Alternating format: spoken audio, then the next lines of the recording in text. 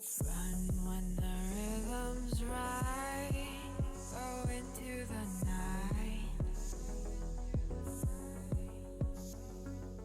Go until you're out of sight and you're out of my mind.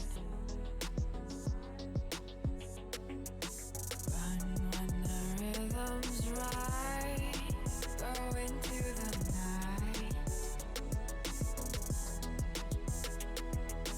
Floating as the river flows, easy as it goes to the ocean.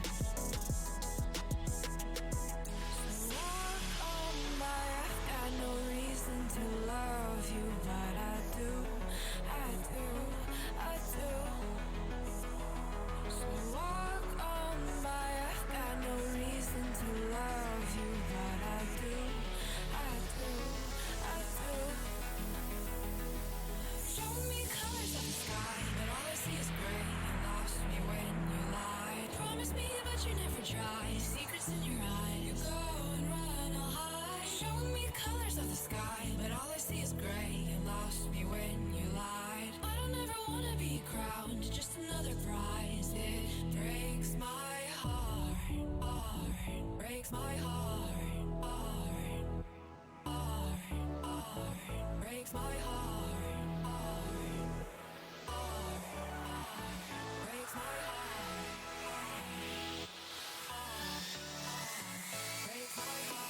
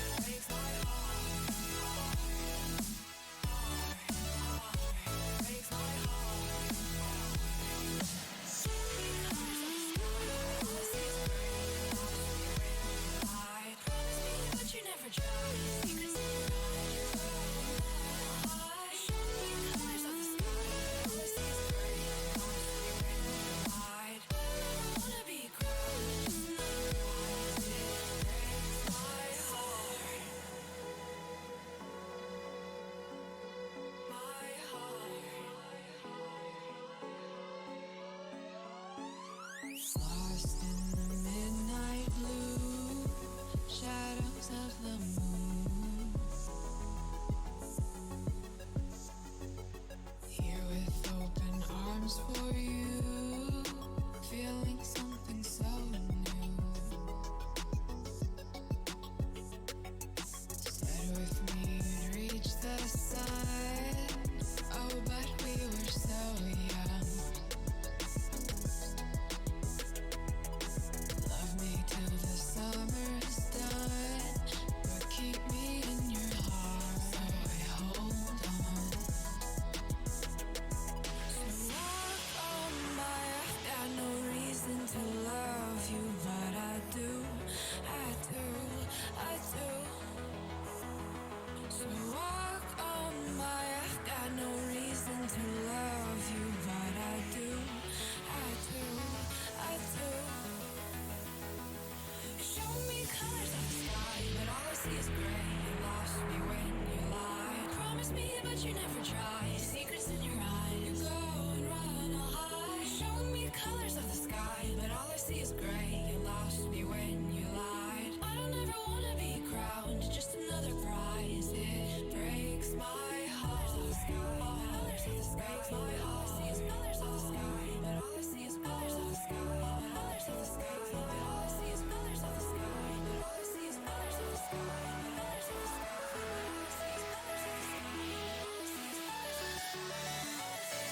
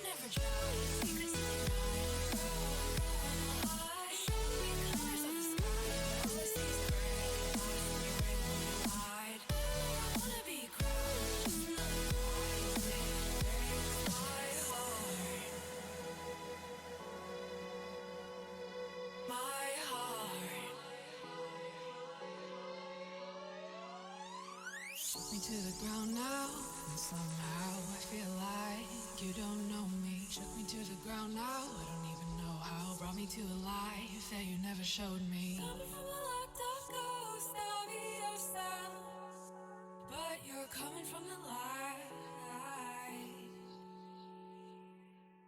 There's more to you than you ever thought there was. Yeah, you're coming from the light.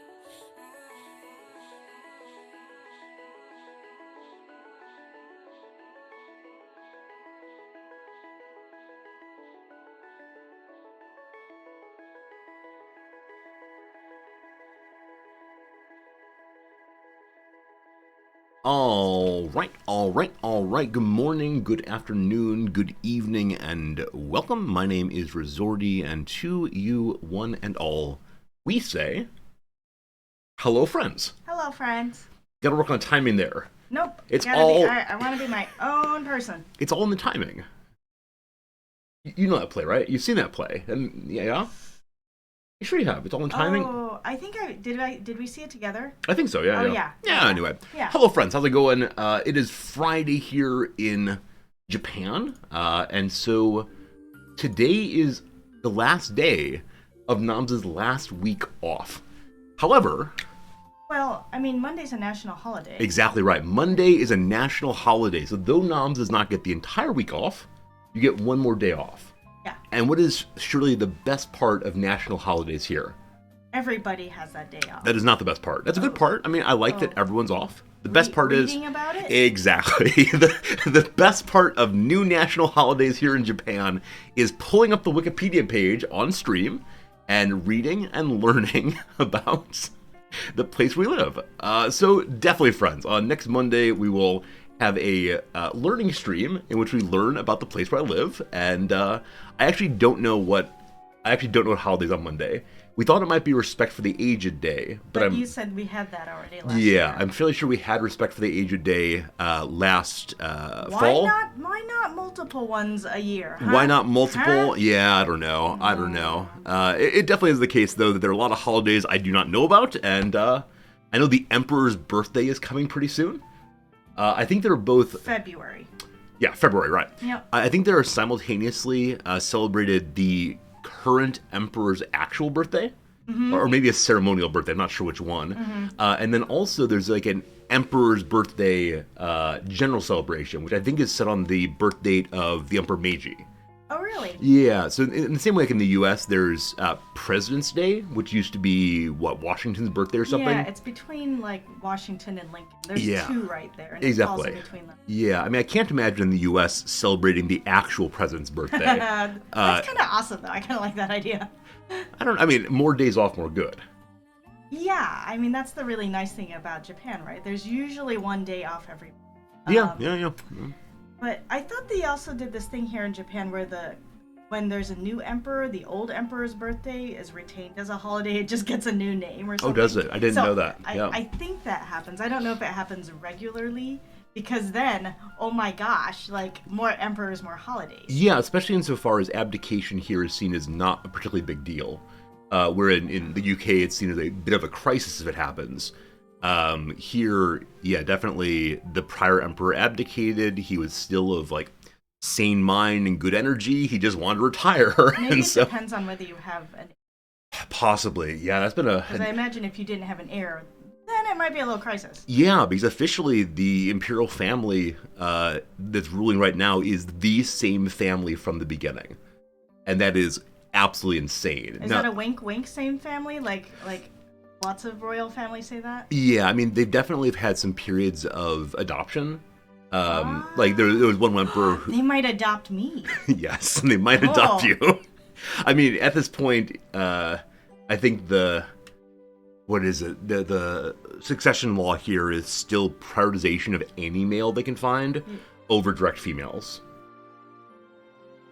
This was the princess, is her name Aiko? Yeah, I remember. Yeah, so the current emperor has only a daughter. Yeah. And this has led to apparently tremendous stress on the now empress. She had a mental breakdown apparently, both for like losing her private identity. She had been a diplomat before. Yeah. And apparently when the this is like celebrity gossip. Here I go. Apparently, you like royal families. I love royal families. Absolutely right. But apparently, when the then crown prince, now emperor, asked for her hand in marriage, she refused him multiple times until he finally said, part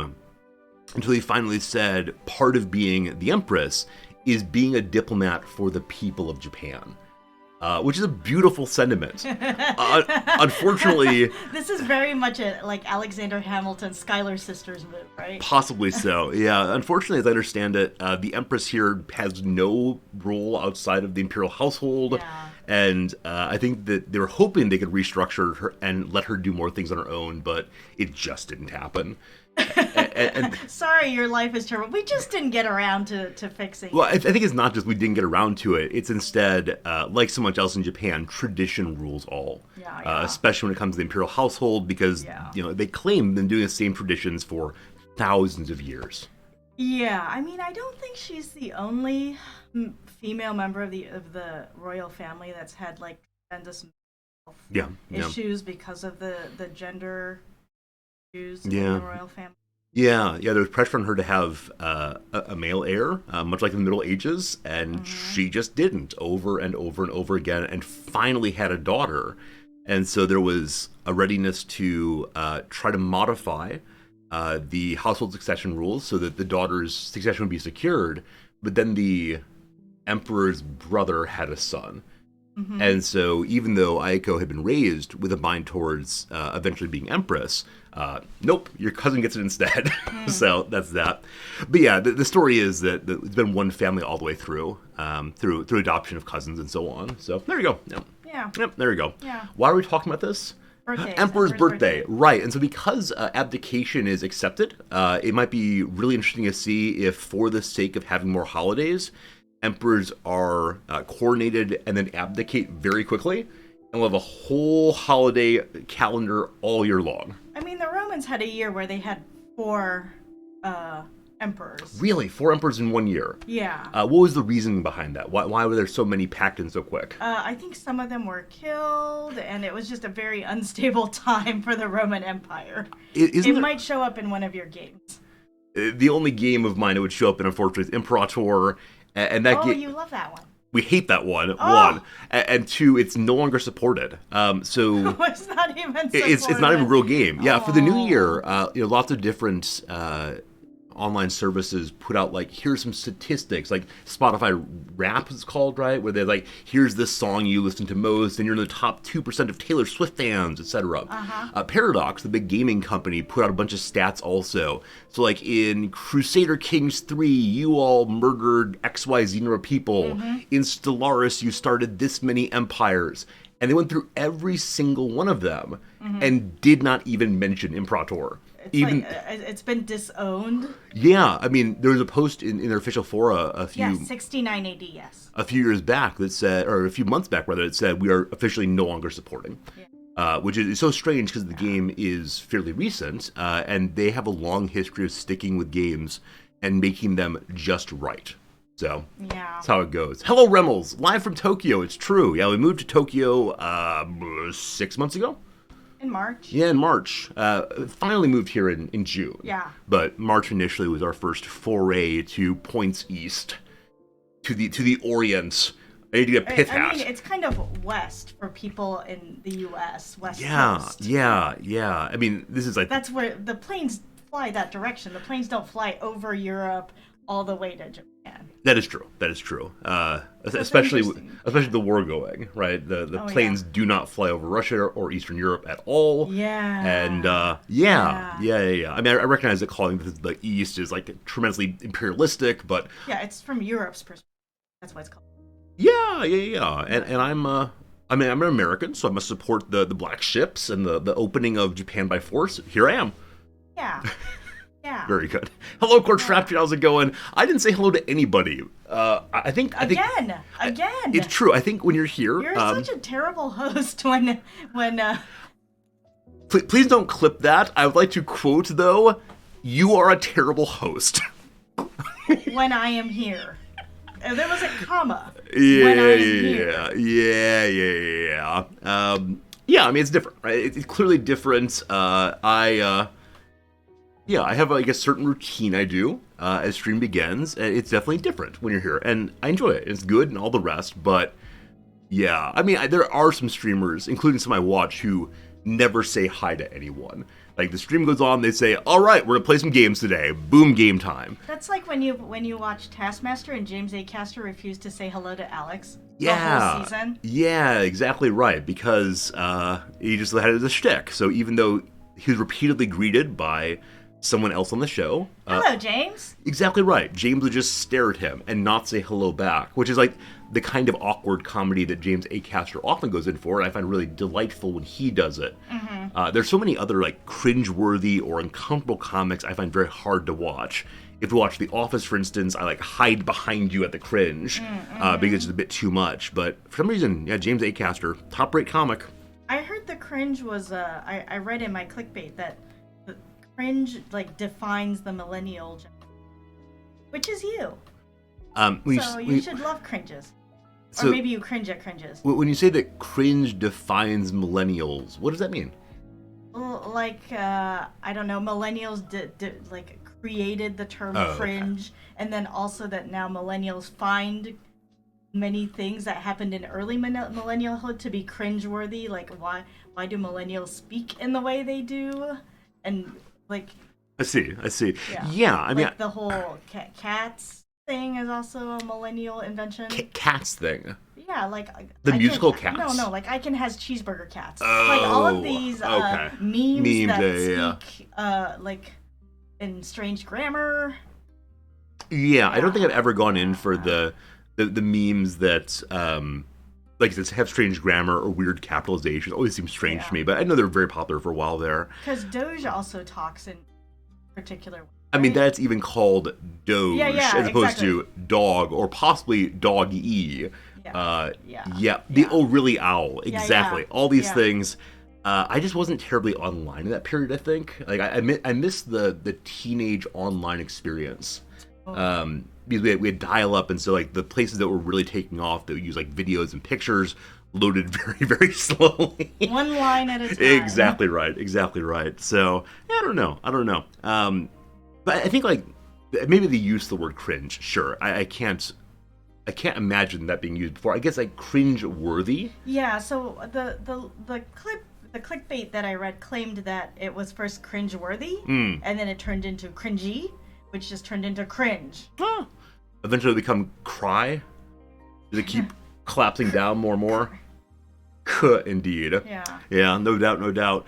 So Noms can't stay as long today as usual because you have a meeting coming up. I have a meeting. And it's a meeting that I was also invited to, and I wrote back saying, I'm sorry, I have a different meeting during those hours. The meeting with you all. Here we are, having a meeting time. Did you get your TPS reports done? Are we going to... I think your cover sheet was... My cover sheet was mistaken? Yeah. I sent a memo about that. Did you get the memo? Here, I'll send it again. Thank you. I appreciate that. And then I'll print it out and bring it to you, too. That's wonderful. Yeah.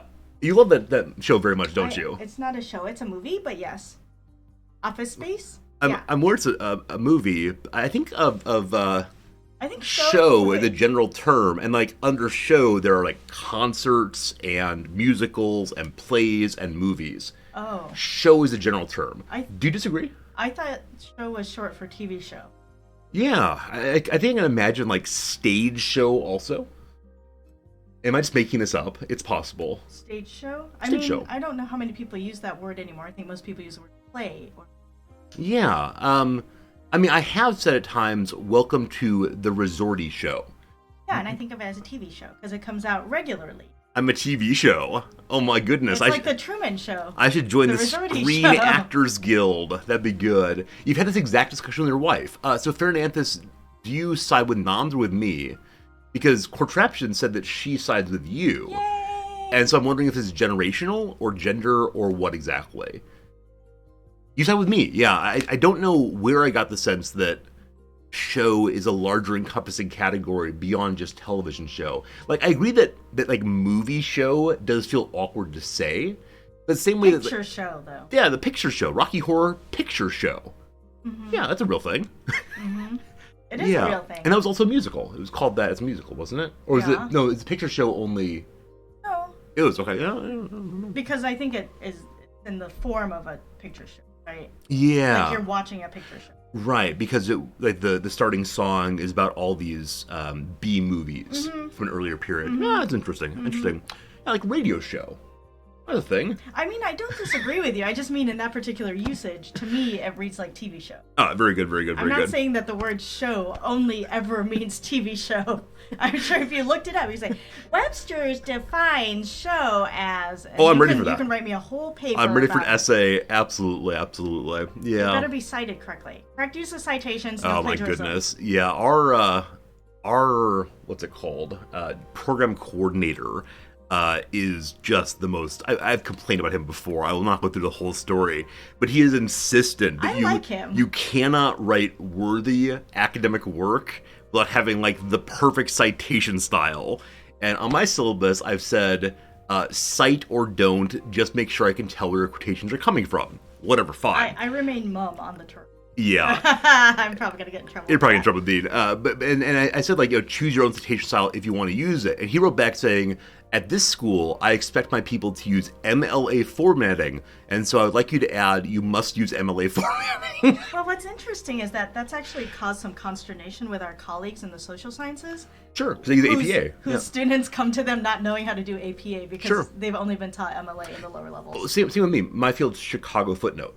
Yeah. And so the idea that because this one professor is trained in literature, that he would then determine the citation style for everybody is outrageous. Yeah, especially if we have more and more social scientists teaching in the program, that'll be interesting. Absolutely, absolutely. We complain about the strangest things I know. here. I was like, if somebody clipped that, where it's like, well, in my field, we use a Chicago footnote. It's true. It's true. Yeah, it's definitely. Imagine if somebody tuned in right then to your TV show, and they're like, oh, nope.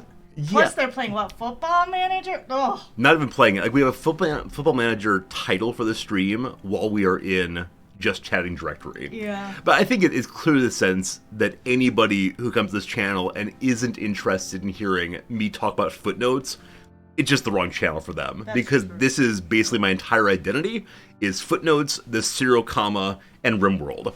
That is all. Yeah.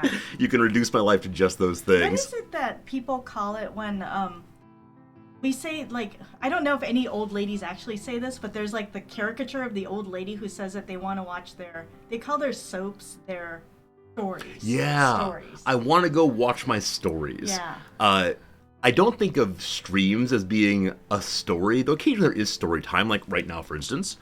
Though I guess I could imagine my YouTube playthroughs as being a story I'm telling. Yeah. So we were talking previously, yesterday, I guess, that I'm glad the YouTube videos will persist because Nam's going to live like 30 years longer than I will because she's Japanese and they're immortal. I like that if I'm gone someday, you'll be able to watch the stories I tell and remember a little about me. Yeah. That's nice. Yeah. That's nice. Hopefully no time soon. Yeah. Absolutely. Very good, very good. So, Nam's going to go in just a moment, but we have one story, show and tell that she would like to share with you.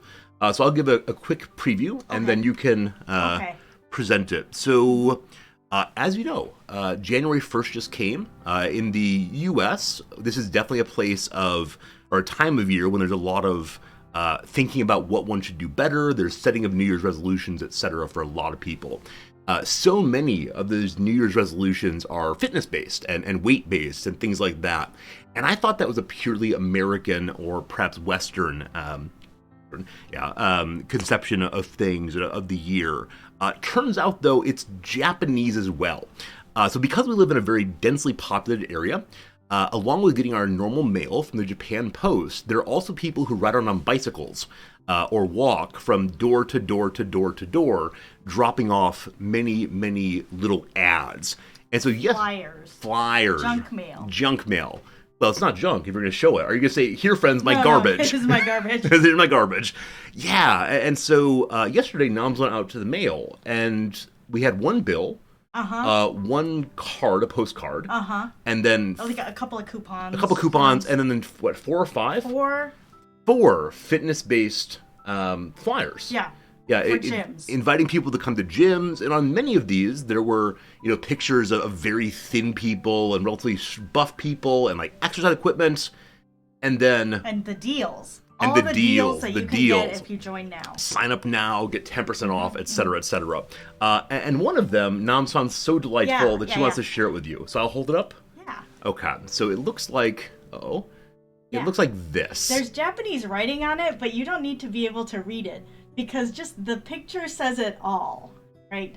So this is the ad, and it's what somebody feels like, yeah? Yeah. Yeah, it's like, this is what we imagine your life is like right now. You are sprawled out on some cushion, and, I don't know, being lazy, and so therefore you need to join our gym. Yeah, and so how is it translated, though? Yeah, so on the top it says, I ate too much, I drank too much, this year at least, and then there's a ... Yeah. And then on the back it's like, woo, join this gym! Absolutely. Yeah. I find it delightful, though, that they don't just suggest, like...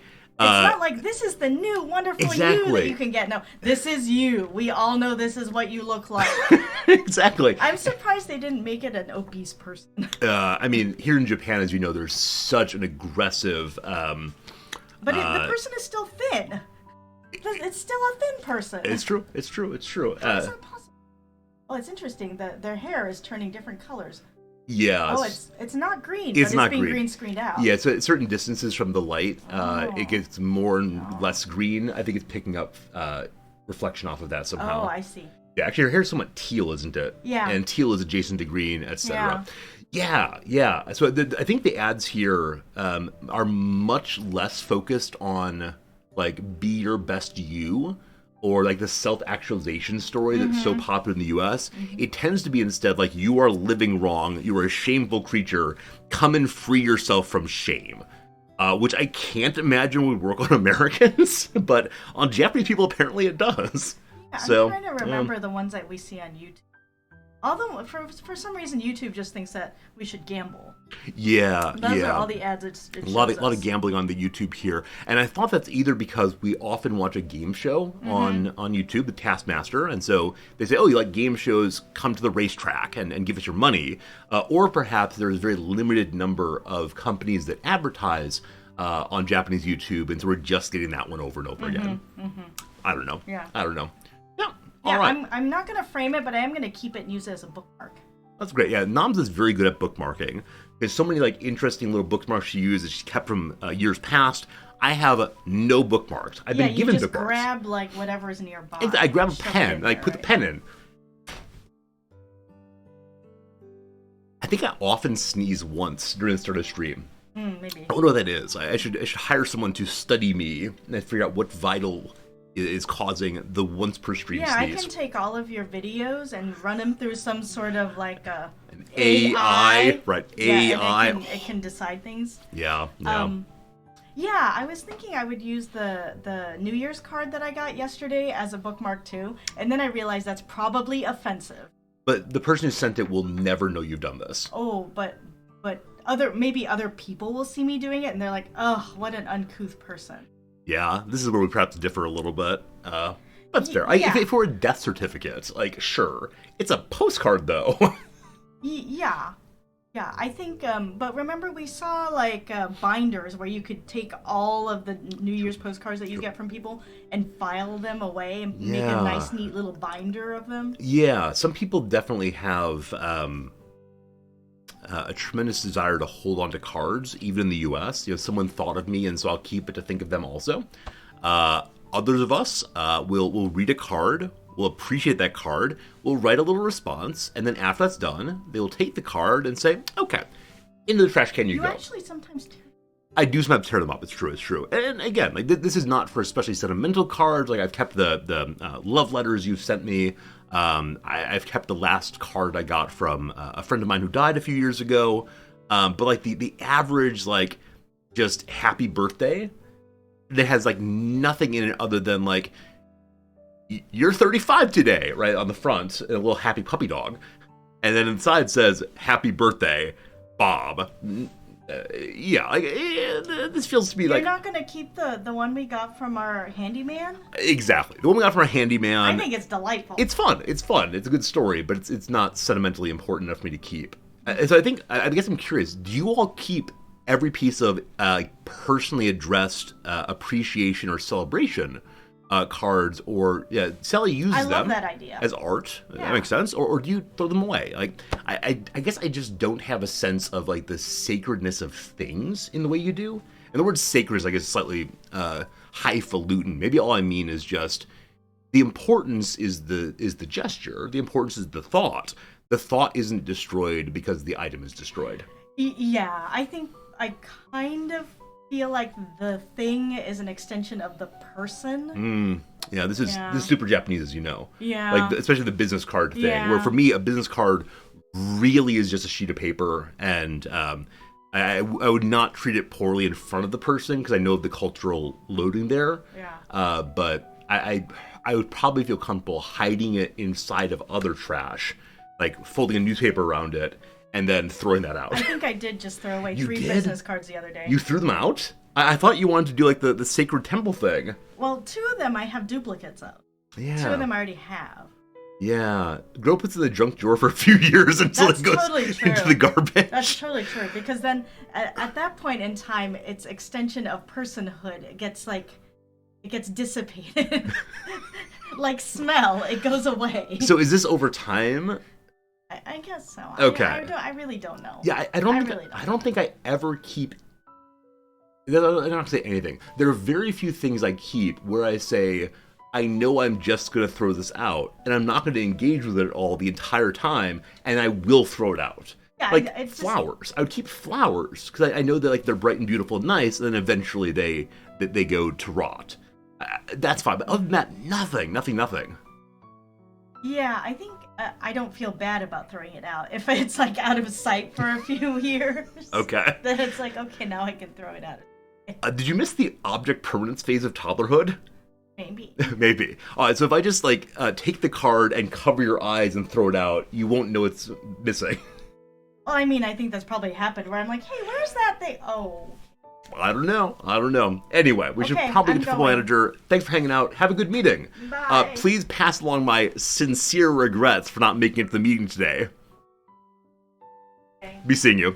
Hello, friends. It is time for us to pivot away from chit-chat time, though I really enjoyed it today, and I hope you did too. It is the one day of the week we play Football Manager 2023 consistently.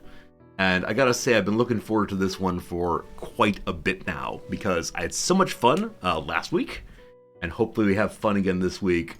Tomorrow, of course, is RimWorld Friday, and then next Japanese Monday, American Sunday, we'll be playing more Dwarf Fortress, I do believe.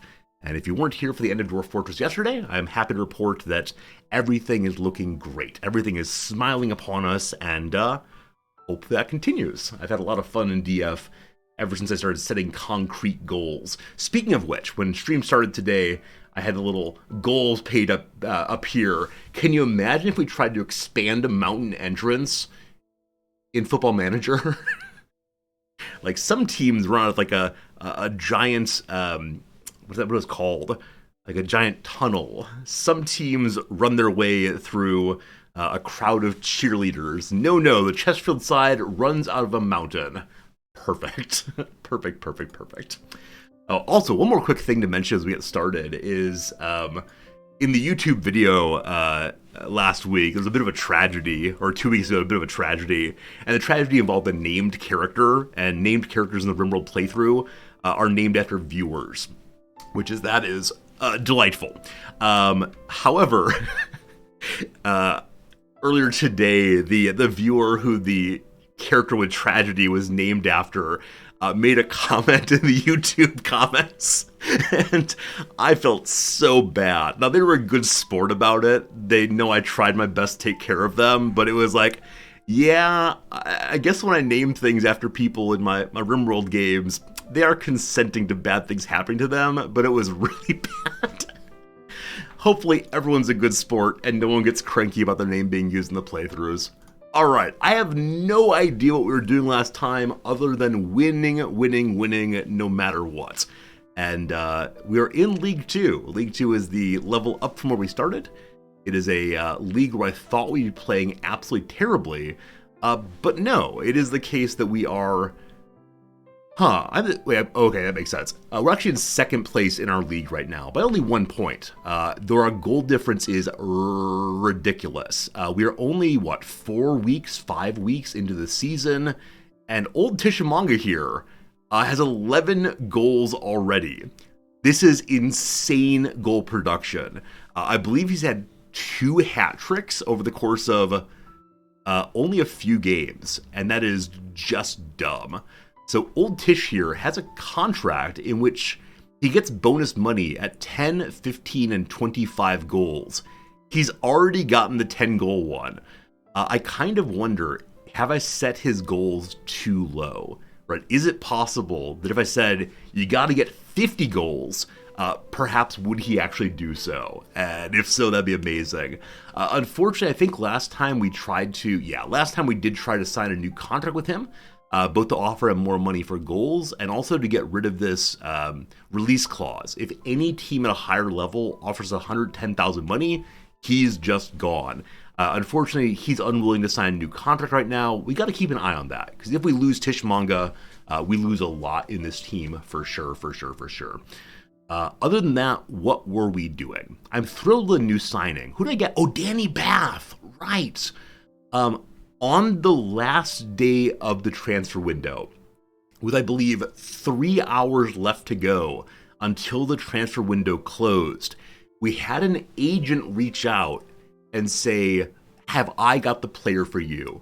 Actually, factually, there were 20 or so players offered to us, and we looked through every single one of them, thinking about which characters we might need to replace or strengthen, etc. And this one character, Danny Bath, though he's old, at 32 years old, he's playing in a position where older people do very well. And look at all those stars, look at all this green. We made a huge upgrade to that position in the course of only a tiny little bit of time. Now, because he's older, we do, of course, worry about injuries. But as of right now, there's nothing here about him being regularly injured. We can pull up his history and see, has he had injuries? Well, he broke his lower leg last year while being tackled. So that makes sense. A terrible tackle. Hope that person got red carded for it. But we don't see persistent injuries throughout his career. So as long as his leg doesn't fall apart, I guess we're fine. So very excited on that one. Which means the 2 best pickups of the season so far have both been in the defensive center here. So on the left-hand side, we have old Danny Bath with, oh my goodness, all the stars. And on the right-hand side, we have Uncle Festus Arthur with also a bunch of stars. One amazing thing to see, though, is where Danny Bath is 32 years old, Festus Arthur is only 23. I sure do hope that Danny Bath will teach Festus Arthur things. And though Bath's probably only here for a year or two, Festus will stay with us for a long, long time. Now, you will notice there's a slight problem as I click between these two. Look how many center backs we have.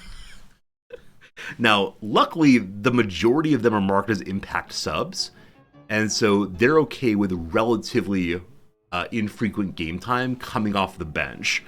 However, Lawrence McGuire plays left back, so we don't know about him at all. Joe Cook here, I believe, is getting increasingly unhappy. No. Ben Barkley's unhappy that he's gotten a player who's better than him. So we're trying to sell some of these folks, or at least loan them out, just so they don't have a crisis in the locker room of characters complaining about game time. We'll see how it goes. Other than that, we have some players on the left who are not nearly as strong as our defensive centers. Maybe we'll improve that during the January break, maybe not.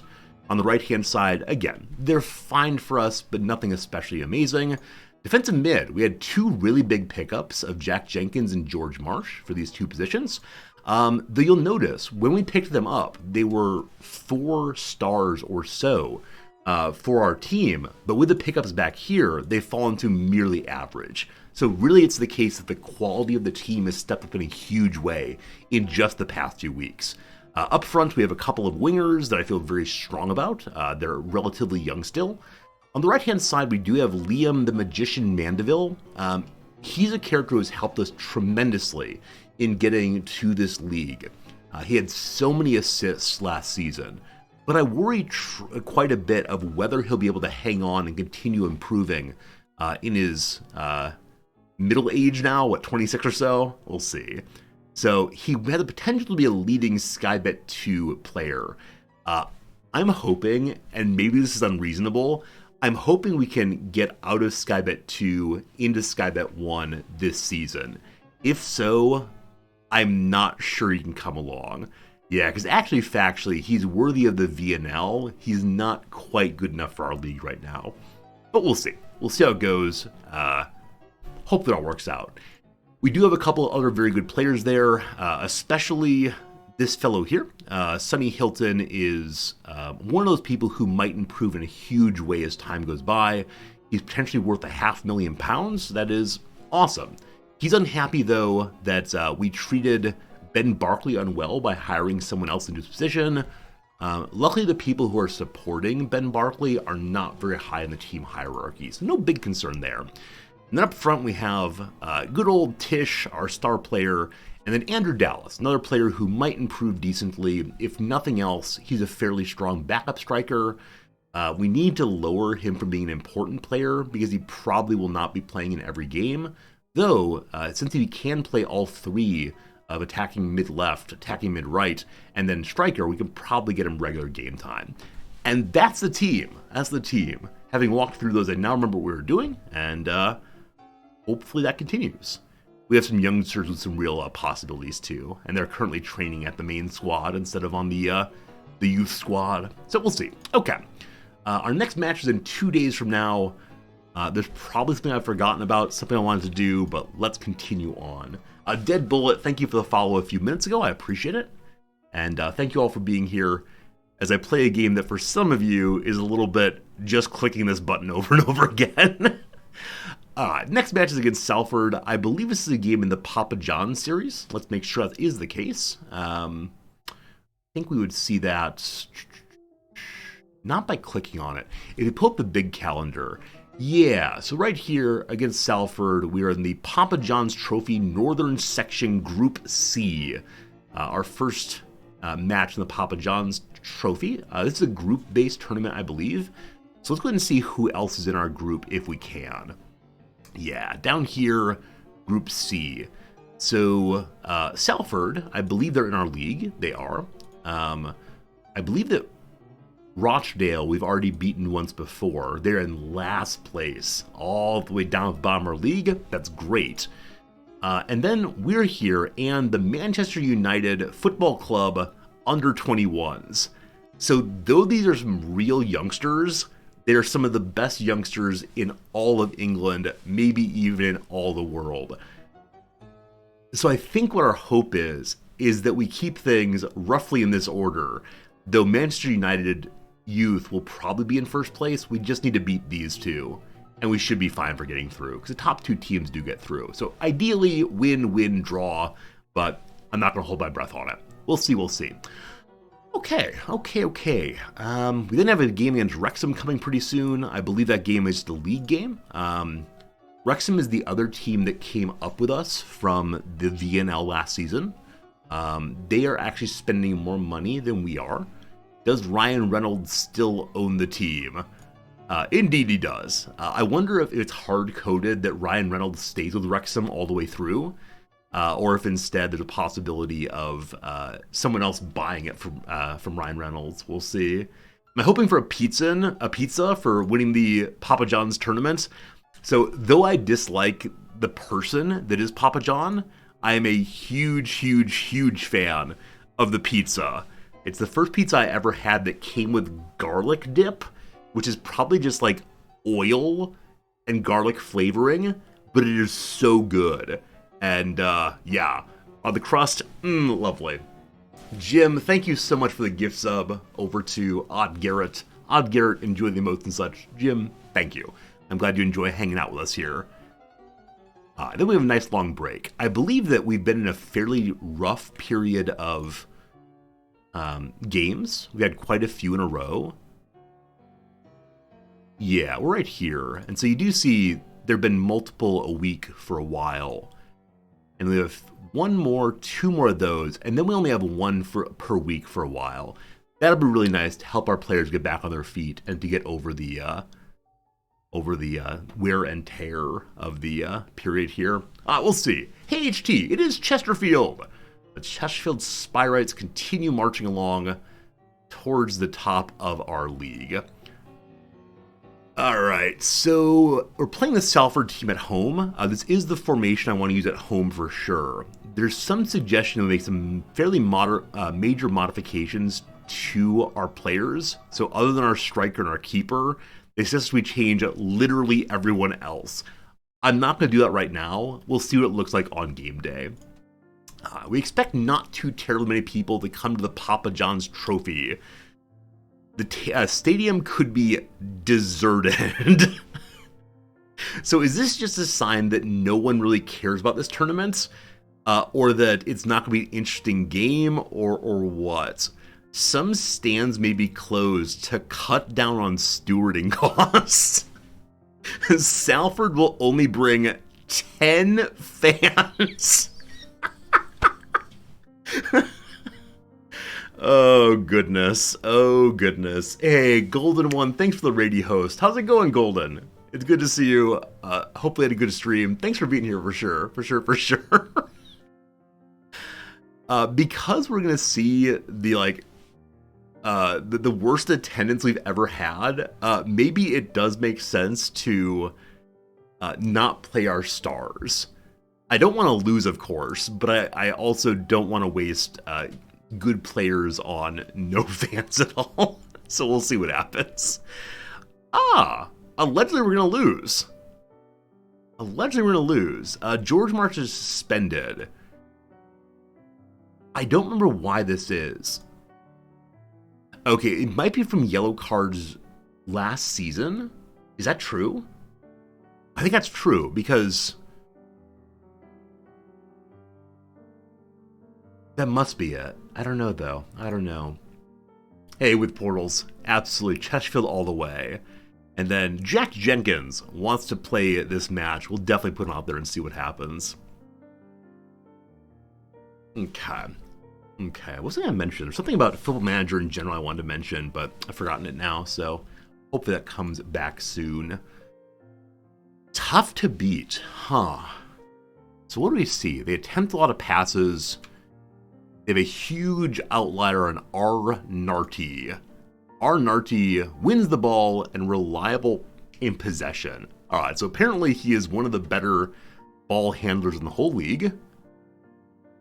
He's not worth that much cash, but he's played very well so far. Expected attacking output. Oh, okay, so Stevie Mallon, one of their attacking midfielders, low non-penalty play goals, high quality creating from open play. So though he doesn't score goals himself, he gets into good position. I don't know what to do with that, other than maybe have someone mark him closely to stop his cross possibility. And then they've completed a large number of passes, and their goalkeeper performing well above average. All right. I don't remember how our attackers are set up on in possession. Cool. We are working the ball into the box. With a weaker keeper, I'd shoot on sight instead, but I do like this. We've been consistently focusing play down the right because that is my stronger side, both winger and fullback. I think it's the case that we are not wanting to do that this time. I'm going to mark both sides as playing on the left and see what happens. This is the strategy we used last season, and it worked pretty darn well. I'm just going to do that for now, actually, and see how the play develops. Okay. I think that's the only change I want to make right now. We might want to slow down the game slightly. So I think in the last match, we didn't have amazing possession stats, and they have very strong possession. So something to ensure we don't give up the ball regularly could be a very good idea. So maybe, careful passing. We'll see. Lots of recruitment happening. I don't think we need anyone right now. How are our finances looking? Okay, so we have $200 in the wage budget. Goody good. and still 44,000 in transfer. I said previously that I want to keep some money available in case we need to make an emergency hire at midseason. Probably to be a free agent, and we'll end up dumping all of that into the wage budget. But I wish we had a little bit more money available there, of course. We'll see. Okay, loan stats. Wow, we have a lot of people on loan. I fully suspect that the media is going to ask us questions about that. So let's check and see who's happy and who's not. So these 3 people are unhappy. Frel Waite has not had many appearances yet. Oh, he's playing like garbage. 5'7". Frel Waite, what's going on? Once upon a time, Frel Waite was a character I thought might be good enough for the main team, but the main team has improved in a pretty big way. So his actual playing time is star player.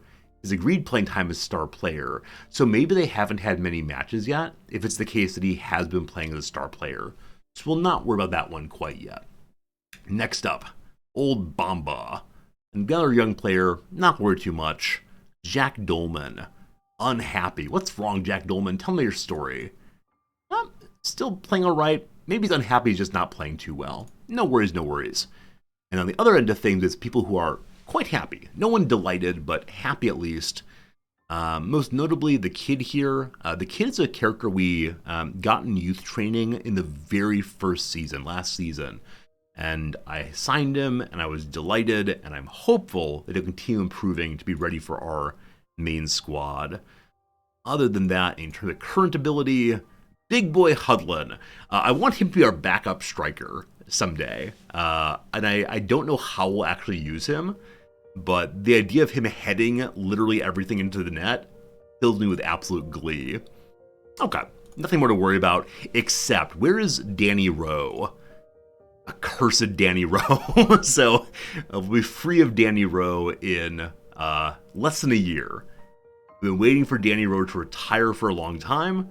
He has not yet said he's retiring. I hope he does, though. Is that Luke Chadwick in the list a 42-year-old? I don't think so. Luke Chadwick. No, he's a 19-year-old backup keeper. So I think right now we have 4 keepers. One is huge potential. One is our lead keeper. There's this guy. And then we have a very old backup keeper. And I don't know what his name is, but I hired him simply because he was very, very old. Yes, Greg Hello Fellow Kids Hall, 37 years old, no real abilities. Mighty Joe Young is the one who might be very, very good someday, but he is unwilling to go on loan to our lower affiliate, and no one else has wanted to borrow him so far, so he's just hanging out, and I sure do wish he would get some game minutes, but we don't have an under-21 team, so we can't really do that, unfortunately. All right, we have some players in the team of the week. It's the left winger and the center defender. Very cool. People have been injured. Just Hoti, he's come back recently. Hoti is one of my 2 midfielders I'm not quite sure what to do with. They had a huge role last season, and now the position they play best is not being played regularly. So Hoti we're trying to train as an attacking midfielder, because I feel stronger about defensive midfield with the other players than I do attacking midfield. But he's honestly someone we should consider selling next transfer window. We still have 3 years with him, but the important player I'm probably not going to be able to pull off unless he really improves. The other player that is a concern for that is Matty Willock here. Matty Willock was a huge portion of, or a huge part of last season.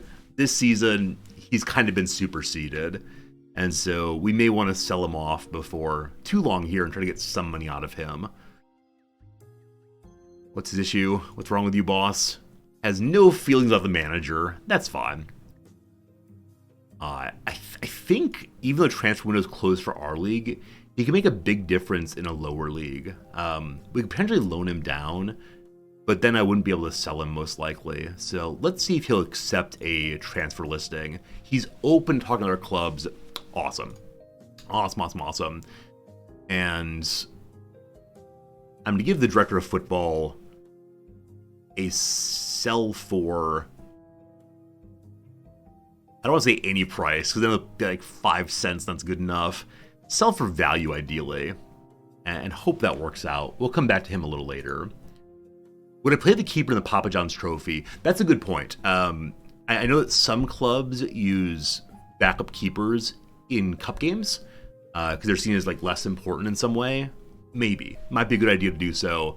That said, if we end up losing the game on some like bobbling goalie play, I cannot express how disappointed I'll be. So we'll see. All right, a whole bunch of players are at relatively high risk of injury, and we have a match today. So I think this is why my assistant was encouraging us to play players who don't normally get game time, just to save the legs of a lot of these people. George Marsh is suspended. Tishamanga has got to play. I need goals. He'll probably play the first half. Okay, and little Jamie Ford here is now a professional. Did we already offer him an adult contract? We did. So he only has a contract through next year. Do we have an extension clause? We don't.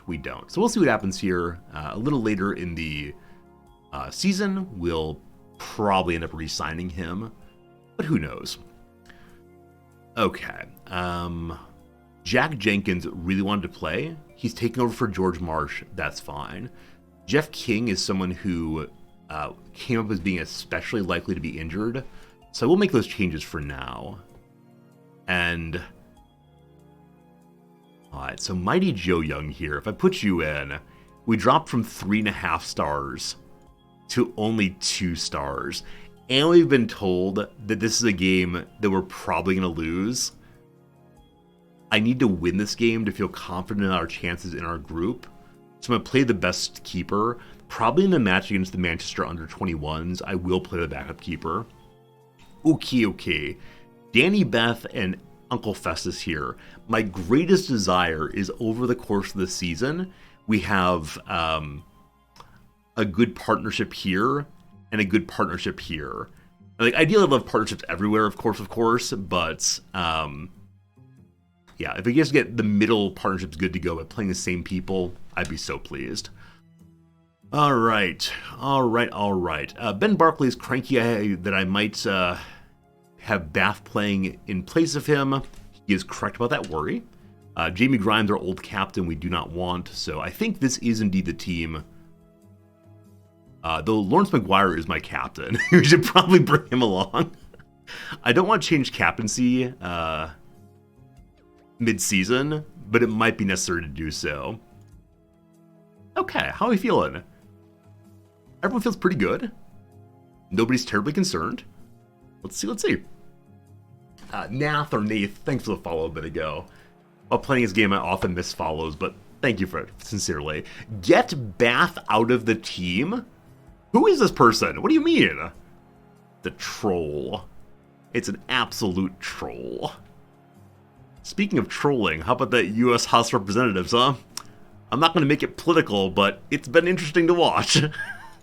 I pay so much less attention to American politics than I did living in the U.S., but it's been interesting to watch. Hey, John Charles, how you doing? All right. There's nobody here at all. This is more than 10 people. I believe. We'll see. We're going to sit back, we're going to relax, and we'll see how things go. Uh-oh. Run fast. Cross there. A lot of excitement. Off of Joe Fryer's hands.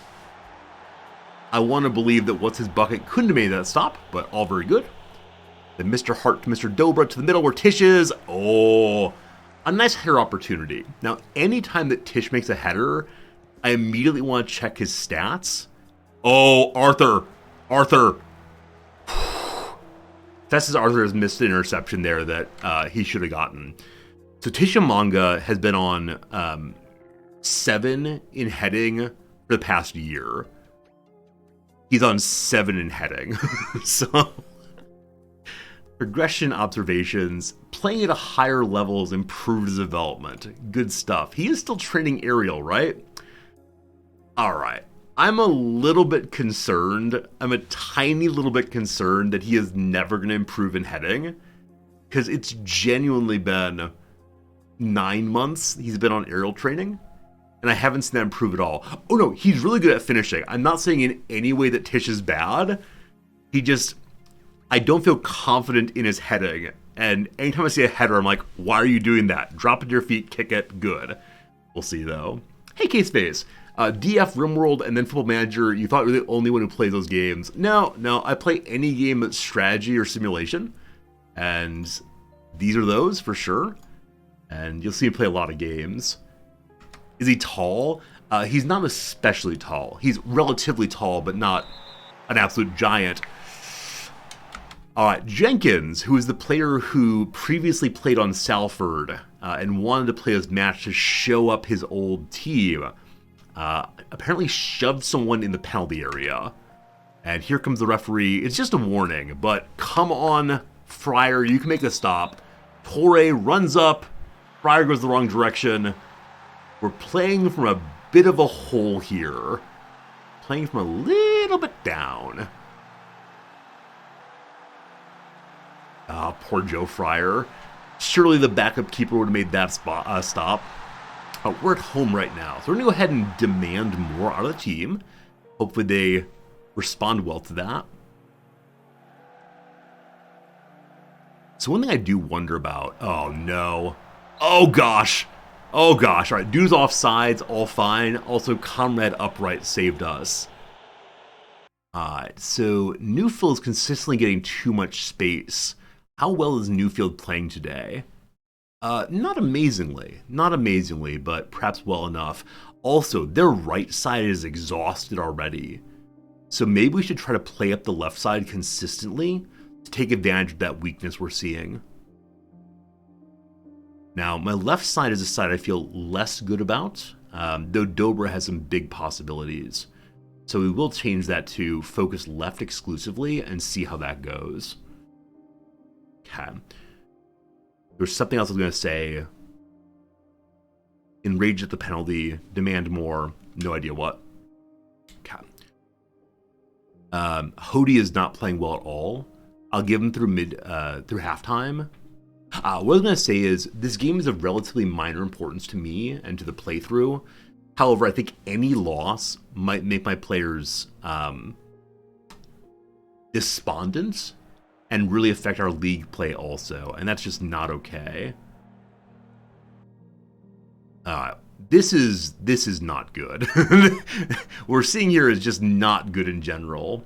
The issue of possession has been a problem. Uh-oh, dangerous free kick. Come on, Wall, you can do it. Oh, that was a beautiful, beautiful score. If my players had done that, I'd be jumping up and down, praising their name. Unfortunately, poor little Fryer looks foolish out there. Okay, so we need to say some harsh words. We need to say some really harsh words. Yeah, you're right. The penalty gave a huge bonus to their expected goals. And this was the place where Arthur missed the interception. All right. I talked about trying to slow down passing. I should have done that in training instead of mid-game, but having one of those mid-game locker room rethinking. So both of you go down for now. We're having such bad chance creation, so I'm just going to shoot on sight for a little bit. And yeah, we'll see how it goes. And then we see some players are just not doing well at all. So Danny Bath, the newer player here, is playing first rate for our side. The right side of our defense is not doing well. So I will go ahead and sub him out right now, bringing Jeff King in, and Festus Arthur replaced by Tyrone Williams. Williams is a little bit older, more experienced in bigger games. This game is not a big game, but still. And then Hoti has improved since last time we looked. So I'm not going to change the front end at all right now. Probably at the 65th minute or so, we'll look at this once more. I'm considering bringing Mandeville in right away, as he has a strong partnership with King, but we are focusing on the left side, not the right side, so we'll see. Hello, everyone. I'm not happy. I'm not going to throw the water ball, but I am going to point the finger. You've disappointed your father. After all the time and money I've given to you, this is how you repay me? You're a shame to our bloodline. Okay, they appreciate that. I want to tell the defenders they've been very, very, very bad. But that free kick is not their fault. That was a really nice free kick. So midfielders, I need you all to please give me some chances. So, bad controlled midfield. Cool. Tish, brother man, you are the beating heart of this team. Not happy. So I believe no one who's on the field is anxious or worried. Some people's moods have improved. It's not the big fancy green, we're going to win this match. But at least they're inspired somewhat. So with some changes to the squad, with some changes to the tactics, we'll see how it goes. The ball is fired well down. Hart with a nice header, unfortunately the opposition team. The defensive line plays forward. Johnson to Hendry. Jenkins takes it away. A little aggressive step there. He's already been warned by the referee, but good to see he's doing well. Jenkins to Dallas. Dallas to Hutch. Hutch is dangerously forward. Hutch over to Tishimanga. Tishimanga is knocked down. I shouldn't celebrate that. He went down looking for a decision. Are you claiming simulation? I think not. We are proper British men. We would never simulate. Come on, Tish. Okay. They got one penalty goal. So did we. Tish's 12th goal this season. Well done, brother man. Kabongos, Tishimanga. A suggestion that Hutchinson's not playing super well. A little tired there. We were talking about changing the attacking midfield anyway at the 65th minute. I'll go ahead and change him out a little earlier. Man, you were up 7-0 in the other match. So they are. Okay. So it's absolutely right to call that the Man U side is the most dangerous side in our group.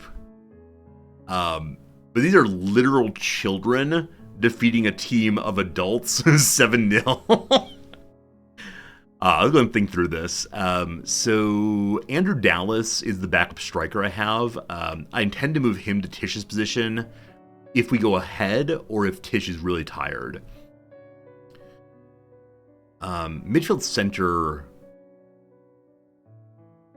no one we have available is especially great at this. Sonny Hilton is fine. I believe Hilton's stronger here. But that's okay. We could also change one of the attacking midfielders to help with attack as opposed to merely support. To go for goals themselves, but I don't want to say if it ain't broke, don't fix it, but I'm kind of thinking those thoughts. If I want to bring Mandeville in to link up with King, then Dallas needs to go somewhere. Dober's playing okay. We'll leave it as is. Bath's going to need to come out fairly soon. We have Maguire for that for sure. 2 subs left. Make an impact. Go fight win. When did I change to a custom counterattack style as this season began? Yeah, the board asked for direct counterattacking with strong defense. And we decided to use this thing. Uh-oh. Morrison with a big throw in. Nicely cleared by Bath. Tishimano comes flying in, doesn't quite get there. Johnson on the edge of the penalty area, blasts it. Off of Fryer's hands. Nonetheless, the defender's there to help.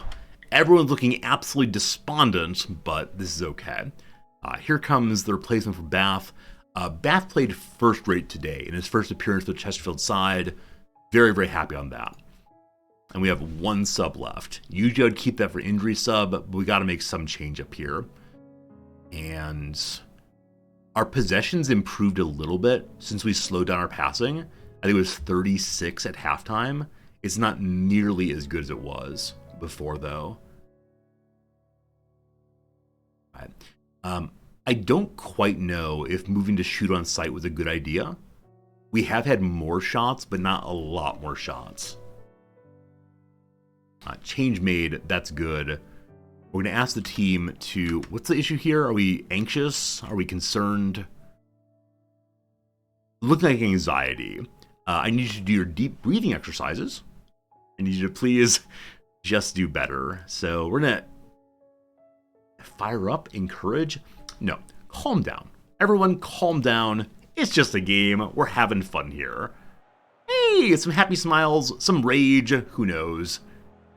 And Dobra is really struggling, as is Jenkins. Everyone's struggling. I need attack. So Dallas to Dobra's side. Dobra, Mandeville. Give team talk. You've made so many chances in the past. We pump our fists. You, Liam, make a huge impact. Oh, inspired. Okay. We're then going to move to attacking, which might be big dumb, but let's see. We're focusing left. I want to change that to focusing right. Or maybe just no focus. Let's do both sides. Okay. How is their right side looking now? It was very weak earlier. It's even worse. Unfortunately, they did bring in a new player, but we chose the right place to attack from consistently. It's just not going super well there. Yeah, they're playing so well. The big smiley, big happy. Good luck. Tish. 9-0. Going very attacking. Demanding more. 2 minutes remain, 1 minute remains. That's the ball game. Okay, we were expected to lose. We did lose. Yeah, that was a rough one. That was definitely a rough one. I always feel very awkward changing tactics mid-match. We weren't that far behind on any of the pure offensive stats. It was a very physical game. Look at all those fouls. Wow. And, yeah. It was just a rough one. Definitely the attacking midfield did not do all that well. I could have maybe brought Mandeville in earlier, but yeah, I'm just not quite sure there. Okay, it's true I don't like it. We can't compliment them for that, so hands together, don't like it. Don't like it at all. Attackers especially, and midfielders especially also. So midfielders, battle out of control. Tish, I'm not happy with you. Okay, everyone's on board with us still. Hopefully we can bounce back from that. Have a good reaction in the right way. Luckily, we're only down by 1 goal. This does make things a little bit more complicated, unfortunately. I was planning to beat Salford and Rochdale. I suspect we could beat Rochdale by a fair amount. A draw there would have been so much better, but maybe we won't advance. How does the board feel about that? Does the board care how we do here? Be competitive in the Papa John's Trophy. I believe that doesn't mean advance to any particular round. It's just don't lose by a huge amount over and over and over again. So we'll try our best there. How is the team looking? Oh my goodness. So a significant improvement in club atmosphere recently. So we are heading in the right direction. But it looks like we were quite problematic before. And some players are agreeing with Ben Barkley that I shouldn't assign Danny Bath take over for him. Those players are... Here, Lawrence McGuire. Our captain. That's a problem. Ben Barkley himself, whatever. And then 2 other players. So, this is the issue. Why on earth is the captain among all the senior players cranky with me? Unfortunate. Well, we'll deal with that eventually. For now, though, just grin and bear it. Just grin and bear it, thank you. We see some movement happening. Who is Rydell? He's from Stockport. Who is Stockport? League 2. Stevenage, I believe, are league below us. Is that true? Yeah, so League... Oh, gosh. A League 2 player moved down to VNL, the lowest team. Probably some emergency hires here, based on just wanting to stay desperately in the VNL. We come to a part of the season where we have 3 players on international duty. Maddie Willick, Nathan Mariah Welsh, who's my strongest attacking center, unfortunately. And past that, I don't know. Willick fails to pick up any offers at all. All right, boss. You're unwanted, true. People do want you. Bolton, Exeter, and Port Vale. So he's currently out and about on the international squad. Maybe he'll need to fly back to some other airport. So he's 27, so unlikely he'll be sold on. So we probably don't need to do any kind of next sale profit. But let's ask for a little bit more money beyond his transfer value. And say, if you play him for 20 matches, we'd like to have about £5,000. Not crazy big money, but still a little sweetener for us. What do you say? What do you say? Is there transfer interest in others of our players?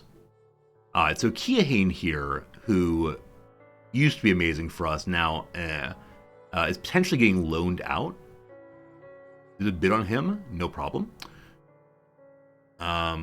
Ollie here is a hugely influential player, but he's not good enough to be a starter, and so I demoted him to Impact Sub, and he was cross about that. I've agreed to get rid of him, let him go somewhere else and get his game time, but no one wants him at his current salary, unfortunately. Joe Cook down here is one of the many, many, many midfielders. There have been offers for him. We'll see, and yeah. We could try to get rid of Ben Barkley, as he's the one complaining about Danny Bath. So, would you take a transfer? Very interested.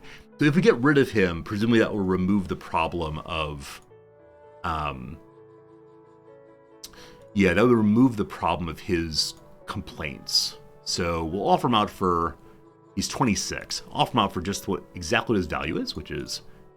Let's do unspecified. Let's see what people offer for him. To stop a revolution in my locker room, I'm willing to get rid of him for actually very cheap, but maybe they'll offer a reasonable amount instead. Okay, on we go. Let's see what we got. All right, so someone has offered for Maddie Willick at exactly what I asked for. So I wonder if I should have asked for more. How much should we sign him for? I forgot to look at that. Let's see. We signed him our free transfer, so we are making some money off this transfer. But we probably could have made a ton more. The offer's from Exeter. Who's that? Oh, wow. A league above us. Unfortunate. And the MK Dons made an offer of £50,000 for Ben Barkley. It's non-negotiable. I do have enough depth at center back, correct? Is less than before, and we're getting rid of both of these characters. So we're heading in the direction of being thin at back. Maguire can play here off the left. Tyrone Williams can play here off the right. I think we'll be fine. Hopefully I've not sold all my players. I'll be fine until the injuries start, right? This is always the issue. The injuries start, and they got huge, huge problems.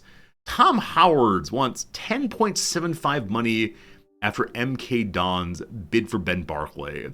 The deal will fail at 10.75 money.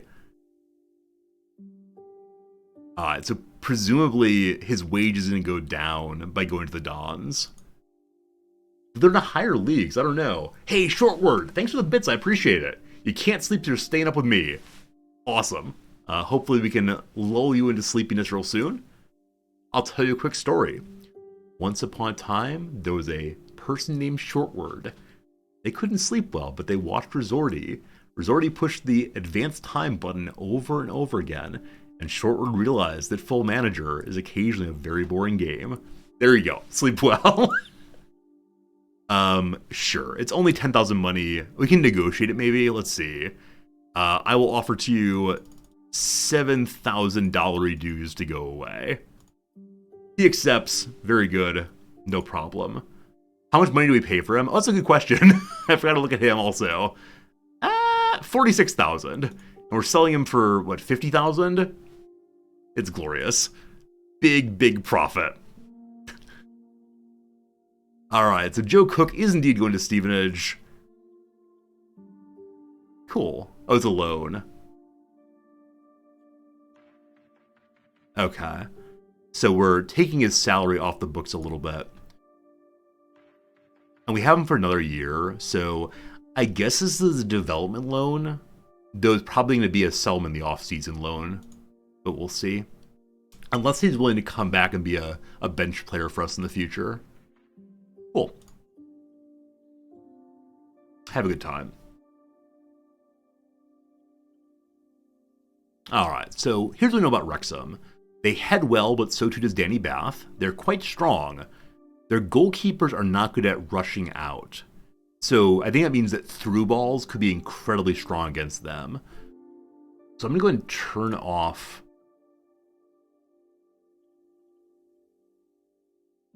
No, I'm not going to turn off anything. That said, we are playing away. Often with away, I change my tactic over to the defensive midfield one that went very, very well for us last time. It's a more defensive position in some way. Yeah, unfortunately, so many players are really heavy right now. And don't fully understand the tactics. This is not the right team. I'm going to stay with our number one tactic for now, I think.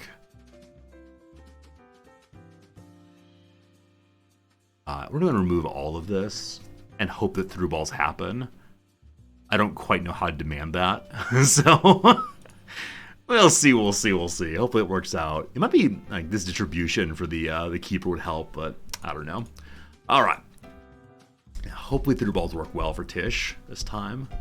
And we have a long break after this. I absolutely need to make sure that part of our training for next week is people getting days off.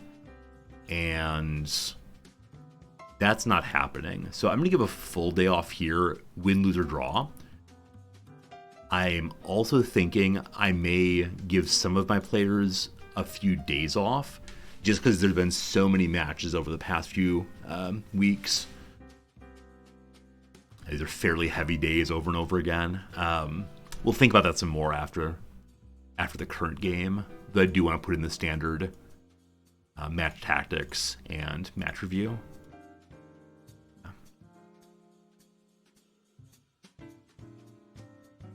Is anyone not playing very well? Danny Rowe. Don't worry, it's not our Danny Rowe. Danny Rowe here is very, very sprinty, covers a lot of distance. They have strong match momentum, performing well above average. This might be a hard match. And good old Jimmy is taken off now, taking a little bit of his wage off of the books, which is good. He'll be gone for, I believe, the rest of the season. Yep, very good. We're really emptying out our defensive area. Make a parting comment. You're old, go away. What do we say to you? I've been struggling for form. I don't know. I shouldn't have said anything. I should just turn my back and ignored him, but have a good time. I don't need to prove myself to anybody. Yeah, fine, I agree. Go away. My contract situation is what it is. Maybe a loan move is the best course of action. We talked our way out of that one. Great.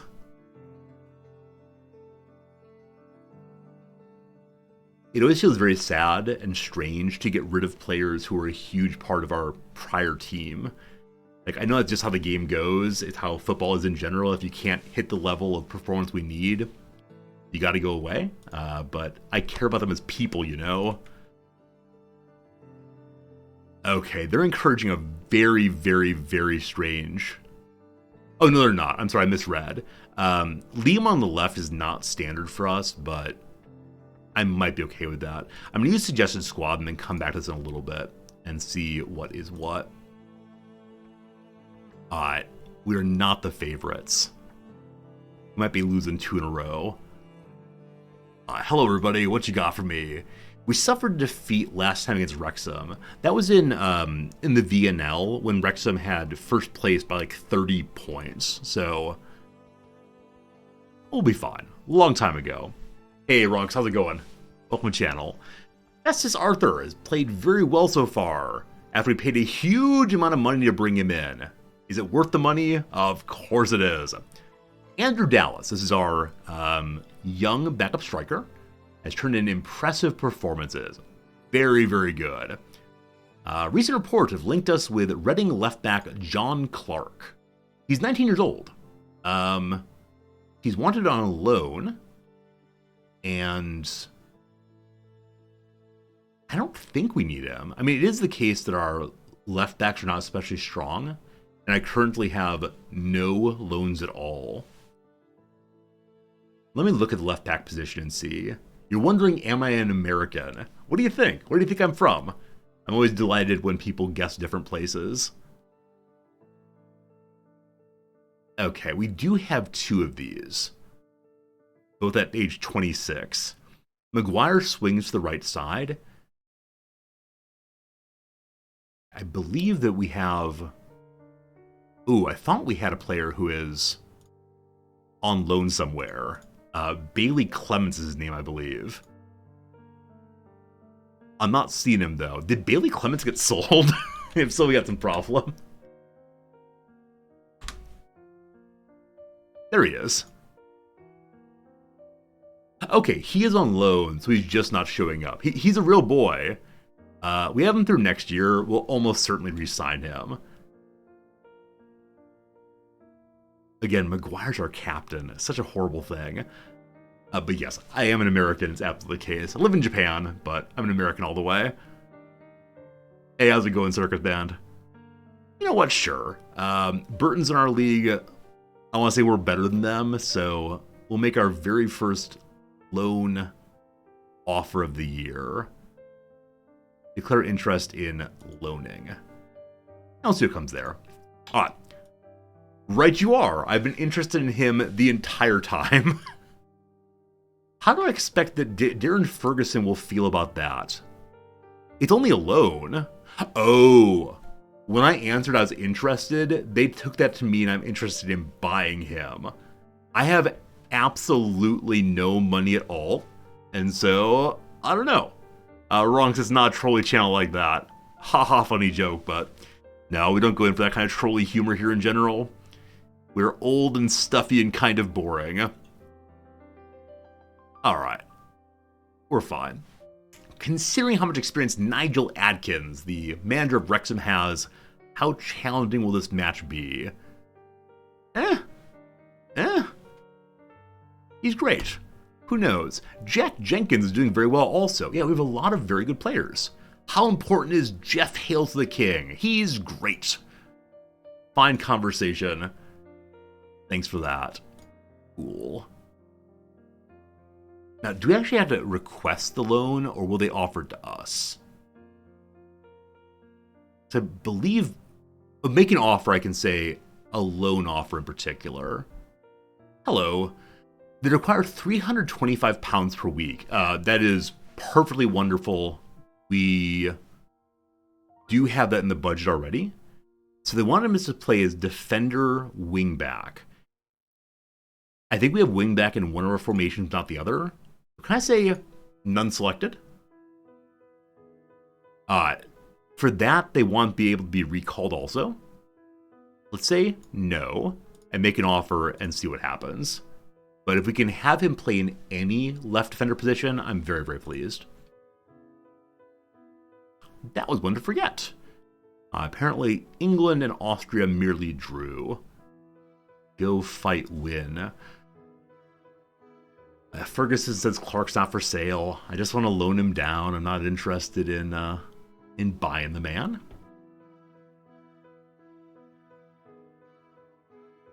Who's this? A young 16-year-old center back. Dislocated shoulder. He's not someone with much potential. He's there primarily for our good players to play against, so I'm sorry. We'll talk to him, though. Please get better so my players can play against you. If it's all the same, I'm gonna get on my recovery. All right, look here, you. Look here, you. What's your name again? Thomas Marfiotti. What a snotty child you are. Where are you? Off you go. Bye. Have a nice life. You're never gonna be a professional in my team. Young Tomos Jones here. It's 22 months left of his contract. We could give him a professional contract. Probably not. So, am I allowed to offer him out at the age of 17? No, I can only loan him out. I have to give him a proper contract to then actually transfer him. No, I don't actually. I'll see if anybody wants him. We'll offer him out. We'll see what we get. Bye. Yeah, definitely any youngster who gets lippy with me, I don't care how good they are, out they go. All right, here we go. Ben Barkley himself is leaving. So I think he was the one complaining about not getting game time. So $400 to go to Stockport. Hopefully the board are okay with this. We get $50,000 money in the transfer budget. That's not a lot, but that's fine. That's awesome. All right, goodbye, Ben. Now, will the locker room be angry that I sold him rather than fixing his complaints? Ben Barkley, you didn't train well. Ben Barkley, you're pessimistic. Point the finger. Or does it say you're a bad human? Disappointed in you. I'll improve it. Yeah, you'll improve somewhere else. All right. On this side of things, man, Tish is just showing off. Despite the fact that he has not scored in the last 2 games, I think, we're not going to worry at all. And then Andrew Dallas is practicing poorly. He's not going to be the future of the striker position if he's not playing well. So, got to give him a hard word. I don't think he's coming back from an injury, so I'm okay with saying, you have not trained very well. You come here. Garbage. Right. Right. And then our backup keeper, he's just hanging out. Like, he probably puts a little lawn chair inside the goal and just sits there drinking beer. And as long as no one kicks the ball at him, he's fine. He's fine. Hopefully we never need to play him. Tish did get a goal last game. It's true. I don't know. I think this is a common belief, but penalty goals are just not that interesting. Like, definitely I have cheered for teams that have won matches on penalty goals, and I'm very happy for the win, but it's always like, that's not what football's all about, right? Football's about the exciting goals that happen through good strategy and exciting movement. And when games are decided on penalties, either like actual end-of-match penalties or penalties that occur mid-game, I just get kind of sad often. All right, nobody wants Thomas Jones. Unfortunately, we'll ask him to go elsewhere. You have no future. I want to stay here. This isn't fair. I must say that you will never play for me. Oh, I don't want to get involved. Fine. Football's about the dive that leads to the penalty. You want to talk about that Argentina match? Oh, the World Cup. The other Jones here, right? Thomas Jones, no good. Andy Jones could be quite great. He's already playing on the senior squad. What is his contract exactly? Really? I thought he had some sort of, if you play X number of games, then you get to get a bit more money. Do I have a third character named Jones? Is that a real possibility? No, I think of Waters. Yeah, Waters and Cooper, when they hit 17, they will get substantially more money because look at that potential. Crazy. Okay, cool. Time for new game. Let me see what I can do here. So ideally I want to play Jenkins and March in these positions. Jenkins is back to it. I don't recall who is stronger on which side though. We can figure out very, very quickly. It is like that. The hope that these two folks become big friends soon. Bath and Fester, awesome. Left side, unsure about. So Gordon is a wingback who can play forward also. Is there a reason why I don't want to play Dallas in that position right now? Or Hilton?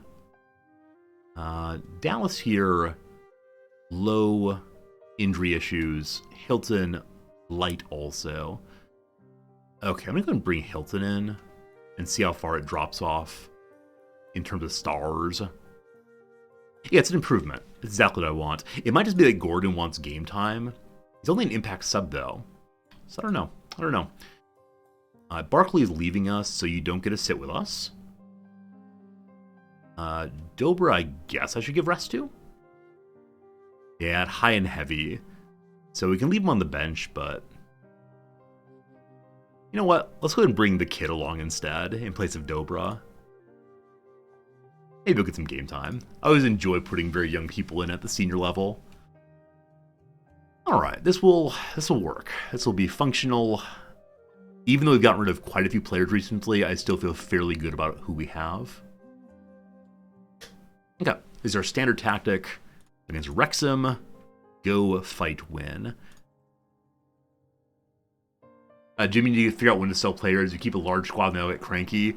Yeah, I like collecting them all. I very much want to keep every single player forever because it gives you options, right? You get attached to people. But I think part of it is just like maintaining a very clear focus on who are my 11 best players and then where do I need support, and that's it. Unless you can convince absolutely everyone to play as an impact sub or lower than that. But then they often get really angry and want to go play elsewhere. So we are not the favorites here. And we are on the road. So let's lower pressure for sure. Hands together. Don't you worry, team. Win, lose, or draw. I still believe in you. So removing pressure did not help at all. Unfortunately. Alright. So get a win. Exciting. Jeff King with a little toss into Marsh. Marsh back cross. Hutchinson there. Hutchinson plays it in across to one known as Kabongo Tishamanga.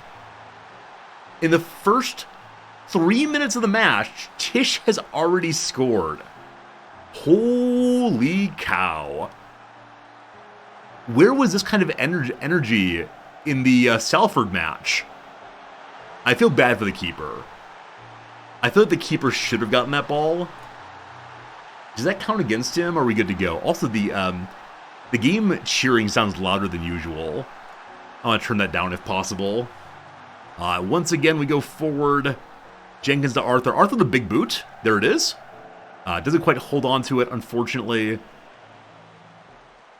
Connor plays it back. Bennett through the middle to Jones.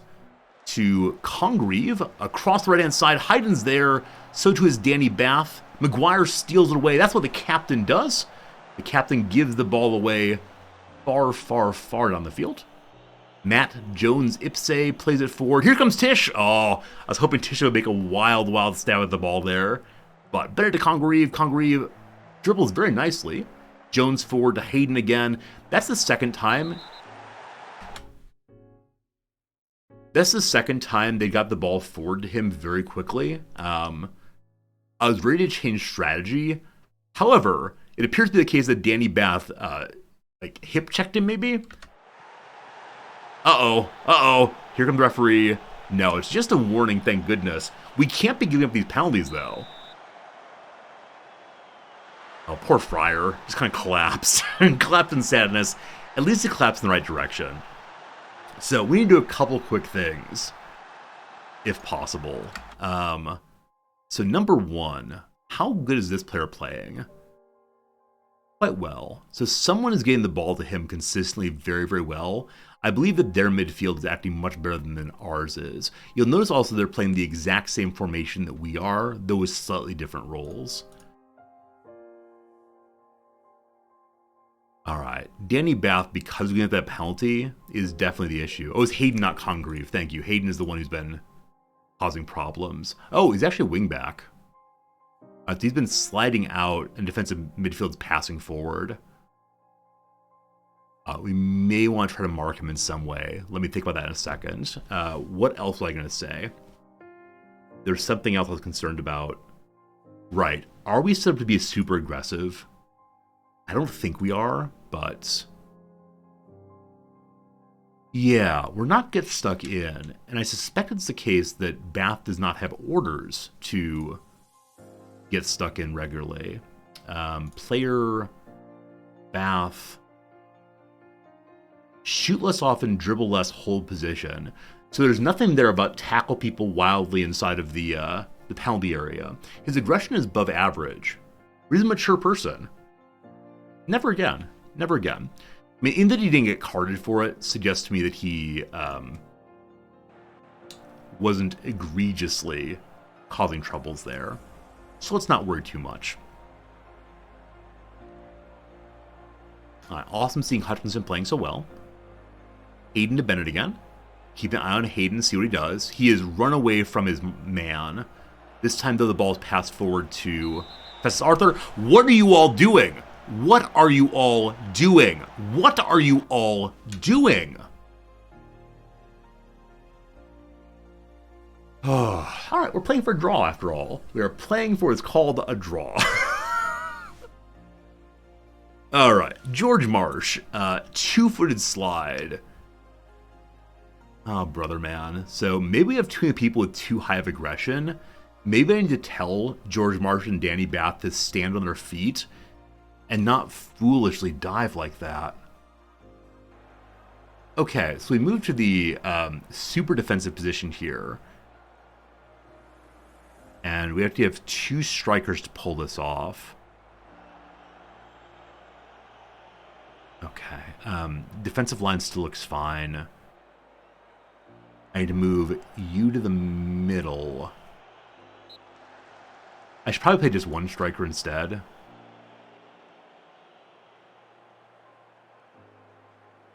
Yeah. There's no one who's absolutely incompetent in their positions, thank goodness. We could make a more strongly defensive substitute into one of these.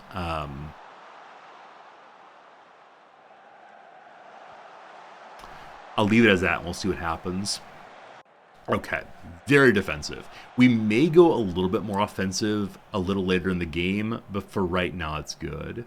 When I play with aggressive, I can use calm down. So none of them were showing aggressivity, right? None of them were saying like, oh, I'm going to kill somebody.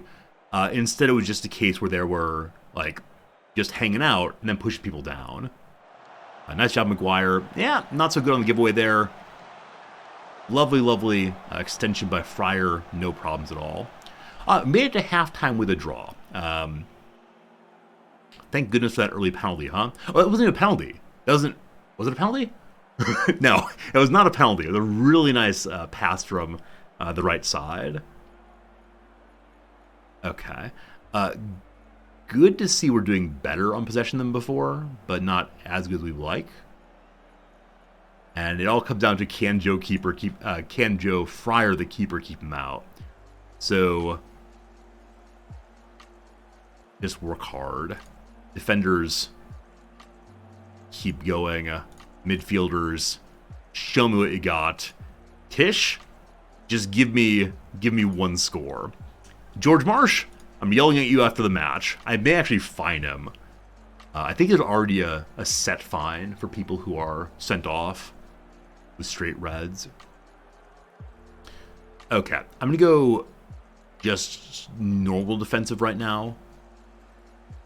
And I'm going to encourage this side. Tish would like to come off at the 71st minute. I think we are playing for the draw, so I will make that change. And then we're going to go back to very defensive. For a brief moment, I was thinking about becoming more offensive, but no. And then we want to go ahead now and slow down the game. Already doing it. Awesome.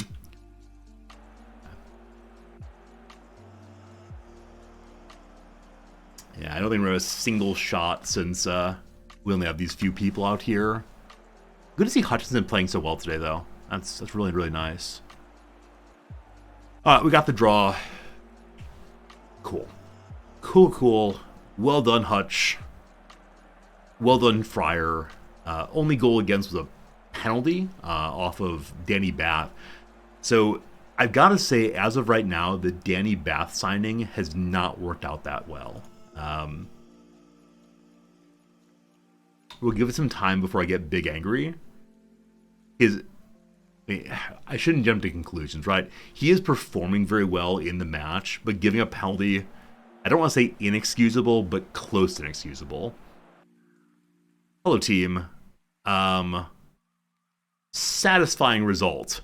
Except George Marsh, bad job. Okay.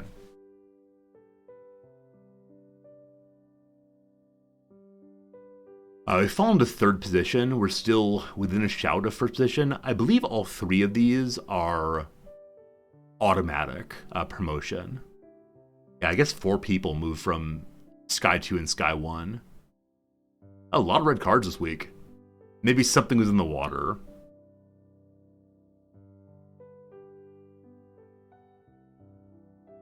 Okay, so what do we got? Marsh's been banned for just 1 match. I'm definitely not going to challenge that. It was a justified decision, so we'll find him there. And then, where are you, boss? Where are you? Is it last game or conduct? I'm never quite sure what these things are. Are they last game? None of these are quite right. Your tackling was poor. My performance was excellent. Have you been to the opticians recently? All right, look here, you. Look here, you.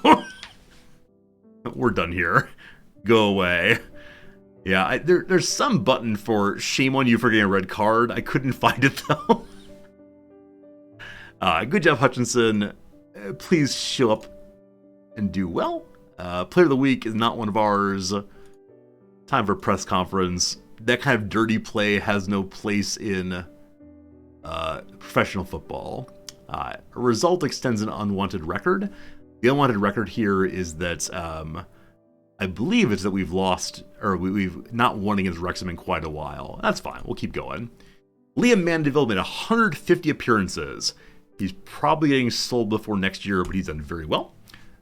Must have been proud following the response of my team reacting to this missile. Oh, they're great. Paul Mullen scored against my team. It was a penalty. I don't really care. What do we say? What do we say? He's a good player, fine. Isaac Hutchinson was good. Yes, he was. George Marsh's horror tackle, etc., etc. No place in the contemporary game. Why is Mandeville so good? He's a difference maker. Is Liam Mandeville found a good niche by playing in a new position and role? I think he's just moving from left to right as necessary, but we're glad he is malleable. Is changing Hutchinson's role an old cliche of throwing enough mud at the wall? No, this was in response to a red card. It was just trying to make sure they don't score. So, it's all planned out. Given the lack of discipline led to his missile, will Marsh still play in the first team? Yes, yes, yes, yes, yes. Alright, cool. George Marsh accepts his fine. He understands he needs better judgment. Good stuff. We gotta think about training this week. We gotta think about training and maybe sending Tish on a couple days holiday. Alright, so Reading is willing to send us young John Clark here. They're insisting he can be recalled, so fine. Can players refuse their fines? I actually don't know. I know they can be angry about fines. I'm not sure if they can refuse it, though. I think especially when you fine people for poor performance, that's especially when they might push back in a big way. All right. Hopefully Clark joins us soon. No great hurry there. Hey, look at that. Maddie Willock, we're trying to sell, I believe. Yep. Played really, really well in a 6-0 international friendly. He's not played so well internationally before, but maybe he's just glad that he is. Maybe he's just glad he's getting away from me. Should be happy with the outcome. I was happy. And unfortunately, our backup keeper is performing below par. Yep. He's good for the VNS. By the end of this thing, he's going to be good for the Sunday Church League. All right, Jimmy Keane has left his agent. I suspect he's getting ready to retire almost certainly. Almost certainly. I have a 1-star backup keeper. Absolutely. I signed the oldest possible person I could. Good job, Maddie Willock. Good job. We actually have 2 backup keepers, one who's a 2.5 or 3. But no, I signed him mostly for the jokes.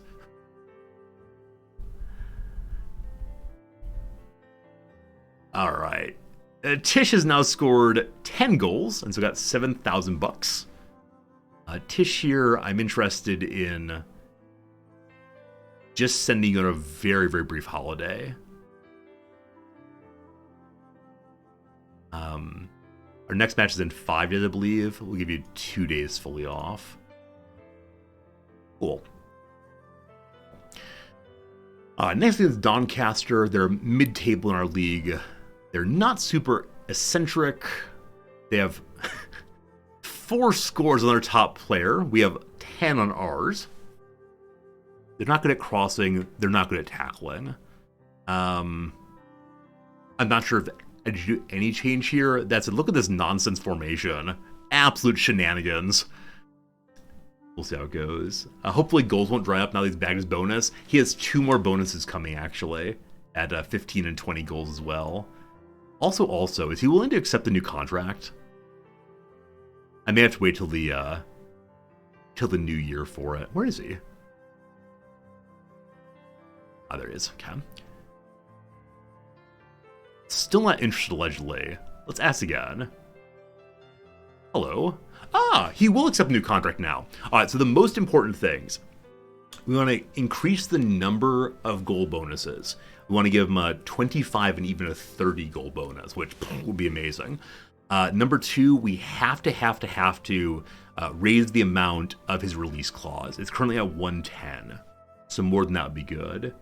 352 isn't that weird? No, I'm calling it shenanigans because it looks ridiculous to me. I think any formation that isn't straight lines just looks very silly to me because I don't understand tactics at all. All right, Tish, what you got? He wants 2-4 a week. I can give you 2-3. What do you say? And then, okay, if you, you can only have 3 goal bonuses. Oh, it's seasonal landmark, sorry. Is that a clause? Seasonal landmark goals at 30. I will give you £20,000. Because can you imagine 30 goals? Amazing. Okay. The other thing I have to change is, if for whatever reason his agent is so aggressive on relegation release clauses, I just don't get it. So, wait, that's relegation, no, wrong one. Fee release. It's currently at 110. He's willing to take up to 125, that's all? Oh. This new contract does not feel worth doing for only 15,000 more money. Oh, that's unfortunate. Is there any interest for him right now? So no one's saying they're coming for him. They're saying he's only worth 130. I have some doubts on that.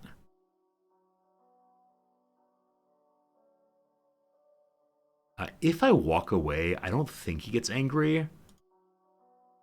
He still has a contract. So we'll look again in a few months. And just hope that nobody poaches him. I guess no one can poach him right now because transfer window's closed in the league above also. But, yeah, that is definitely a concern to deal with at some point. Okay, training week ahead. I'd like to go ahead and put in one further training session. They're both pretty heavy days, actually. This one here, we're going to move to recovery. And then this one here, we're going to move to set pieces on attacking corners, I believe. Also, the player who's given up possession of the ball most on our team for the past year and a half has been our main keeper. His handling is still a 9. I believe he is training on handling. Yeah, technique is handling, I'm fairly sure. Yeah, so hopefully that will go up. But this is the real weakness here, is that he often knocks the ball away as opposed to really grabbing it firmly. Follow up for the offer on Tish. My client still wants to negotiate a new contract, but I'm worried you're wasting our time. He wants to keep working here. I'll discuss it with him, but I just need him not to have such ridiculous expectations. Okay, so he wants to get promoted to Skybet League 1. Gosh, we're trying. He wants to be a star player. I can do that. And his wages are fine. But where can I say...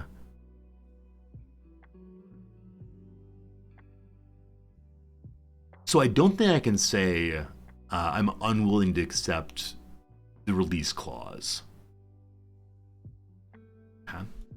I'll go ahead and re-sign him just because I don't want to make him angry, but I'm quite disappointed I can't get rid of the release clause. You know what? I'm going to trust my director of football to figure it out. Uh-oh, they can't figure it out. What's the issue? They're offering him so much less money. So, yeah, often the director of football is so much stingier than I am. I will definitely overpay so many players. So it's currently 23-24 in the game. So within 2 years, get to Skybet League 1. I'm going to say no. That's fine.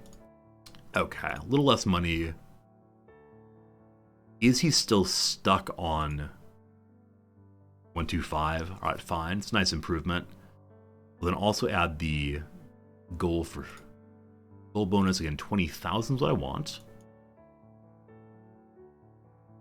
Okay. I'm going to sweeten both of the intermediate ones as well, hopefully to motivate him. Okay.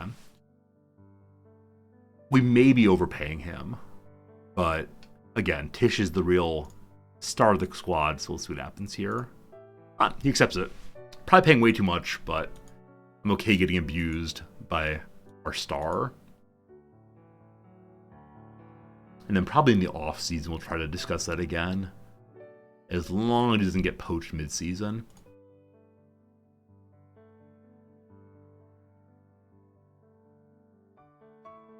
Those of you who play this game regularly, do you look at all of the scouted recommendations? Like, if I'm not looking for a player, I tend to ignore them entirely. Now, I'm guessing there are players who are quite young I should be trying to grab before someone else does.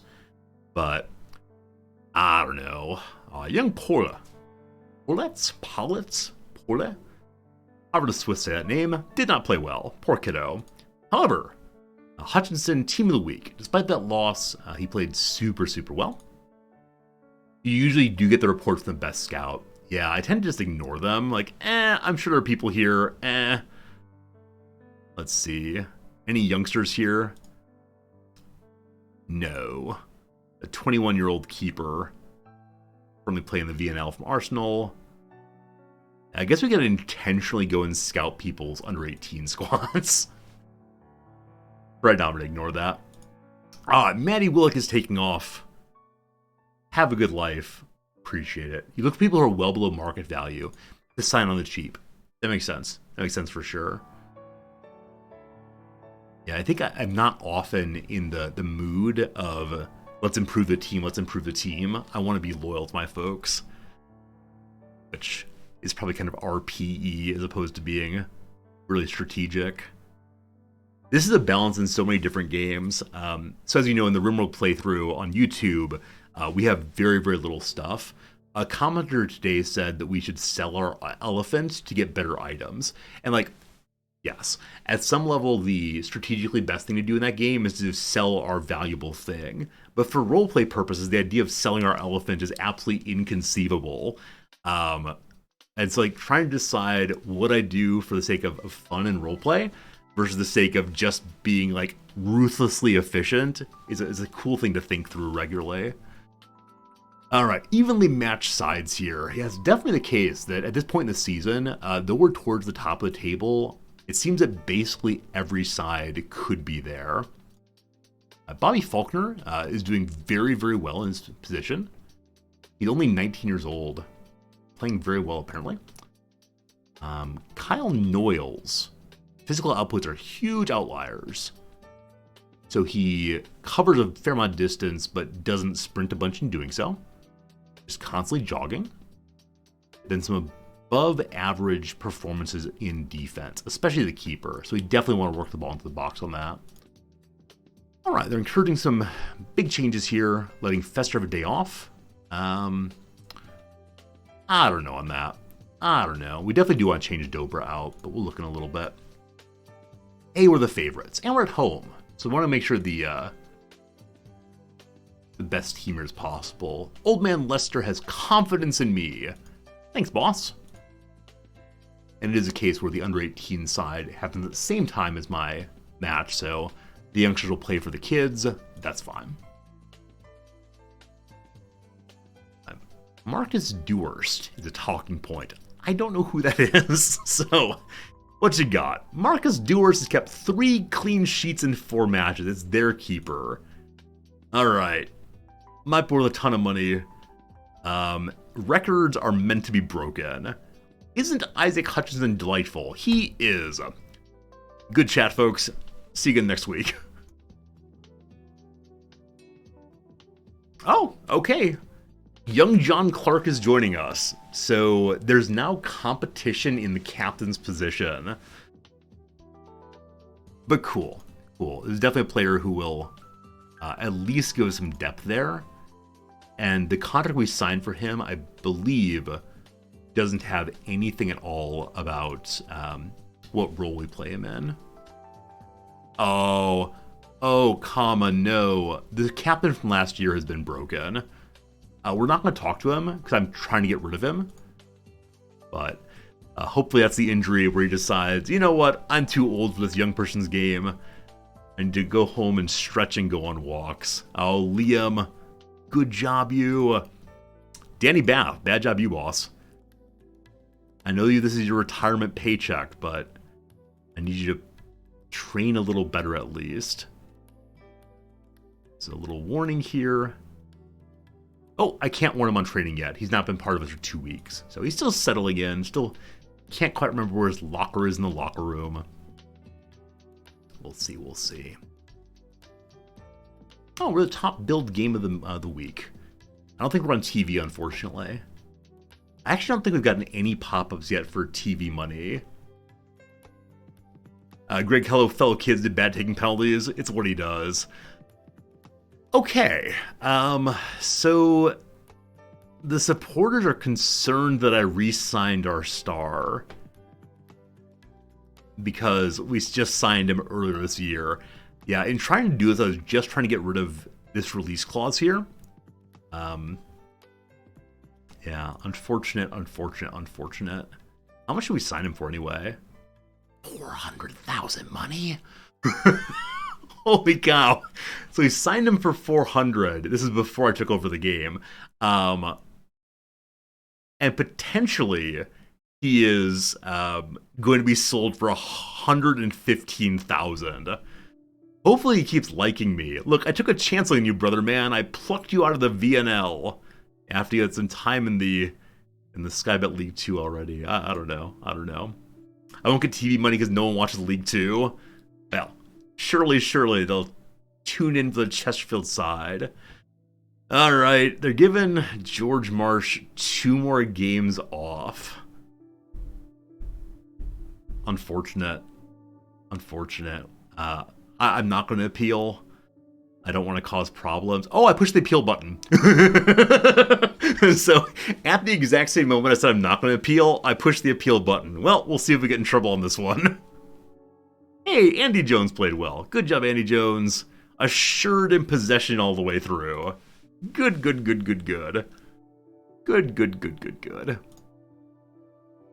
Time for a match. Yes. Festus Arthur plays for sure. He's part of the starting 11. Doper's on the left side again. Dallas should get regular playtime. Is the other midfield center back? He is. Mariah Welsh has returned from international duty. He's returned a little tired. I will give him the start, though, and then have Hutchinson ready to come in if necessary. Okay. The George Marsh is not available via the red cards. The new back left, I believe, is not here yet. Oh, because of transfer window, I don't think he can actually come until January. I forgot about that part. So we will not be having any left on the fullback side until a few months go by. I'll probably forget all about it and get very, very excited when he eventually shows up. Yeah, in the same way, so when Ben Barkley leaves is when whatever the new guy's name is shows up. Joe Fryer's fallen off, or someone else has improved substantially. I think Arthur has. I think Arthur went from 3 to 4, maybe. Because previously Fryer was 3.5. We'll see. Jeff King definitely gets the day off with high load. Hutchins should probably get the whole day off. Yeah, I'm seeing a lot of high injury risk because of overuse on basically everybody. So I probably trained too hard this week. Hopefully that does not get back to us in a big way. Everyone's feeling good. There's some complaints about the team sheet. I wonder who I left out that's cranky. Wait, why is Festus Arthur upset? I have no idea who I left out. Definitely Festus Arthur's playing, so I don't understand why he's big angry about this. Maybe they're angry at what's his name? Marsh for being red carded. He requested to be off? Wait, I didn't see that. Where do I see that he requested to be off? There's not a negative there about that. Well, we'll see. Good luck, folks. Play well. Give a good show to the fans. Tish, earn more money.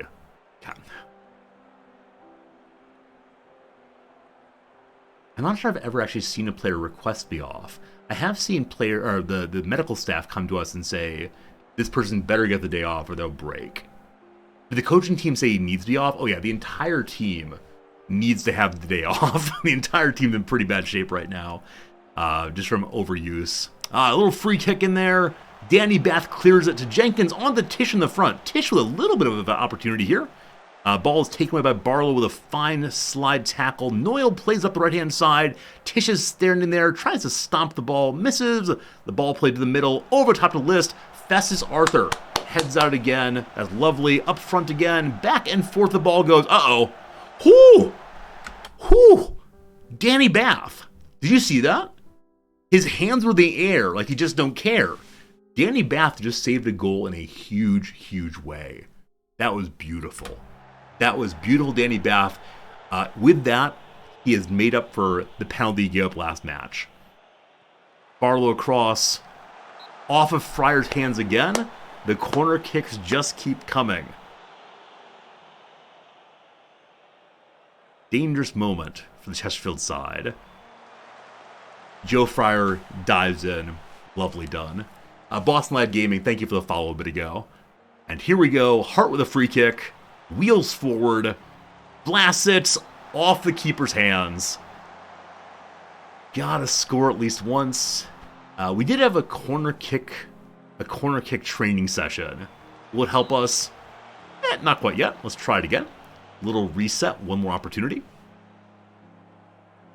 Mariah Welsh is delivering. I don't remember Mariah Welsh being particularly good at delivery. We gotta look it out very, very soon. Hello, Rune. You saw Football Manager, you thought it was the other football? There actually are simulation games for American football as well. I've heard they're not quite as good as this Football Manager, but yeah. Even though I'm American, I love soccer so much. All right, we're on the home side. We are doing slightly better. We are doing slightly better indeed on shots, but our expected goal is not nearly as strong as theirs by 0.1%. Possession continues to be a problem. I think we need to train ball... What is the word for it? Holding onto the ball. But for now, we demand more out of everybody. Dobra is not showing up in the best way for the second or third consecutive game.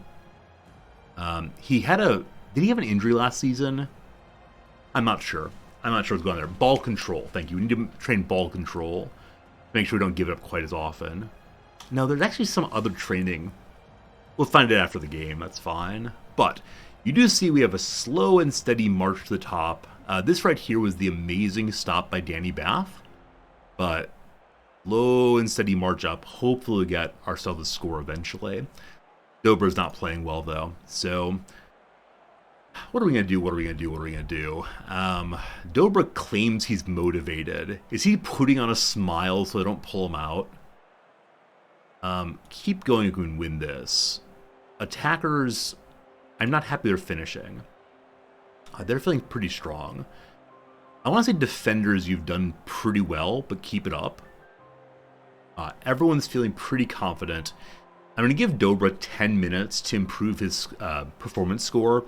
And if he doesn't, we're going to bring in, not quite sure who yet. Probably Dallas moves over and Mandeville comes in. But we'll see. Still showing a 6-3. Kyle Noyle's putting dangerous crosses in. We'll definitely trigger the press against just him. I've been told that if you have too many people triggering the press, it goes very poorly. All right, Dobra dropped to 6-2 and then back 6-4. Dobra just does not have it today. So, Hutchinson played really well last time. How strong is he on the left-hand side? He's actually the equivalent of Dobra. And he plays right-footed, so inverted is the right way to play him there. Mariah Wells is looking exhausted also. Hutchinson is best in the middle.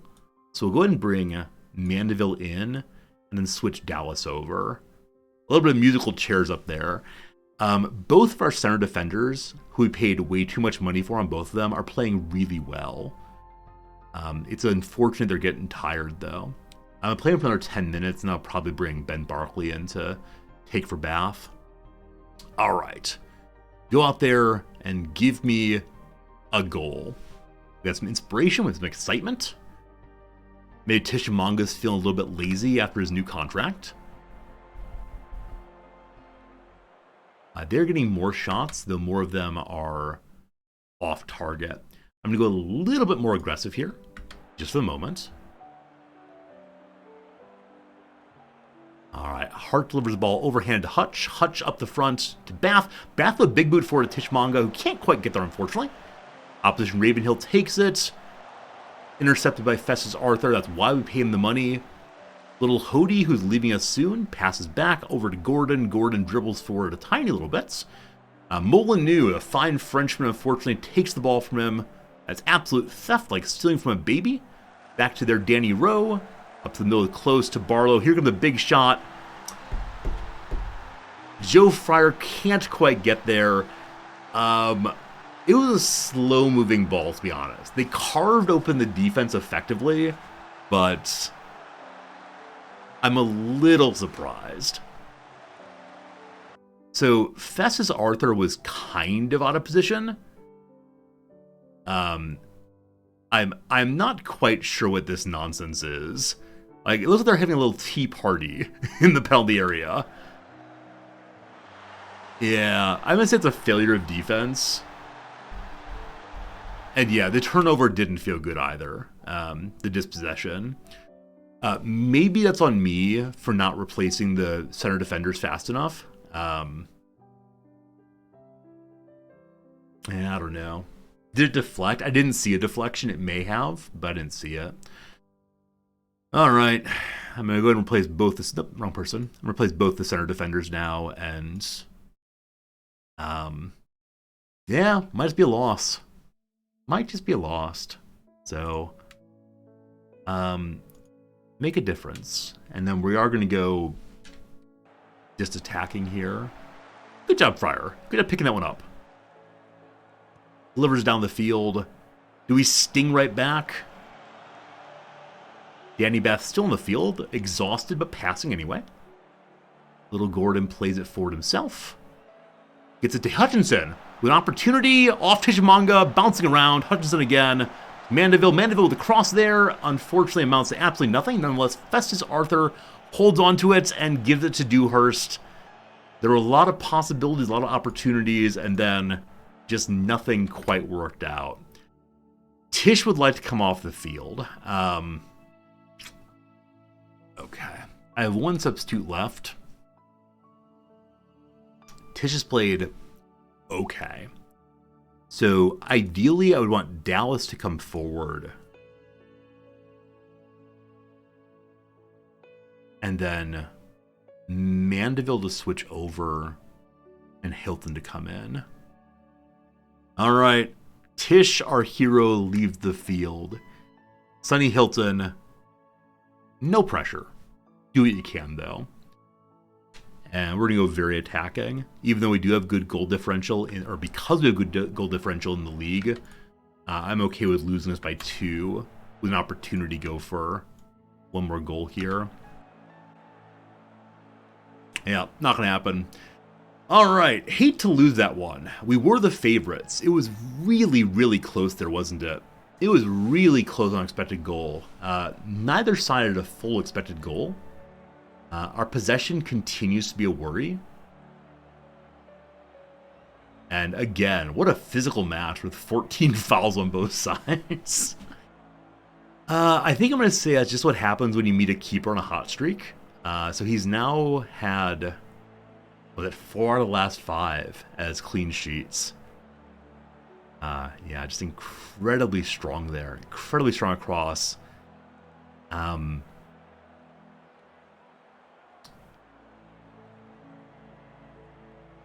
Yeah, I'm thinking, could I have done something differently with the attacking crosses and such? Like hit early crosses instead of hitting up the middle.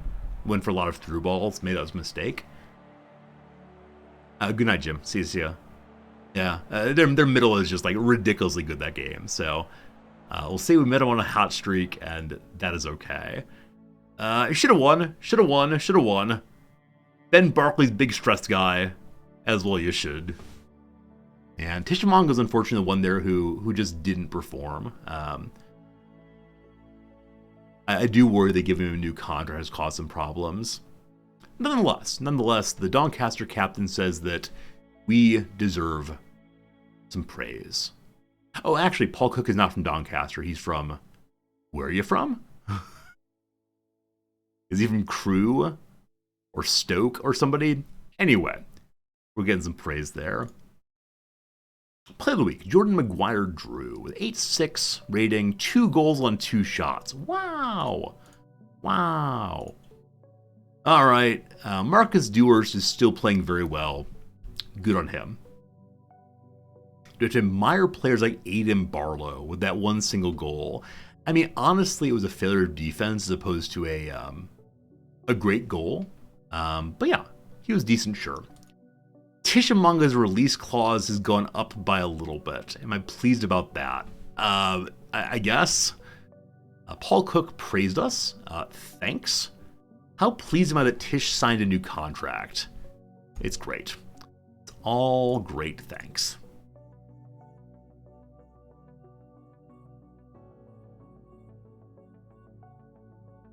Yeah, I guess we might want to go in for rest days. Yeah, I do wonder how much the poor performance has been from overuse. We talked about giving the team a little bit less training this week. So we're going to go ahead and take, I guess, 1 full rest day for everybody. And then say this one's a recovery day. Okay. I don't know. We got to practice, folks. Got to practice. Need you to work on your fitness or something. It is possible I'm trying to pack too many things into the week, but... we should be disappointed. They weren't much better than us. We didn't find any ground in the second half. Yeah, so we were all our side in the first half. So much momentum, but amounted to absolutely nothing. And then we had an okay team talk. So I'm somewhat curious why this flipped so substantially. I may have changed out a player at halftime. I think I moved my tactics off of balance to positive. Perhaps that was a problem. Not sure, though. All right. We lost the match. We're around as good as the opponents. We had some good passes. and scored from none of the 7 shots inside the penalty area. Yeah, I guess we're just going to say we ran into a very, very, very strong keeper, and so, yeah. Majority of our shots lacked quality. Huh.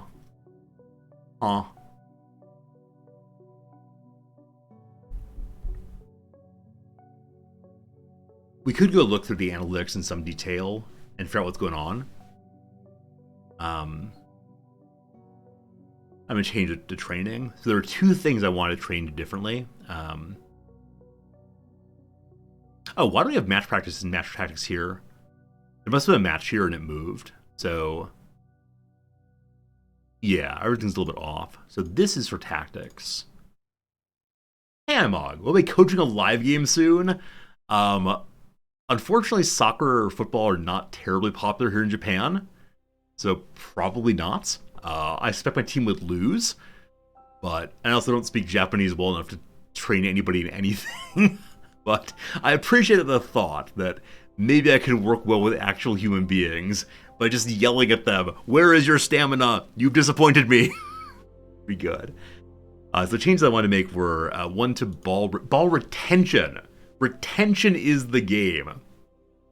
Oh, I'm Mog. You're saying in this game. I thought you meant in the real world. Yeah, so during the match itself, you can make minor modifications, but the players mostly play on their own.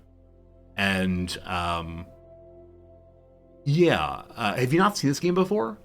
So what you do is there's a lot of like spreadsheet play, and then when a game comes in a week or so, you get to watch the game and yell at your people a little bit. But it's not like, what's that game?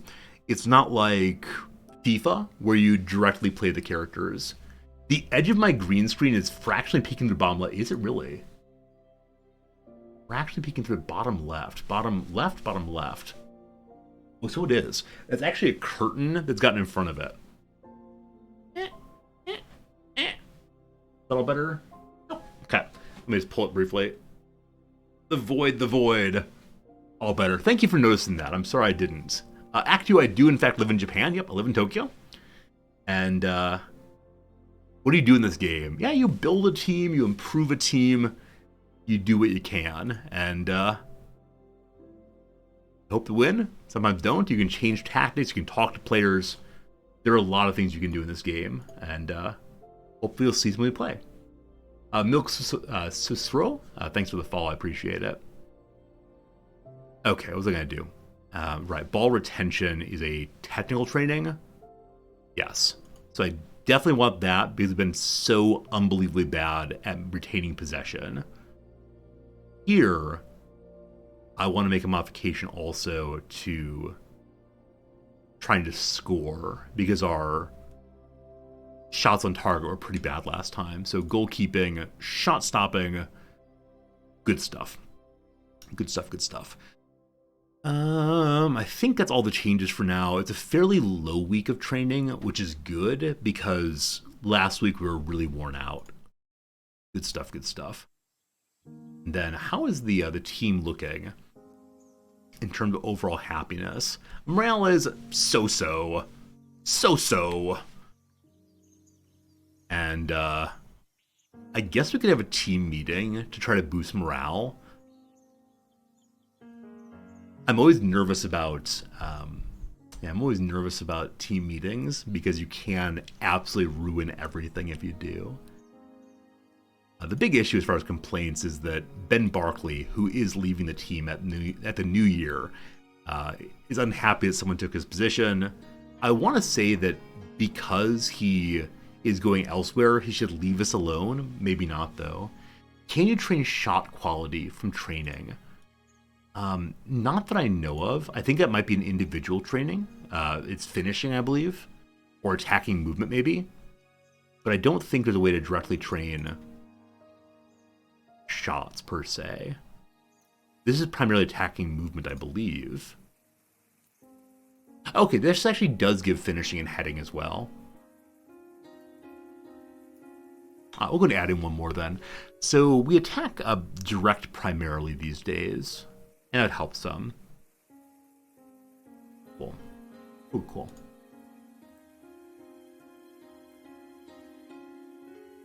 Their team is determined and committed. They're not so good at aerial reach, so that means we should probably try to have floated crosses. And most assists conceded have come from crosses. So yeah, I think floated crosses are a really good idea for this upcoming match. We'll go ahead and modify the tactics a little bit on that. Again, ideally I'd have my number one striker better on heading and better on jumping reach, but we're going to do what we can do. Floated crosses. And I'm gonna take work the ball into the box off, I think. I'm actually not because it's worked pretty well for us in past times. In early season, I often spend a lot of time just slightly modifying the tactics, trying to figure out what might work best. I think we're still 3 points behind first place, so though we are falling down the table a little bit, it's not so bad. That said, the team we're playing against next is one behind us in the standings, and so if we can beat them, it'd be amazing. Helping our own side in a big way. Oh my goodness. Salford just lost 4-0. They're a team that beat us by 1 in the Papa John's Trophy group stage. So good to see that they've taken a good hammering by Swindon. And how good are Swindon these days? Wait, Salford enjoyed a considerable size advantage, weighing on average 8 kilograms more per player.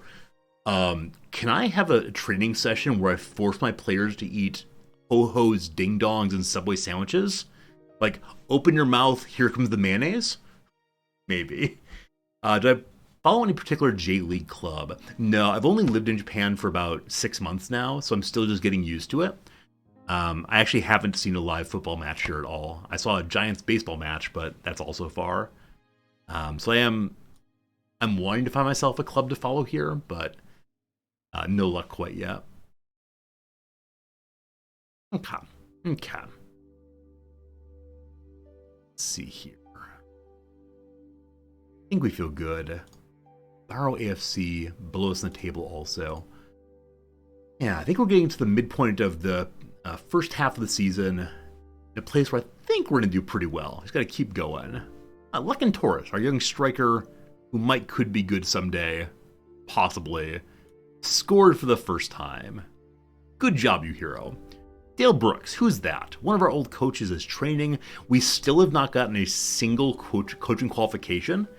Last season break, we were in the middle of a board takeover, and so I couldn't ask until way too late.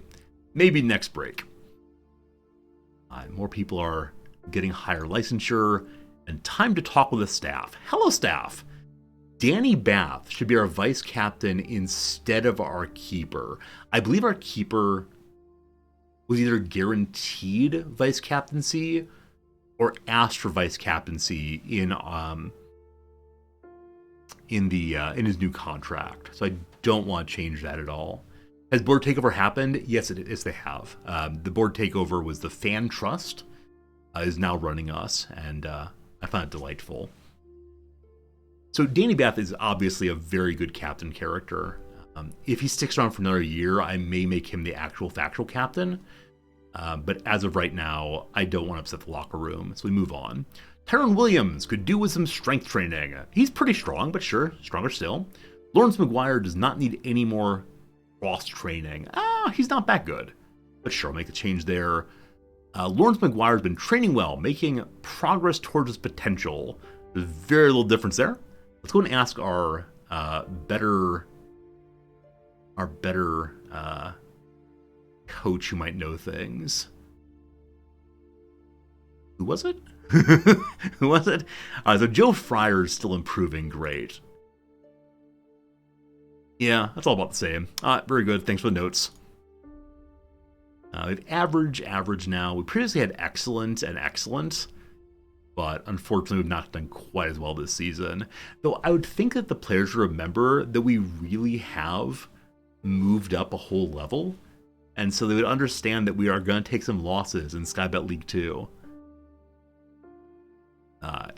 Brandon Horton might be really quite good someday, as might Charlie Rutt. That's good. Brandon Horton we have on contract for another full year. Hopefully he improves well. Charlie Rutt we have contract for only this year, so we got to make sure we re-sign him a little bit later here, but good stuff. Liam Mandeville has not been playing particularly well recently. 6.52 instead of 6.76. So yeah, definitely below average. We'll definitely go have a conversation with him. Help him remember how good he was last season. So hello, my friend. Arm around. We're old friends. So I need you to play better. I can't argue. I'm certain I can improve. Morale improvement hopefully will lead to some chance creation improvement. Speaking of which, we could trade out defensive shadow play or attacking shadow play for a chance creation day. We went from scoring so much to really not scoring at all in the course of only a match or two. I'm not going to panic yet, but something to keep in mind. So I do want to try change hacking movement out for technical chance creation.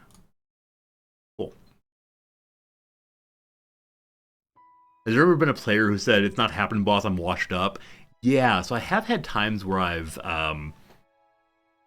asked a player to continue developing, and they've said, "I'm old, there's nothing more I can do."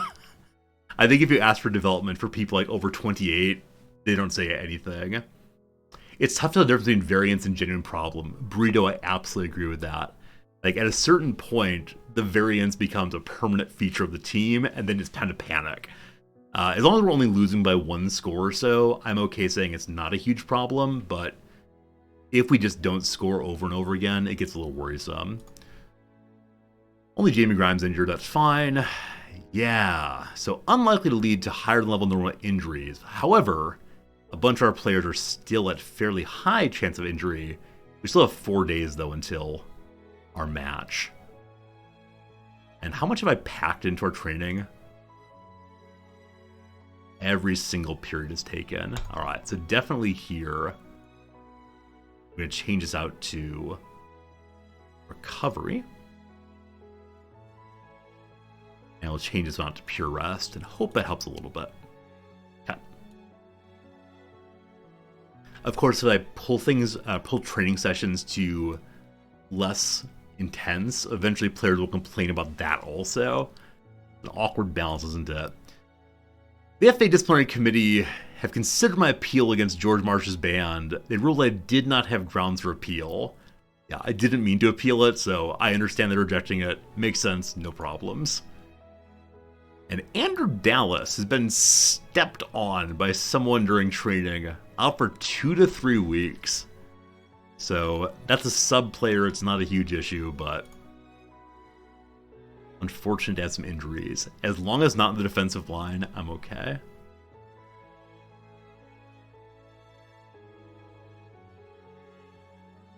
I wonder how far ahead on scores Tish is in the league. Let's go ahead and check that out. Okay, not by that much. So Tish has 8 or 10 scores. The guy below has 8 scores. However, his rating is really quite good.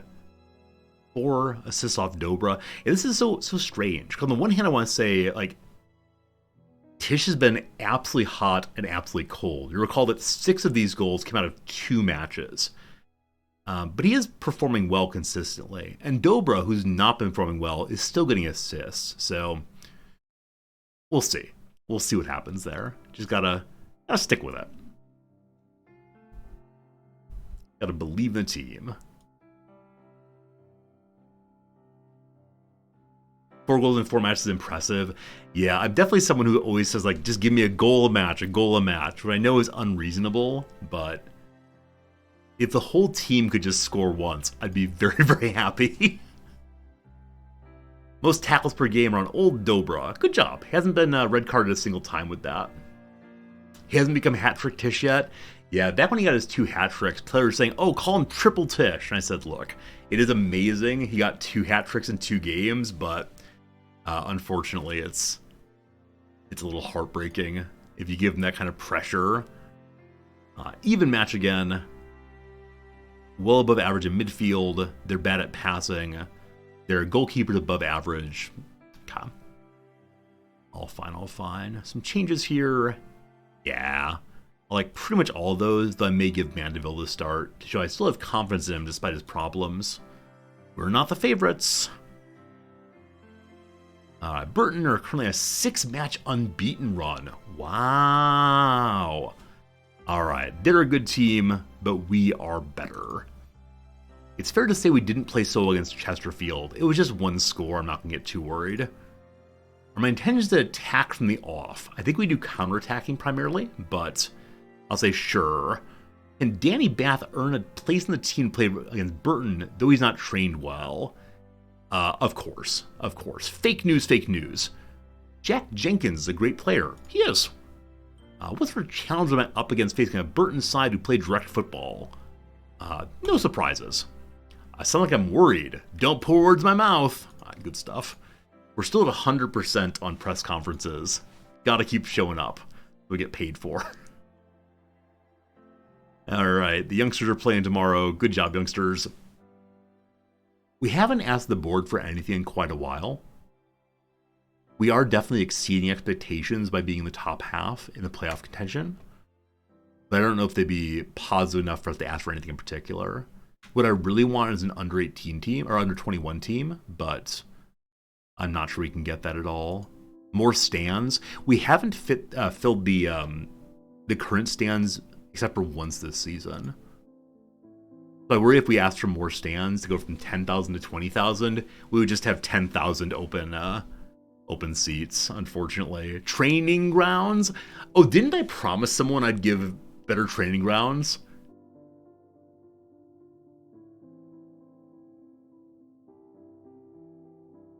I think I did. I think we have 2 years to figure it out.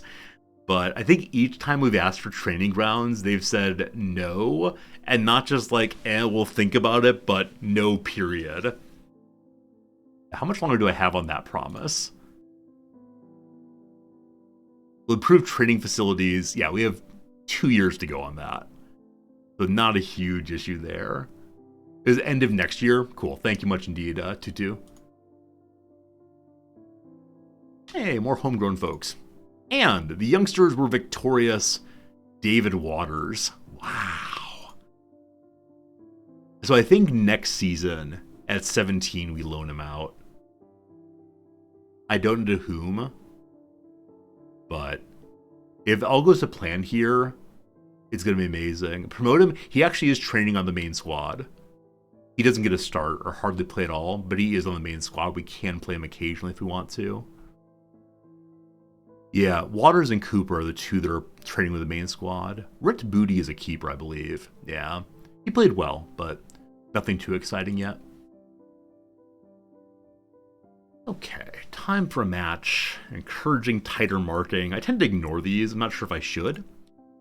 We very much want to play for headers this match because their keeper is not especially good in the air. I feel like we've had this character on our team at some point. Not in Football Manager 2023, but 2 years ago, I think we signed him to Wigan or to Hereford, and I can't remember which one, but he was so good. He had so many goals. I was very, very glad to have him back then. I remember the smile and the name also. Okay, so our people... everyone's looking like low injury chance now, which is really, really nice. Don't have Marsh available, unfortunately. Ben Barkley is still cranky. Let's go ahead and put together our normal starting team as best we can, which is exactly this. Except for the issue with midfield right now. You recognize the name? Yeah. I should definitely make a list of all the players we care about from all of our playthroughs and see if I can get the band back together over and over again. Whoops, this is not the starting side, sorry. That's, Old Festus is needed. Old Festus is... yeah, everyone's at low chance of injury. Amazing. Okay. Oh! This is different. So previously they had an alliance here.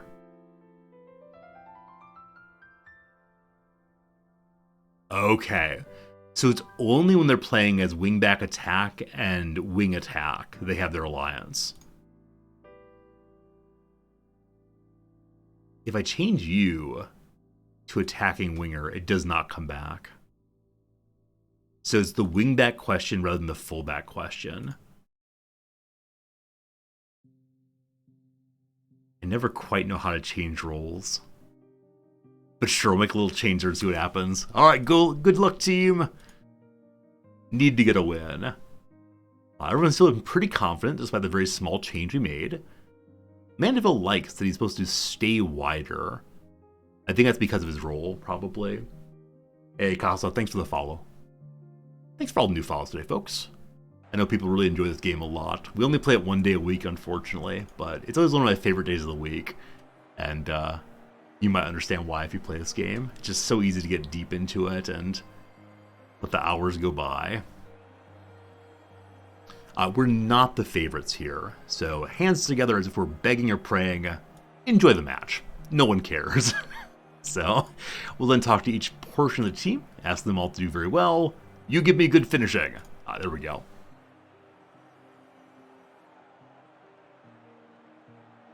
The strongest possible team we got. I'm actually moved to positive. I probably should have done that before the match started. Oh boy. Alright, so Adebayo had an interesting chance on the header there from the free kick. But didn't go in, so no concerns. Very pleased to see that our possession has improved as our passes completed. Again, can't make any big generalizations there, but it does feel pretty nice. Danny Bath in the middle, all the way down to Dobra. He's surely on sides.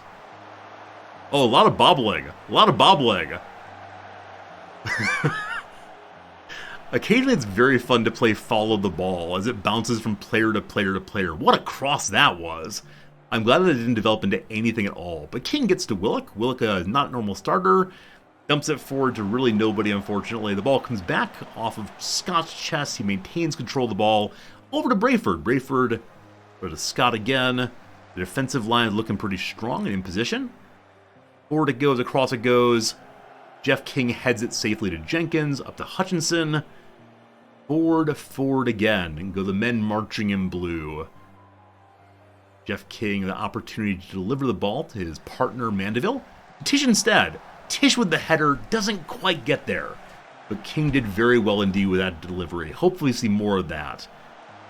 Speaking of deliveries,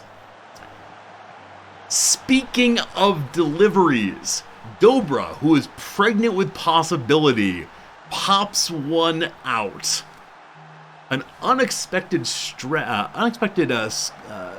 chance there. Yeah, so that's the issue right there with floated crosses, is that Tishamanga cowers from them. He's afraid of the ball. He still has a bit of a soft spot in his head from being a baby, I'm afraid. But Jenkins to Dobra. Dobra just turns and fires. It goes in. Yep. Dobra is supposed to be creating chances, not taking chances, I believe. His finishing is not amazing, nor his long shots, but awesome to see the score anyway. Thanks, Dobra. Head 1-0. Kind of want to praise the team, but don't want them to get cocky, so I will stand quietly. Stand nice and quietly. I was going to say the assistant managers encouraged me not to float crosses. I kind of agree with that now. And Adebayo with just a nice header. Yeah, it's one of those balls you're not going to stop. So, gotta tip our hat and appreciate that. We'll see if we can sting right back. Hutchinson up the middle of the Tish. Oh, this is it.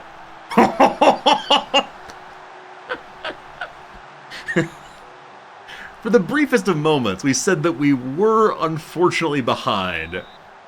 No more, no concerns. Yeah, that's the through ball we'll take every single day of the week. On sides all the way, just jam it right up the middle. Cool stuff. We're looking like we're playing very, very well today. Festus Arthur down by a little bit. Still pretty low expected goals. So I wonder if some player may have, unfortunately, miffed on their side. But awesome after that. So find their gear, dig deep, perform well, keep going, control that midfield. Tish, keep it up. Keep it up, keep it up.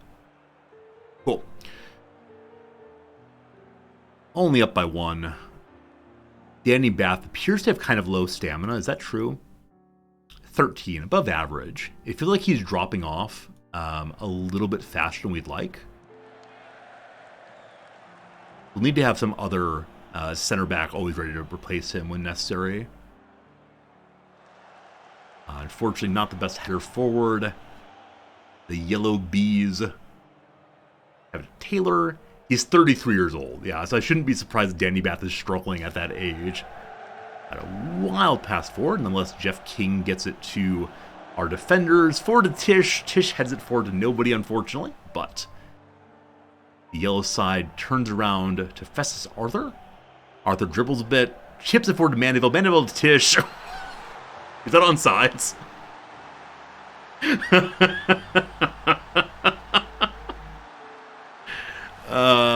That was pretty nifty. So this pass, I saw the through here. I expect it would be on the ground all the way. Look at the nice arc it has. Wow. And yeah, Tish is allegedly on sides there. I'll take it. Oh, the ball though. The ball keeps on sides. That was beautiful. That was beautiful. Yeah, that's the scoring mechanic we used all of last season, was just linking these two up over and over again. And yeah, that's good. Good stuff. I'm going to start pulling some players now because we do have folks retired. So I'll give Hoti a bit of time. Go ahead and bring in Mariah Welch, who's not played most recently. Tyrone Williams will come in place of ideally Festus Arthur, and then McGuire moves over. Sam Hart comes in, and we have one sub left. Perfect, perfect, perfect. See the result through. We're going to go check out Chesterfield's YouTube channel. I feel so strange doing that, because I'm sure there are lots and lots of players who, or lots and lots of FM players who, like, I played you in my video game and you were very good. Thank you, player. That's gotta feel weird. Oh!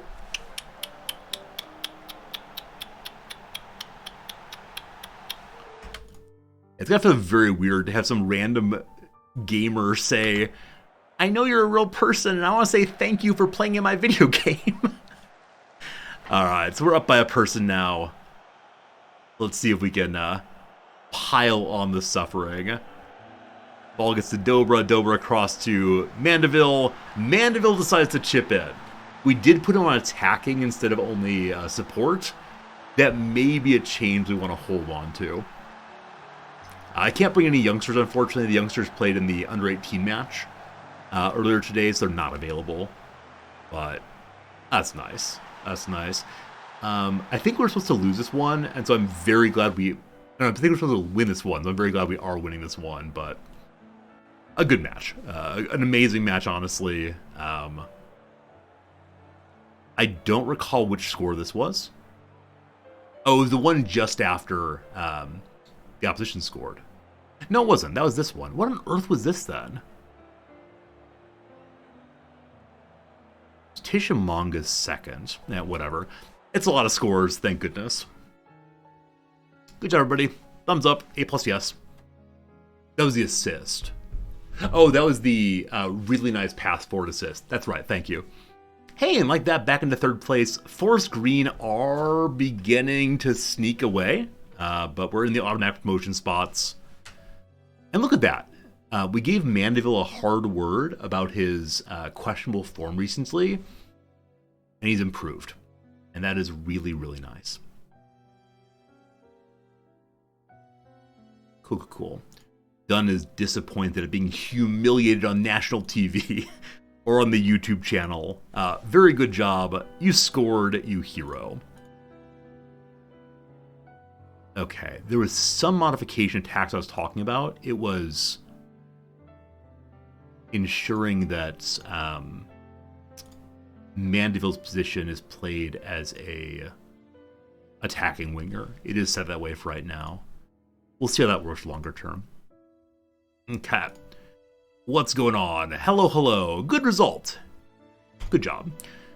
Everyone loved Amanda Dobra, a volley from 21 meters. He's great. Am I concerned about how poorly Jesrun Uchigbulam is playing? I believe he is a left and right winger. Is that true? Yeah. He's playing at a 608 for the Wiki Tourists of Nigeria. Oh yeah, we sent him to Nigeria. Sent him to go hang out with his family at home. Yeah, I think last season, before we were promoted, we were talking about him being a strong enough character to potentially take over at one of the wing positions after Dober or Mandeville left us, but no more. We've improved well enough not to need him. Nothing to worry about. He'll surely improve. We're probably going to sell him in the offseason.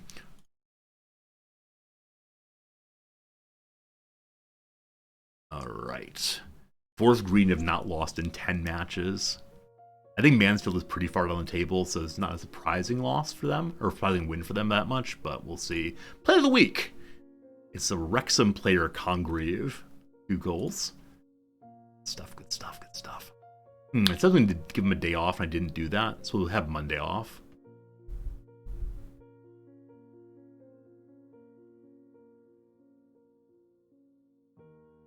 The team ahead, Barrow, are mid-table, so we're on the road though, so we should probably have some defensive training. We'll see. Okay, the training page. After a big win, everybody gets some days off.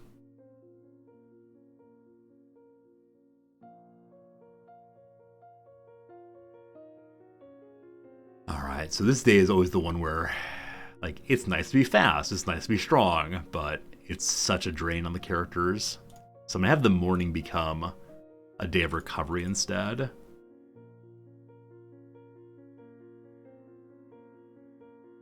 And we have a defending and attacking day already. I often have recovery here, but it's not incredibly intense. On this day, which is not terribly intense, I'm going to add 1 session to work on whatever didn't go well last time. Unfortunately, everything went well last time, right? We clean sheeted. No, we scored once.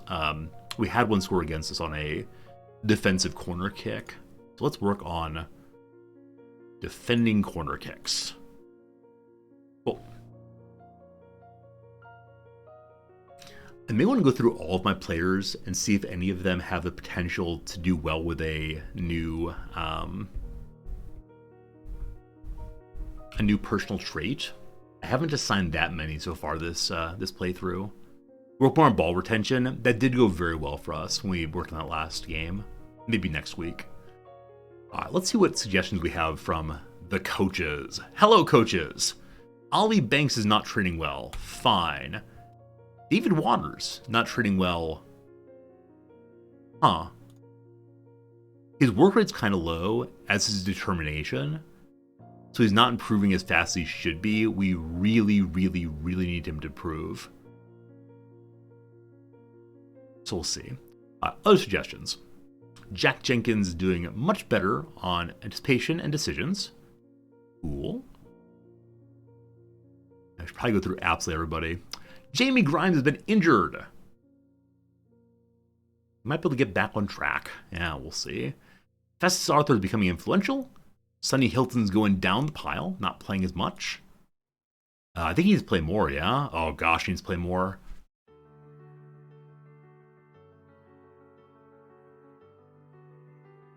We have 2 people who are regular starters in attacking midfield center. We have 2 players as regular starters on the right side also.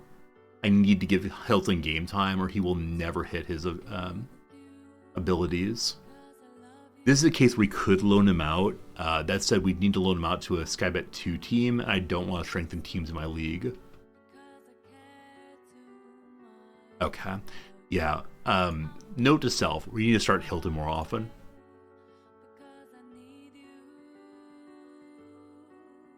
Hoti may get better than George Marsh. We'll see. We'll see. If he doesn't get red card, I'll be perfectly happy. Hey, a bunch more players have been with us for 3 years now. It's fine Welsh fellow is now counting as homegrown in England. Cool. We trained finishing last week and they responded. They did. Hopefully the attacking training here will do the same work. Yeah, again, I never know what's causative and what's merely correlative. Like, did they score 4 goals because of the attacking training? Or was the opposing team just weaker? Or who knows what? Who knows what? And as always, I suspect there is some page I could look at to figure that one out, but I'm just working on pure intuition. Coach Resorti knows what he knows.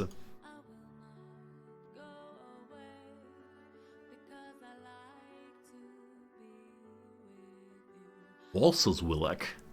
There are multiple people named Willock in this game? Confusing. Hey, Dobra Team of the Week. Yeah, good assist, good score. Aptly makes sense there. What's our goal difference right now? Positive 13. So we are the highest goal difference in the league. May need some water in a minute. We'll see in a second here. Okay. Should get a report on Barrow pretty soon here. Figure out if we've changed tactics at all. I feel a little strange I'm using the exact same tactic at both home and away. Usually I move a little more defensive when we're away, but if it's working, don't really change it. Oh, no. Danny Rowe is not getting enough football while he's on loan. Oh, that's just terrible. I'm sorry, what? Okay, Mariah Walsh is injured for just a day or two, no problem. I feel so bad. Like, again, Danny Rowe's a real person in the world. If I went and watched the Chesterfield YouTube, I'll probably find Danny Rowe actually playing as a human in the world. And I have to send him a message like, you are so bad in my Football Manager game. I hope you break your legs. Right? That's no good. I shouldn't do that.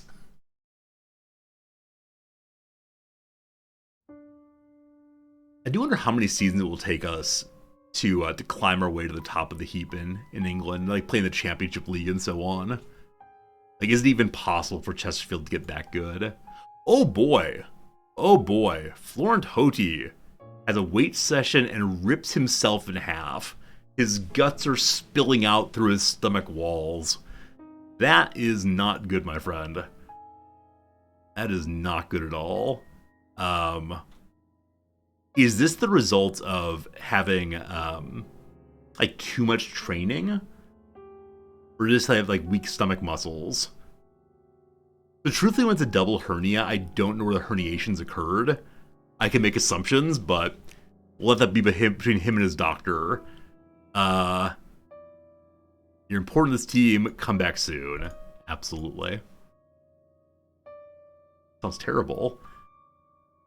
It definitely, last year, I think, or year before, I had to have a hernia surgery. It was something I'd had consistently for 20 years. Is that true? Yeah, 20 years. And I went to multiple doctors, and they're like, it's nothing. And then one day it got much larger suddenly. And it wasn't painful at all. It was just there. Who needs more starting? Hilton does. Hilton needs more starting. All right, we got a pop-up from our chief scout. They're saying, look at these people and see what's what. So there's some A-plus players here. What positions do you all play? Where's your position? Oh, midfielder, okay. Might fit in very well. Settle the injuries. Absolutely not. 24 years old, defensive mid. This would be a replacement for Jenkins, or Marsh rather, who just, I don't want to say keeps getting red cards, but had a red card, and that is now permanently in my mind about him. Femi Aziz, very, very good at age 22, worth $5.8 million. Yes, Neil Hornby, when we win the lottery, we'll go sign him. Fine. Who needs more starting? It's Hilton, not Hoti. Happily, Hoti is the one who's injured. Hilton's the one that needs more game time. We're the favorites, apparently. Good. Oh. So, Chesterfield have been widely tipped to struggle to avoid relegation. Will we survive? I think we're doing fine. think we're doing just fine. All right, and yet again, the youngsters are playing on the same day we are, so no chance to play them, unfortunately. That's fine. All right, time for chit-chats. Hello.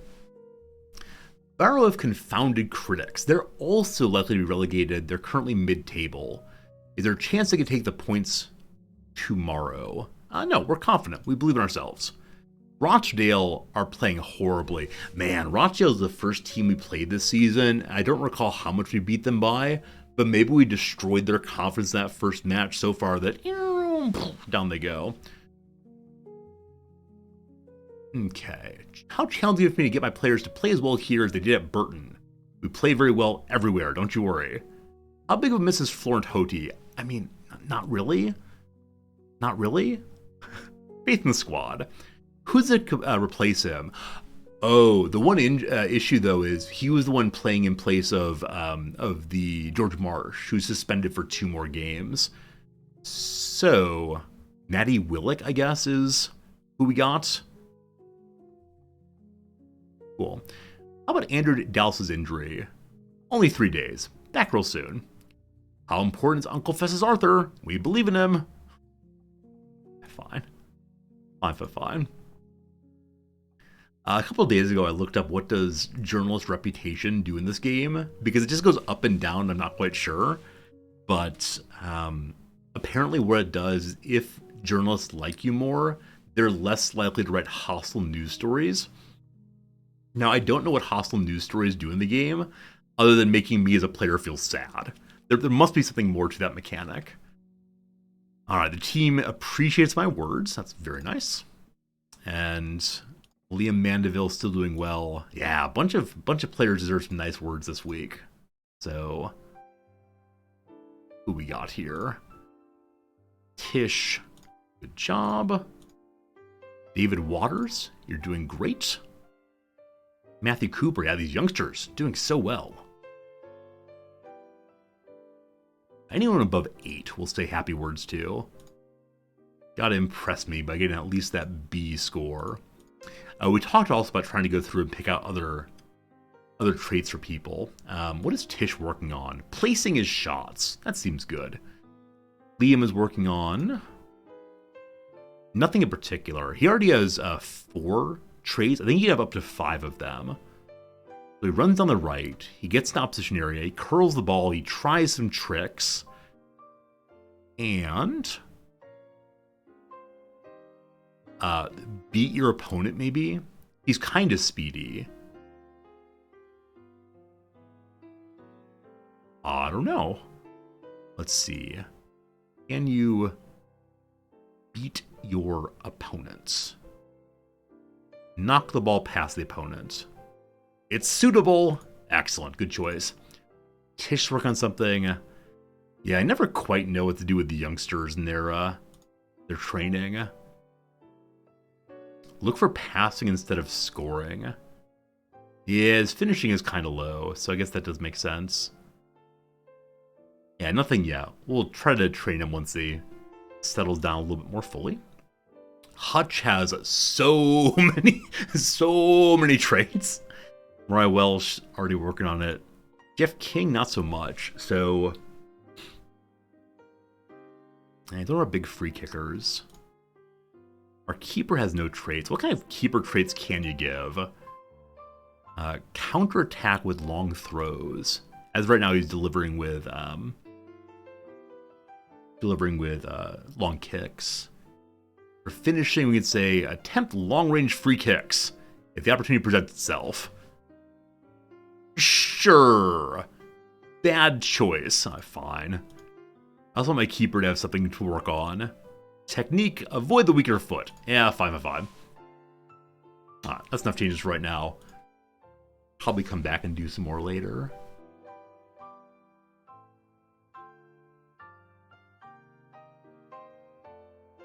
This piano music stays a little bit jangly right now. I do love that. I think we had a background song a couple ago that was someone singing. I gotta find a way to set up my little program to allow no singing, only piano forever. Alright, Chesterfield drew this time. We're down in mid-table in the other 8 teams. David Waters got a score again. Matthew Cooper didn't play great, but good to see that.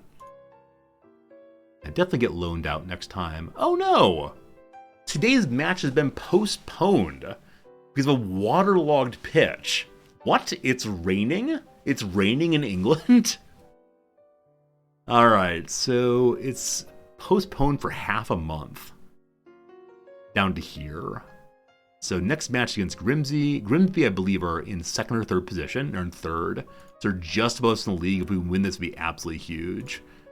But that does raise some interesting issues about what are we going to do in terms of training, both for this week, which is a very, very fast turnaround then, and also in terms of the rest of this week. As we didn't play a game, we probably need some pretty intense training sessions. All these quick changes. Okay, and then right back to it.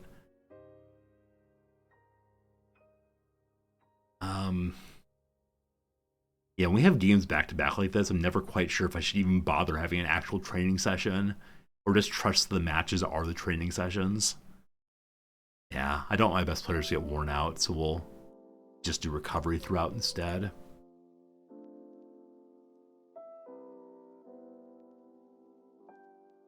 Okay.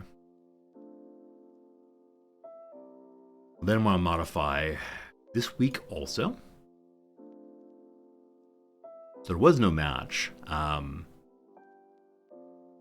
Instead of having pure recovery, we'll just do a general training day and also invite our goalkeeper to get some practice on handling, which is his big issue. Then for next week,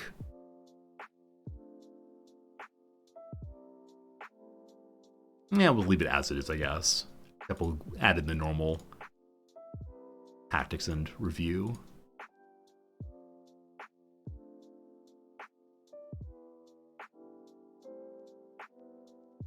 I'm gonna make him do more stuff. Let's do some attacking corners also. Again, being away, I should probably do more defensive movement and defensive practice, but who knows? All right, youngsters, good job on that draw. And how long do we have until our next match in the Papa John's Cup? I think we saw that it's coming pretty soon here. Also, the longer we stay in the Papa John's Cup, the more likely we are to be overlapping our various cups. So I wouldn't necessarily mind losing the next couple matches in the Papa John's. Alright, we lost 50,000 pounds this month. We still have over $1 million in the bank though, so we're just fine. Caution, wait. I was like, wait, I'm very confused. Why are they telling me the other team has a person named Tishamanga? This is our past month, so how is it going? Tishamanga is...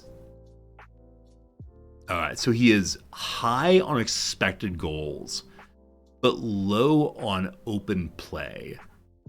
I think this means that he is not...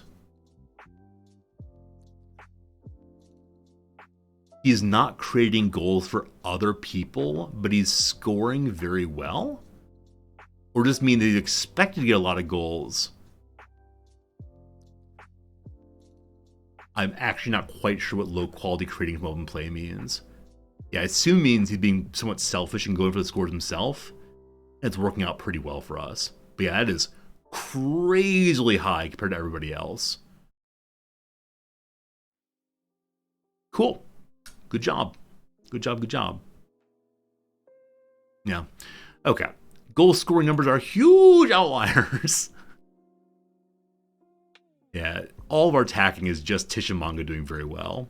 The horizontal axis expected assists. Oh, is it? Okay, I definitely missed that part. Yeah, expected assists, exactly. Cool. So is he offering assists? No. Is he scoring? Yes. Which probably means that if he gets shut down, he doesn't know what to do. I think we saw that he's not super good at crossing.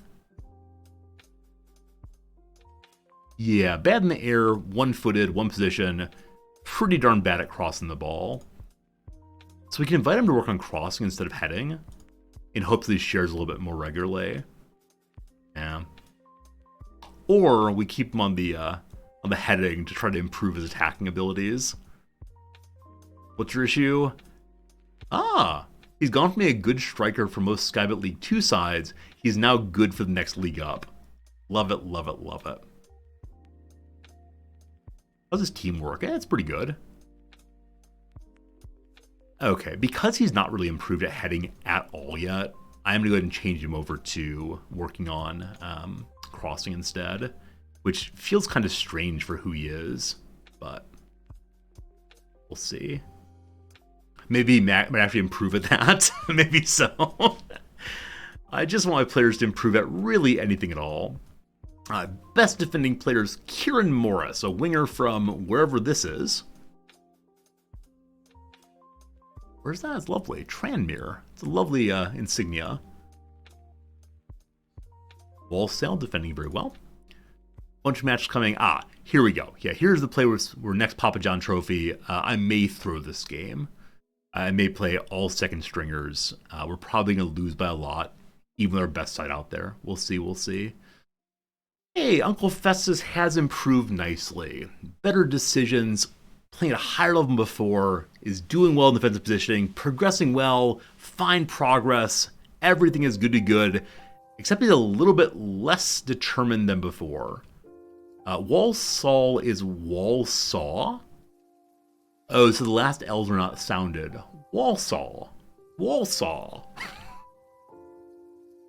I need to make a YouTube video series of just me reading off the names of all the teams in Football Manager and inviting you all to correct them for me, and then make another video with them all read correctly. You are developing very well. A kind word never goes amiss. I don't deserve it. Oh, you bashful little Festus.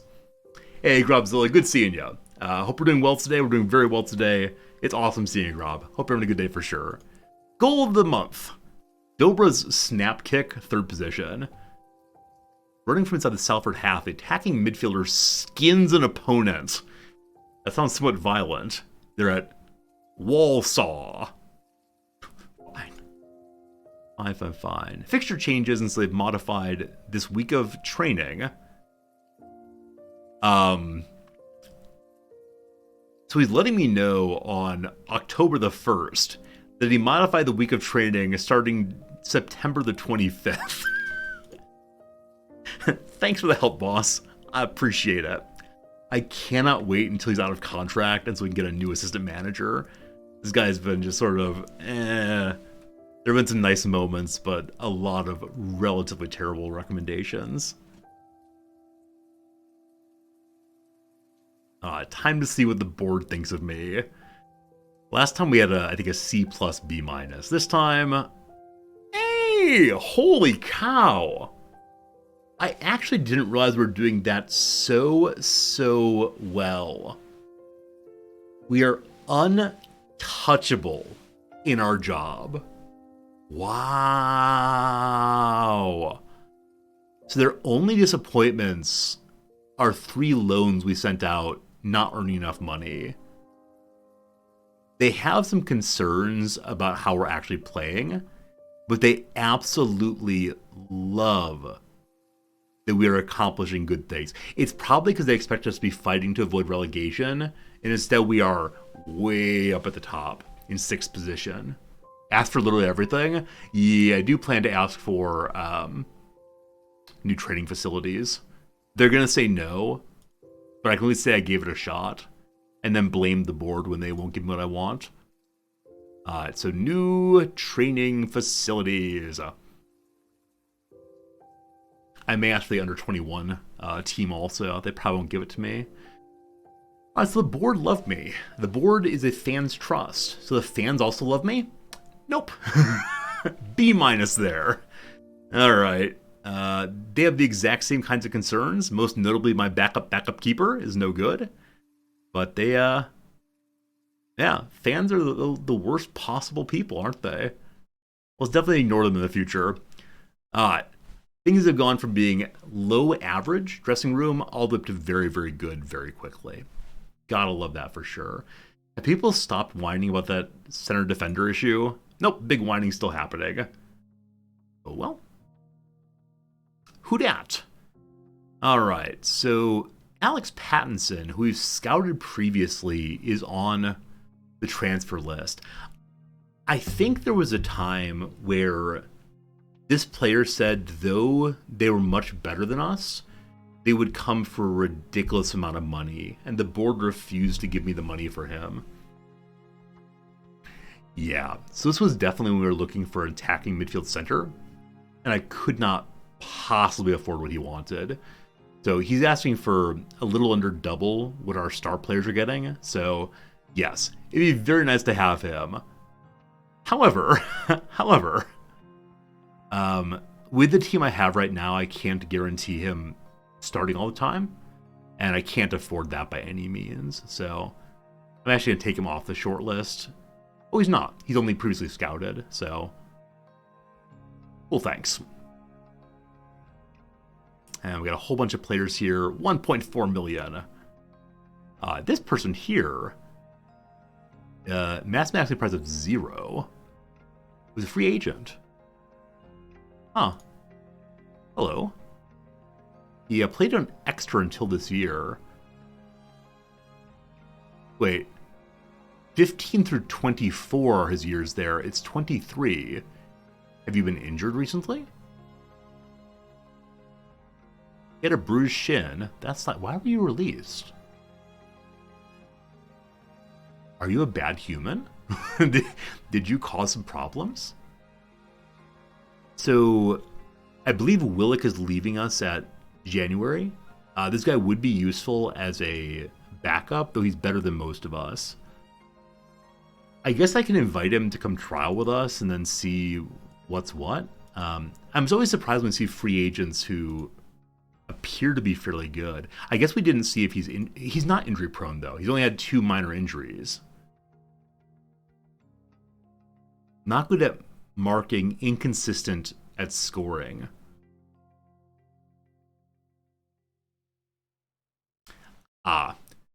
He apparently wants a ton of money. Never mind. He'll probably reject us to visit, and that's okay.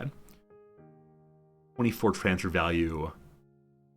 26-year-old. Yeah. I mean, we just don't really need that many people right now. So I think I'm gonna smile and say thank you. Though we will check the youngsters and see if any of them pop up as being especially interesting and not too expensive. Alfie McNally here. 18 years old, A+ good. Could be amazing someday.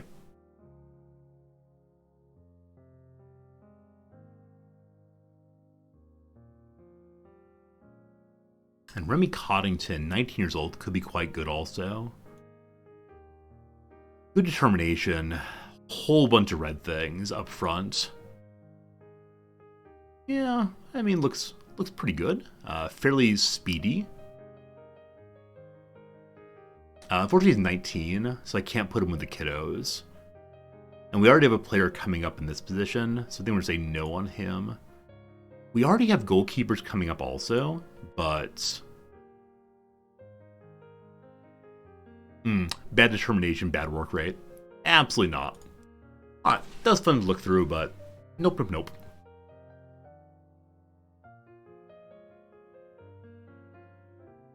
Yeah, alright, so he's uninterested in training with us. I expect that to be the case. I would like to change tactics, I think, for next game.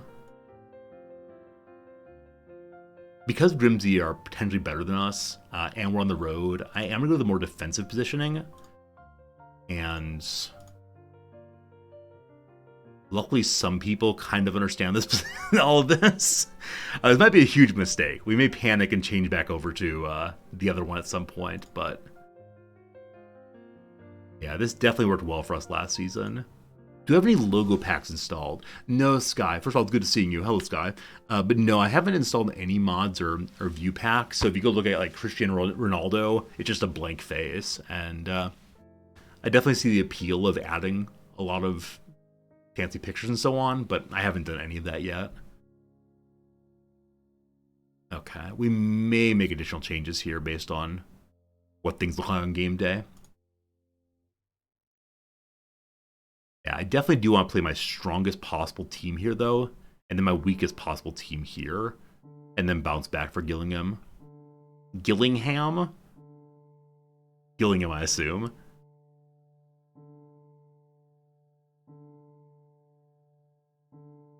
Yeah, Tish is still doing best in terms of rating. I would not be surprised if Tish is on the way to being on the team of the season, and also on what is it? Maybe even player of the season. It really is Gillingham? No, Gillingham? Okay, look here, you all. I no longer trust any of you. It's being called Terry Gillingham. There you go. If y'all aren't good, I'll pull up the Google pronunciation page and we'll see what's going on. Their goal scoring are huge outliers. Okay, so Grimsby and us are both up there in a huge way. Luckily, we have higher expected goals, but is Grimsby correct? Grimsby? Grimsby?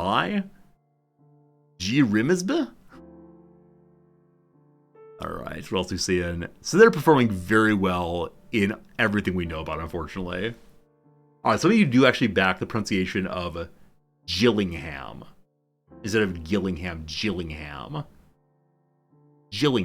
Alright, we'll try that. The G is silent. Falsehoods in my stream. Alright, welcome back indeed, Andrew Dallas. Being English helps. Yeah, I need like a way to identify where each person is from. So when someone says like, that Russian name is pronounced XYZ, I can click and see, oh, they are from Russia, as opposed to, I'm a troll from South America, or whatever. Alright, welcome back, Grimes. I think I tried to sell you, right?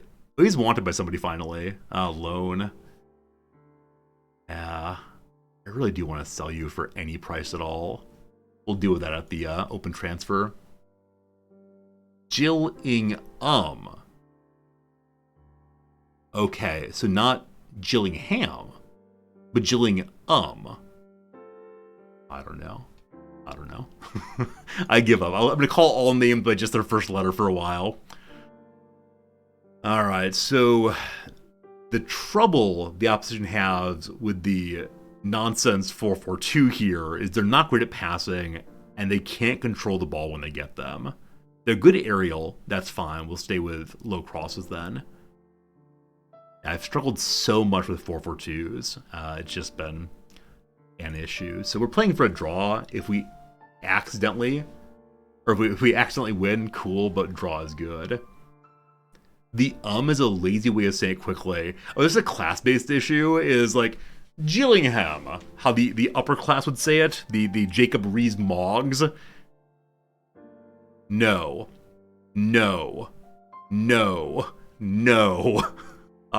Happy news first.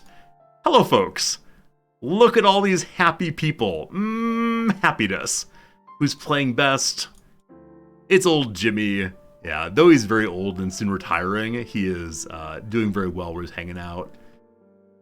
Goldthorpe is playing at Matlock. He's probably better than that, but I'm not quite sure what to do with him. Unfortunately. Danny Rowe, go away. Who's in a rough time? Oh, fewer people than last time. So last time, Farrell White was also unhappy. Dolman's the big issue here. He's just not playing well. Yeah. Interesting. You get the injury update, and it does not tell you about the next injury that's coming. Because it was sent in the morning. He didn't know about the future in the afternoon. Alright. As of this moment, at 9:54 a.m., Joe Fryer did not have injury risk. None. So what do you think, team? Fingers crossed? 2-day injury? 3 to 4 days, fine, no problems. It's a twisted knee. Have you had knee problems previously? No. All fine, no worries. Broken neck. Actually, what is the worst injury you can get in this game? I think I've seen someone like break their lower back maybe and be out for like 11 months or so. Is it possible that someone can have like a career-ending injury? Is death actually in the game? I kind of doubt it, but maybe. He had a broken lower leg. Yeah, last week we looked up the actual factual Joe Fryer. So the actual factual Joe Fryer tried to come back after having his leg broken in 2 places and didn't pull it off. I think he came back for 1 season, and then he ended up retiring to a goalkeeping coach position. But in our game, the actual factual Joe Fryer did come back. That's pretty cool. Someone on Reddit claims they have seen a spinal injury. Yeah, I definitely haven't at all. To your knowledge, death is not in the game. That's probably for the best. I mean, how would you deal with that? I can imagine just being devastating to all the fans and to the players, all the rest. All right, so the board is saying their training facilities are just fine, thank you. However, for the first time ever, they are willing to listen to me make a further request. They're probably going to say no, but how do I say I promised one of our very good players I'd improve the training facilities? You want to talk about the recent request. So improve potential, keep up a certain standard, technology is improving, boost reputation, make sure the facilities are up there with the competition, or in good financial position. So, though we are in very good financial position compared to how we were last season, I don't think I should talk about that. I'm not in charge of the money. So I think I'm going to say potential. You let the competition one. Okay. Make sure facilities are there to keep up with our competition. They're going to improve theirs, and we should have to keep up. Y'all like this one? All right. I was hoping I could sell it in terms of getting the most we can out of our players. I think previously when I've talked about asking for more money so I can bring in better players, there's been a lot of concern that I should develop people we have as opposed to the people who we might get. My bluff might get called. Yeah, that's an issue. Like, if they actually haven't improved anything, I'm going to talk about potential. Our facilities are just fine, thank you. We'll be left behind by our rivals. We aren't willing to grant your request. The club's doing well enough. Please consider.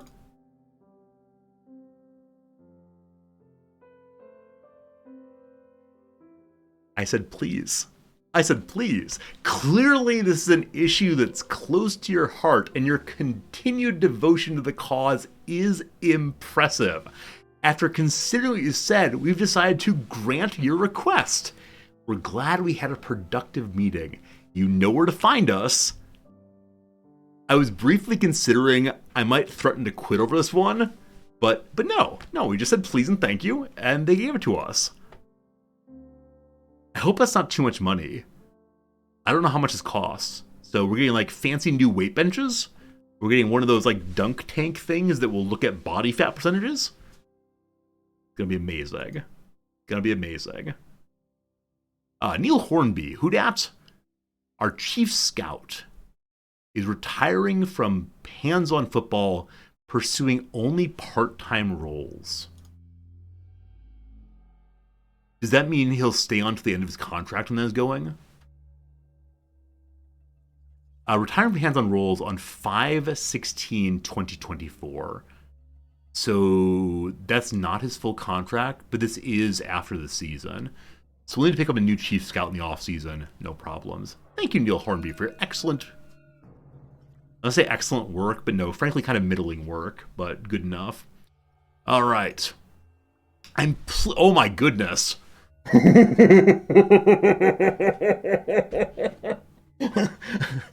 I'm bankrupting the club. I'm pleased to announce that plans are in place to upgrade the club's training facilities. This is going to cost £1 million. The construction work will begin at the end of the season and will be scheduled to be completed by April of 2024. Cool. So as of right now, we have about £1 million in the bank. At the end of the season, we should get a big influx from Skybet League 2 money. And hopefully we go up to Skybet League 1, but yeah. Okay, they just spent the money. I was terrified they'd be taking out loans for this. But no, this is them spending the money they just promised to spend.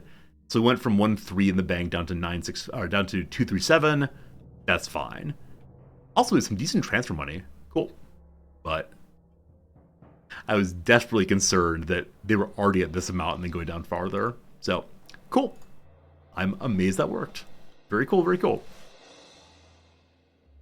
With rumors circulating that we're planning to make considerable improvements to training facilities, can we shed light on the current relationship with the chairperson? I'm the captain now. I'm the captain now. Good job. Good job. I just bullied my board. I guess they're a fans trust, so they don't quite know how to make good business decisions. They're just stumbling along, wanting the team to win.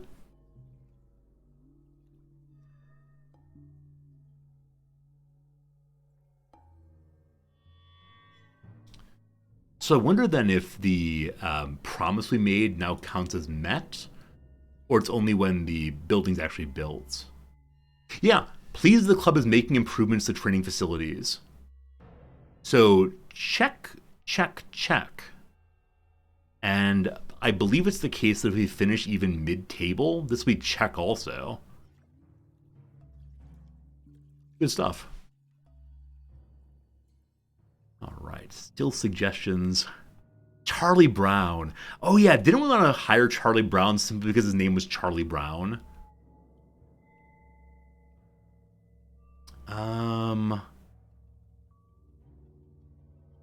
Did we actually try, or did we scout him already? We did scout him. He's high priority. He has a decent number of negatives. I don't really need him. Only if we'd hire him for peanuts. Here comes the ban. So he's not super good on a variety of striker-related topics. But let's talk to his agent. Oh, he has no agent. But yeah, as a striker, things are not looking amazing. Yeah, he's pretty fast, though. 24 is not going to develop in a huge way. If we were to bring him on, we would then need to retrain Dallas to a wing position. And Matthew Cooper is coming, we swear. It'll be a few seasons, though. Maybe in the offseason we'll try to sign Charlie Brown as our backup striker. Let him be a penalty taker. He's real bad at penalty taking.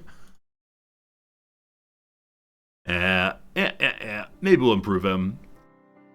An encouragement that we put Danny Bath on the right side. That's definitely a little unusual. And Joe Friar's coming back despite the injury. Good stuff. Hey, we're not the favorites. Unfortunate. All right. Hello, folks. What you got? Am my ambitions matched? They are. Grimsby are playing very, very well. We are too. How about Florent Hoti? Back in a few weeks. No worries. Has the 14-day gap between fixtures affected preparations? Yeah, we definitely trained more than usual. Cool.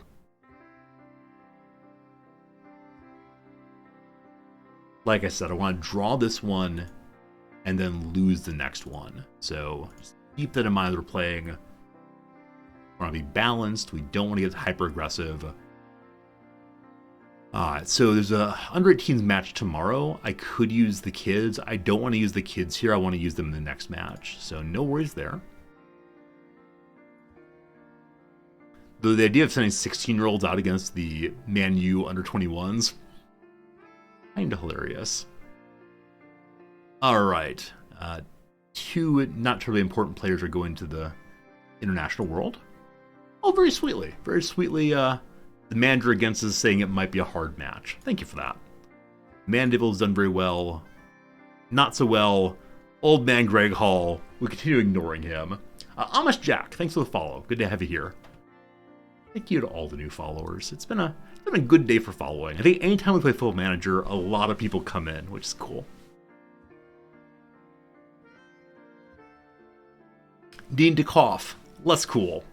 Put Greg Hall in the match? No, I intend to use the backup keeper, not the third string keeper. But we'll see. I mean, if we end up losing the game against Man U under 21s by like 1 score, I'll be so unhappy I didn't use Fryer. So I don't know. The under 18s have lost terribly, absolutely terribly. Good performance from players who I don't normally keep my eyes on. Middling from the 2 I care about. Fine. Am I ready for the January Grand Sumo tournament in 2 days? Yeah, we're not going to go and see it live, but I'll definitely catch the recap and highlights.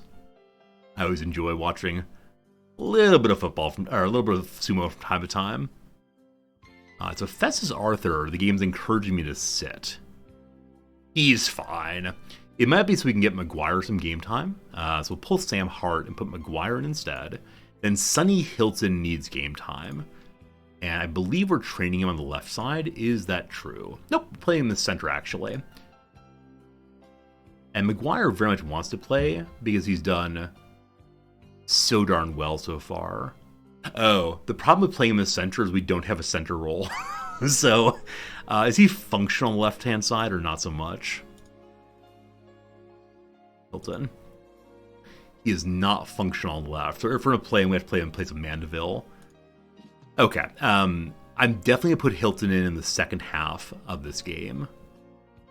Yeah. Is my midfielder Ryan Hutchinson? No, it's Isaac Hutchinson. And Marsh is not back. I think this is his last day of suspension. Some awkwardness happening. Nobody really knows this formation. It's only not trained hardly at all, so this is fine. This is all fine. Let's just play it. Hopefully the right-hand side figures it out. Low crosses all the way. Cool. I don't remember the weaknesses of this team, but I'm feeling like we'll be able to identify them pretty quickly. Hopefully. Glad to have Festus back. Carrier performance through. Defenders just stop the ball. Midfielders just control the ball. Tish better do well. This game I want to lose. No, this is the game I want to win. The next game's the one I want to lose. This is the game where I complained about the 4-4-2 as always. Alright. We're on the road. No hurries. Breathtaking stop by Joe Fryer. Festus Arthur gets a card in the first 8 minutes. What's his aggressivity? 12. Yeah, we got a lot of fairly aggressive defenders. But he's smart enough not to get a second yellow card, I believe. We're going to give a little encouragement to team. Buck up your ideas. Look at all those happy, smiling faces. Our defense has played very, very well so far. Unfortunately, theirs has also, but... Alright, the opposition, Jensen gets into Maguire group. Dobro with a good takeaway, unfortunately given right back to the opposition. Forward once more. Cross there. Festus Arthur clears it. The boot is made by Clifton, and then thankfully and gloriously, the ball's kicked wide. That's fine. That's the first half. The end. What a really, really quiet match so far. Like I said, I'm okay with the draw here, but we're doing really well on passes completed and better than they are on possession. So I think we're going to go ahead and... never mind. I was going to say let's go off of positive into attacking.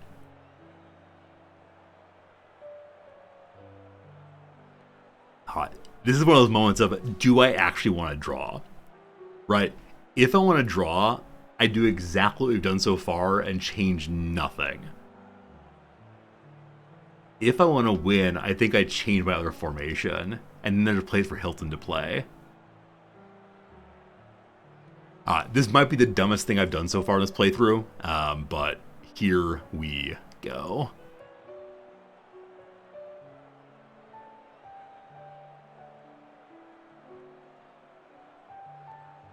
Okay, if we lose this, it's 100% on me. 100%. 110% on me. We're good. We're good. All right, team. Time for wild change in tactics. Keep going. You can win it.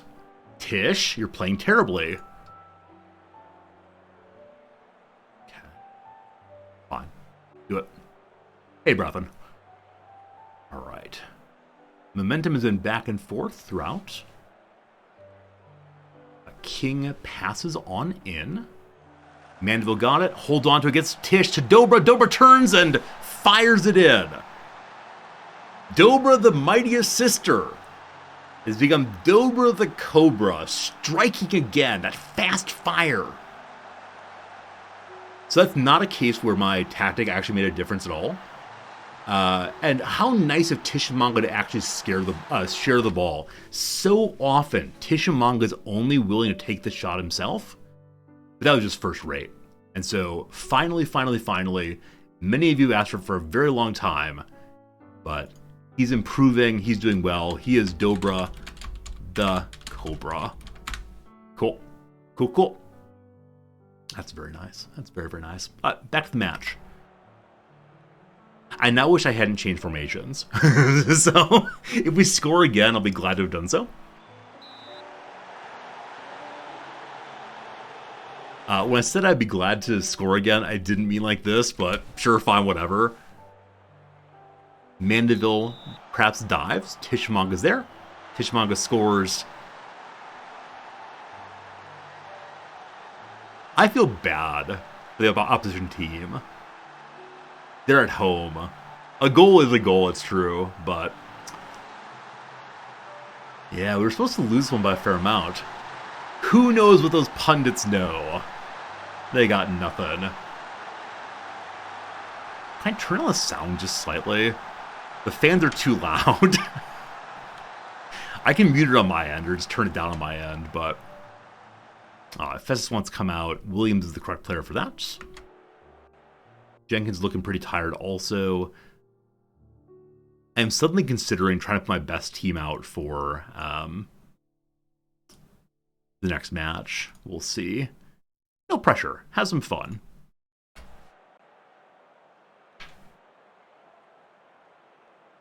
We could slow down the game. We could supposed to play it out though. All right, there you go. 2-0. Yeah. I mean, the penalty obviously. They just didn't have any offense at all the whole way through. Yeah, I think what I hate often about the 4-4-2 is just very hard to get through and do much, but their center defender and left back struggled, and then Proctor did not do anything. Yeah, what an unfortunate play for them. I don't know if these are their starters. Let's see, their striker or their keeper. Yeah, first choice goalkeeper. Weaker striker is getting paid. Not for sale. Yeah, apparently he's their star. Yeah, it's hard to hear it, friends. But good job. Good job. So where does that put the us in the pile? Yeah, climb back up again. So we're now tied on points with Grimsby after beating them, but well ahead on goal difference. Only a single point out of automatic promotion. Awesome. Can I turn down game sounds slightly from here? Preferences.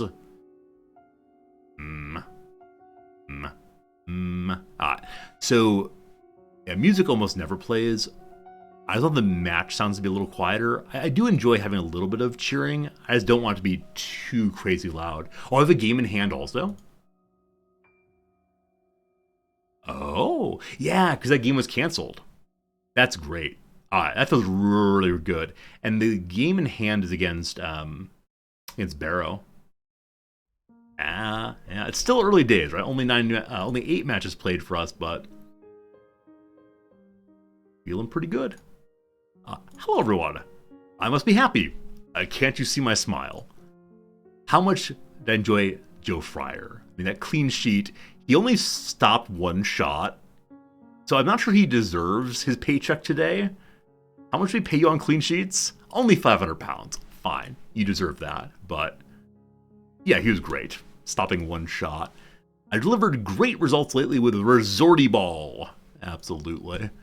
Michael Okochi is continuing to do well.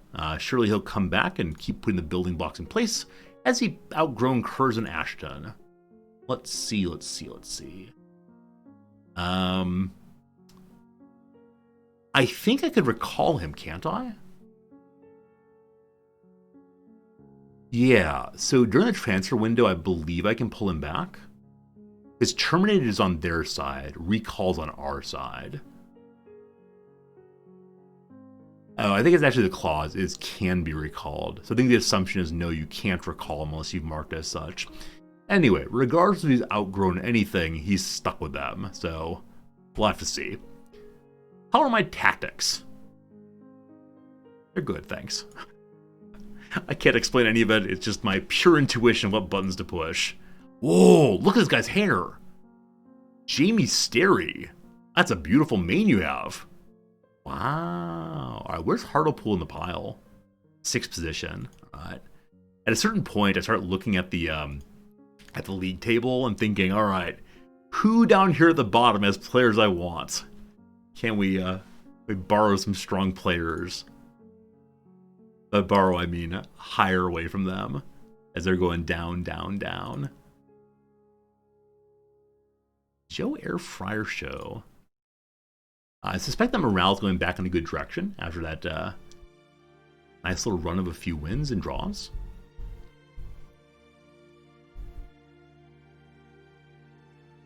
Am I right about that? Yep. Everything's positive. All you gotta do is win. Just keep winning and everything works great. Morale has improved. Ben Barkley's still a big whiner. I wish there were a way that I could hurry along the transfer we agreed to. Like, he'll be gone on the 1st, but I'm gonna keep on whining for a time.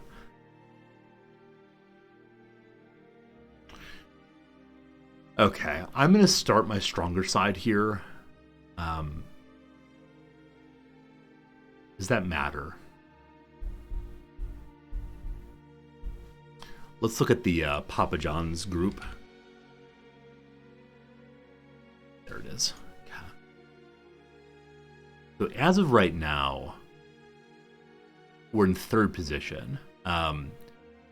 United has defeated Rochdale by 9.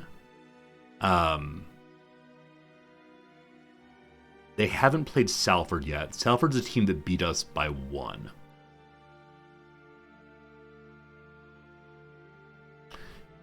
I think if I can beat Rochdale, which seems likely because they're in 24th position in our league, and keep the goal difference close with United, and United beats Salford, then I'll win on goal difference. So yeah, I do want to play my strongest side just to limit the bleeding. I might want to park the bus. I might want to go for just, we don't believe in scoring, we just believe in not giving up points. Which is such an awful way to play. Alright, Mariah Welsh is a natural performer in his position. What are you playing as? What you doing, boss? Okay, he's training at the position we play him at. Fine. Neil Cluxton. Improved his coaching, that's good. Yeah, probably no backup keeper then. Unfortunately. 4-4-2, we hate you. High anticipation, good first touch, bad at heading, the keepers punch the ball. Don't think I want to change anything then.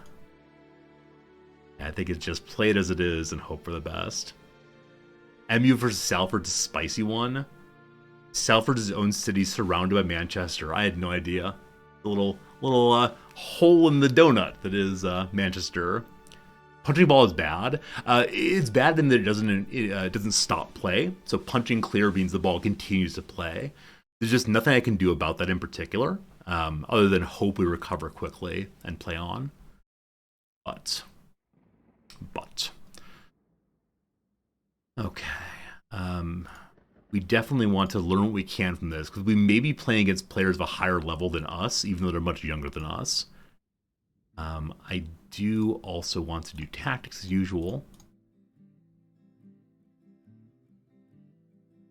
And give us a little bit of team-based recovery here. What do we know? Pick a different side, they say.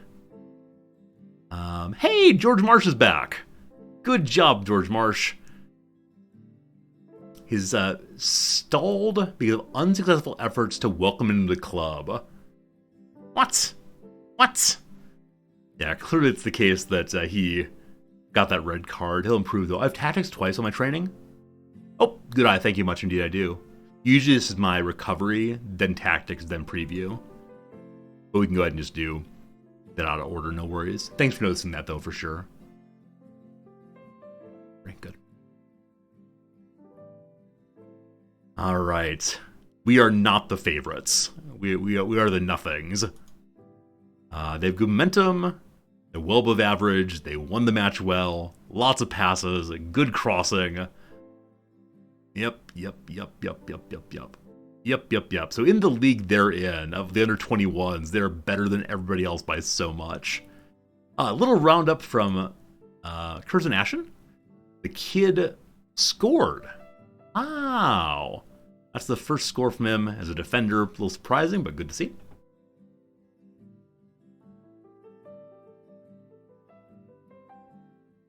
If we're down by like 4 by halftime, I'm going to feel real dumb playing my main squad. But again, just stopping the bleeding is all I really care about. We're at home. We'll see how it goes. You despise Man U. I mean, isn't this like hating the Yankees? I guess Man City has the most money, right? But Man U is also one of those big name teams that everybody loves. Wait, which formation am I in? It's entirely possible I have the wrong formation set up right now. Yes, so we definitely just did match tactics with the wrong tactics. Good. All right, so this is the A team. Is that correct? Dober the Cobra. Yes, this is allegedly the A team. The only limitations of this are that Mariah Welsh is not getting playtime. He really needs that, as is Sonny Hilton. So maybe in the second half on both. And Jenkins' familiarity's gone pretty far back. He doesn't like his role at all. Apparently he'd prefer to be a ball-winning midfielder. Okay. Sounds good. Everyone else is a lot better about their tactics. Huh, I wonder why he wants that role instead. I also don't really know how to think about how roles fit together in general, so we'll see what happens. So this really is the A-team. It's our best team. I agree, Mac Chandler. You want to be the assistant manager? You know things. Just don't get embarrassed by the youngsters.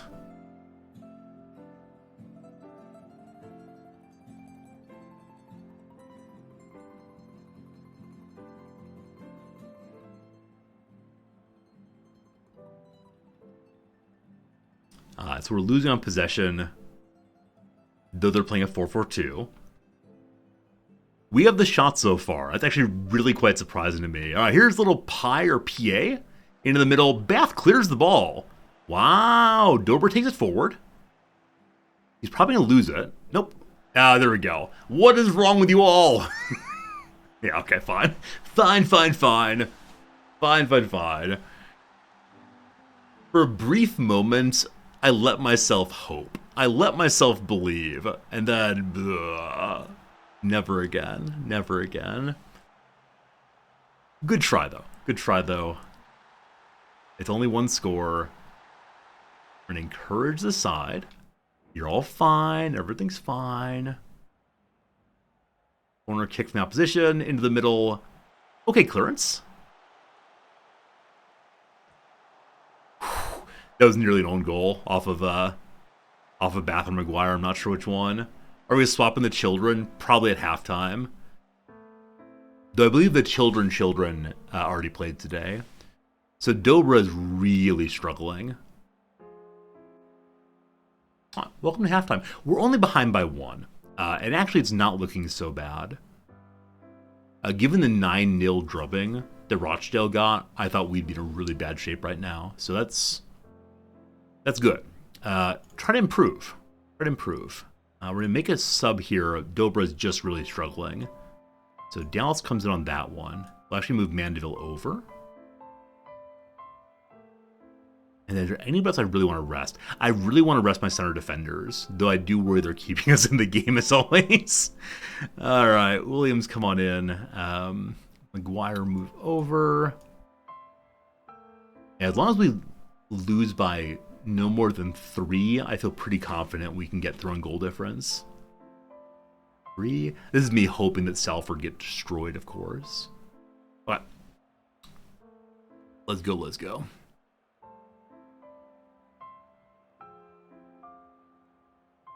It might make sense to bring Tish out pretty soon also, just so he's fresh for next time. Liam wants out. Dangerous free kick. Come on, Wall, you can do it. Hey, Fryer managed to get his hands onto it.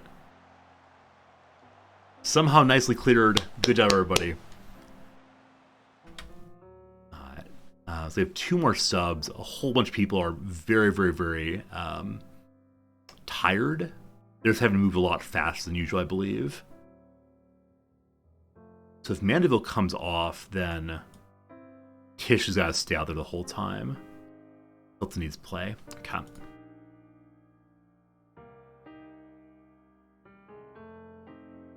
God, that would use all of our subs at this point. Not feel good. Though we've had a decent number of shots, we're actually not that far back on expected goals. I wonder if it'd be a good idea to invite Tish to just start booting the ball real hard. I'm going to do exactly that. So I'm going to shoot on sight instead. And I'm also going to go to a slightly more aggressive standing here. It probably doesn't matter. Hasn't gone in yet. Force on himself. Nicely deflected by McGuire there. More corners coming.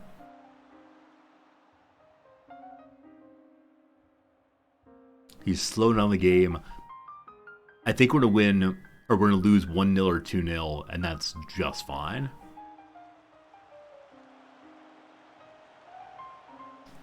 Yeah, Tish really struggled against their defenders.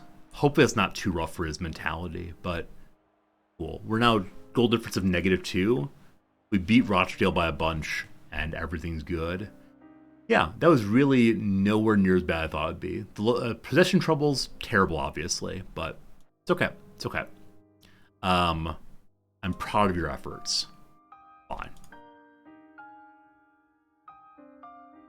The media will probably be unkind here. Oh, wow. This does change things. Rochdale actually beat Salford. Wait, no. Rochdale tied with Salford. Is that true? Wait. How do they have 2 points? 2 points is 2 draws, right? They've played 2 games. They lost to the under-21s. Maybe a win is 2. It's 2 here, not 1 or 3. They have to have won there. They won via penalties. Oh. I see your rules. Tell me about points. Tell me about how points are earned.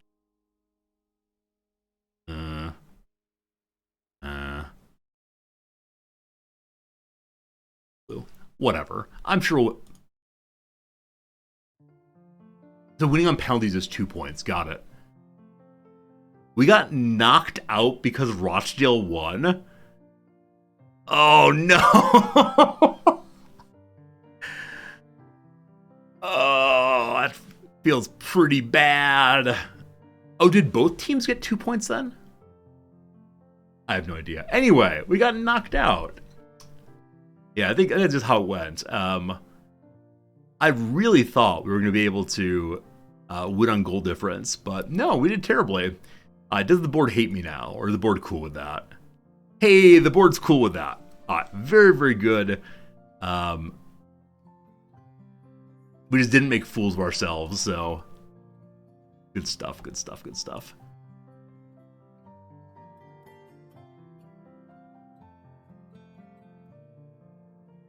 And like I said before, I'm totally fine with being out of some of these competitions, just so we have fewer matches. In the time since last we looked at the Gillingham team, they've dropped substantially in the standings, from I think 12th to 18th now. Cool. Their goalkeepers are quite good on one-on-ones. Reflex are good. Their goalkeepers are a strong point here. They do not have great teamwork, and they're not good at long shots.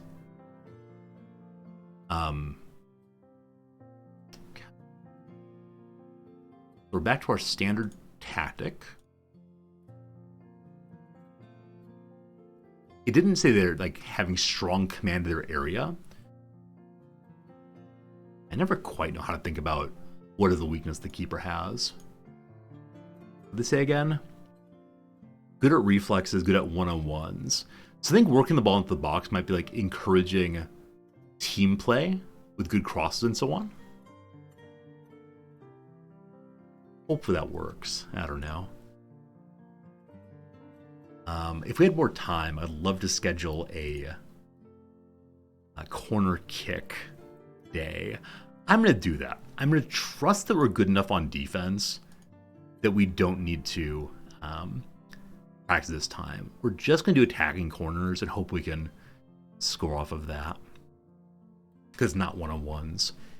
Look at that, a pivotal match. The Chester under-18s are through to the South Quarter Final after a 1-0 win. So the under-18 Division III Cup. Good job, team. Good job to all. Just hit rewind. Thanks for the follow. How's it going? Happy whatever day is for you. Thursday here. Friday here? Friday here. All right. We once again see that Cooper did very, very well for us. Only 16, but still showed up in a big way. David Waters did not play well this time. How's that keeper looking? Yep, still no real chance of playing in the bigs, but good job stopping some balls anyway.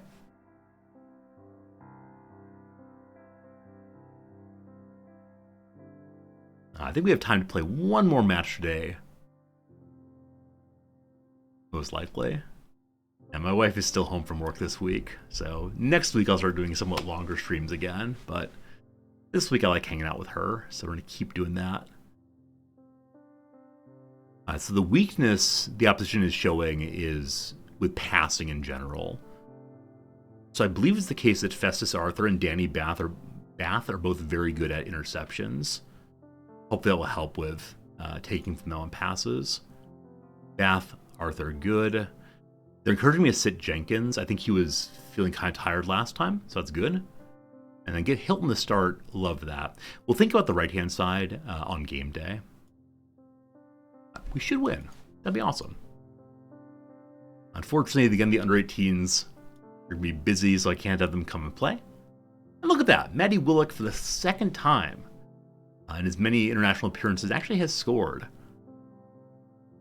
Yeah, like I said, I think the very moment when I signed the transfer agreement, he started scoring at the international level. So hopefully my coaches are right, that he has no real ability past us. Though he is going to Skybet League One, and so we'll see. Gillingham find themselves down to 18th position. Can we pile on misery? Absolutely. Something in the inquest there. Gillingham lost 5-0. Oh yes, I'm glad to pour on even more misery. Andrew Dallas has not been playing super well so far. Yeah, so in one real appearance and 6 off the bench, he has 1 goal, 1 assist, playing at just below 7. That's not so bad. I don't want to hammer down on him and suggest he's unworthy of his time here. We picked him up for £100,000. That may have been a slight mistake. That's a lot of money to spend on a player who has not had any goal production at all. haven't given him that many starts because I've been so nervous to sit Tish. I have faith in him. Danny Beth's been great. Jim Bentley's situation at Rochdale. Stick with him. We believe in all managers can keep their jobs forever. With in mind to what I just said, I'm going to give Dallas the start and have Tish on the bench. How would Dallas prefer to play this position? He's roughly the same in every role, rather. We could probably look at his stats here and figure out what he's best at, but he is training currently as a pressing forward, which is how Tish plays the position also. So we'll give him the start. We'll see how it goes. And then Ollie Banks has not played a single game this season. Is that true? Yeah, he's been off the bench once in a cup game. So, yeah, I don't really want to give him a start, but I don't want to wear out my club on a team that's should be easily defeated.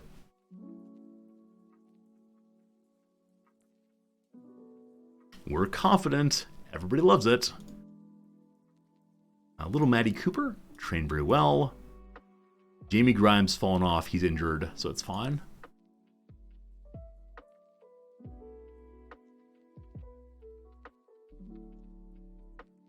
When does our game in hand resolve?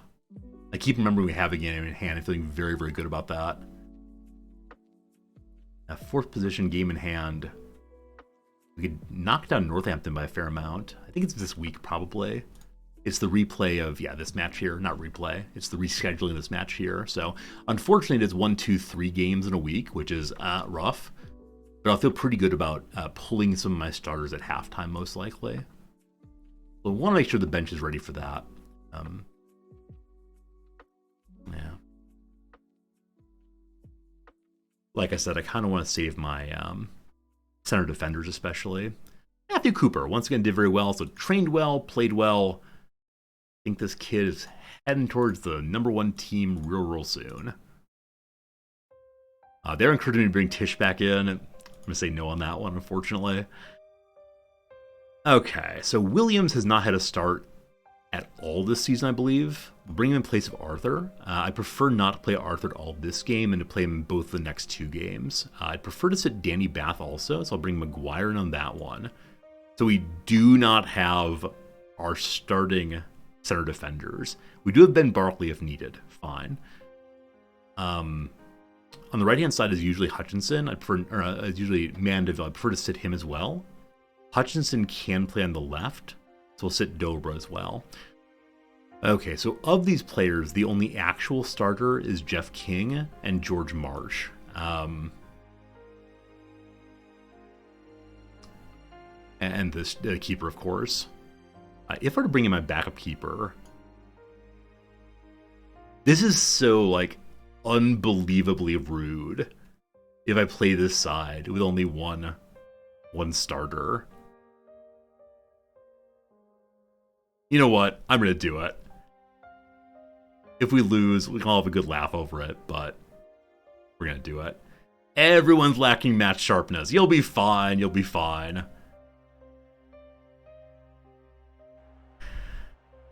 This is a game we really should be winning, so we'll see how it goes. All right. We're the favorites. Play like it. Defenders, just defend and such. Midfielders, you're not having a good day, so I'm going to talk to you in particular. I can't. You can only talk to individuals if you've not talked to their group yet. So, Dallas, I need you to improve. You've scored, I believe, 1 goal. The fans stare awkwardly, looking at their programs. Who are these people? We're the starters. We paid good money for this match. True. So far, we're struggling in possession in a huge way. It's still early, though. Oh, gosh, in a really huge way. Good clearance by Hearts. I have the worry. Backup keeper Joe Young manages to clear the ball. I'm sure Fryer would have caught that. And then let's little Gordon back to Joe. Whoa! Holy cow, Joe. Big boot. Well done. We have a little encouragement now. Actually, we're demand more at home. Play harder, do better. Barkley and Gordon are confused by that. Dallas is loving it, though. Because my team is really struggling to get any shots at all, we're going to start shooting on sight instead. We're going to mix crosses.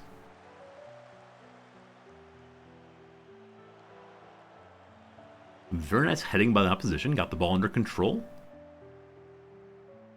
We're double teaming, it seems. Mackenzie plays to the middle.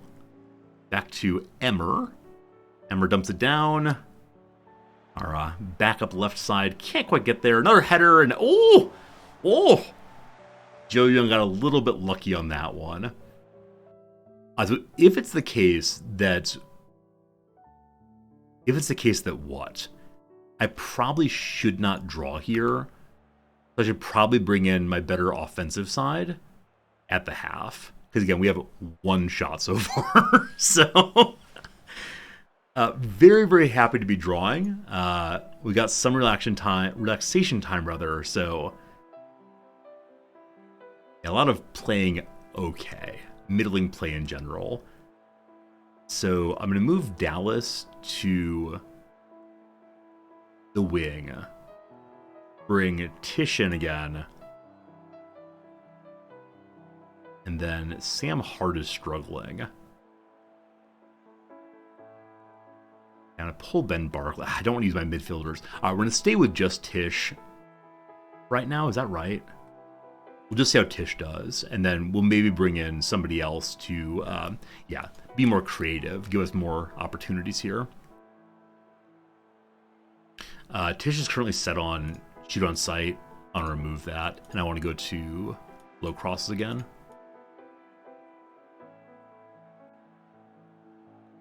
And we'll go slightly more positive now. All right. This is an offensive opportunity from the opposition. Mackenzie with a very interesting pass, we'll call it. Ho! Joe Young blocks it with his face. Wow. Joe Young looks absolutely messed up now. They maintain possession. Reeves takes it. A third corner kick in a row. They continue to test the young backup keeper, Joe Young. Cleared, no problems. Hutchinson struggling, so... I'm going to go ahead and bring in more offense. Dallas and Hilton need game time, so we'll stay with that. Make a difference. Make a difference, Dobra.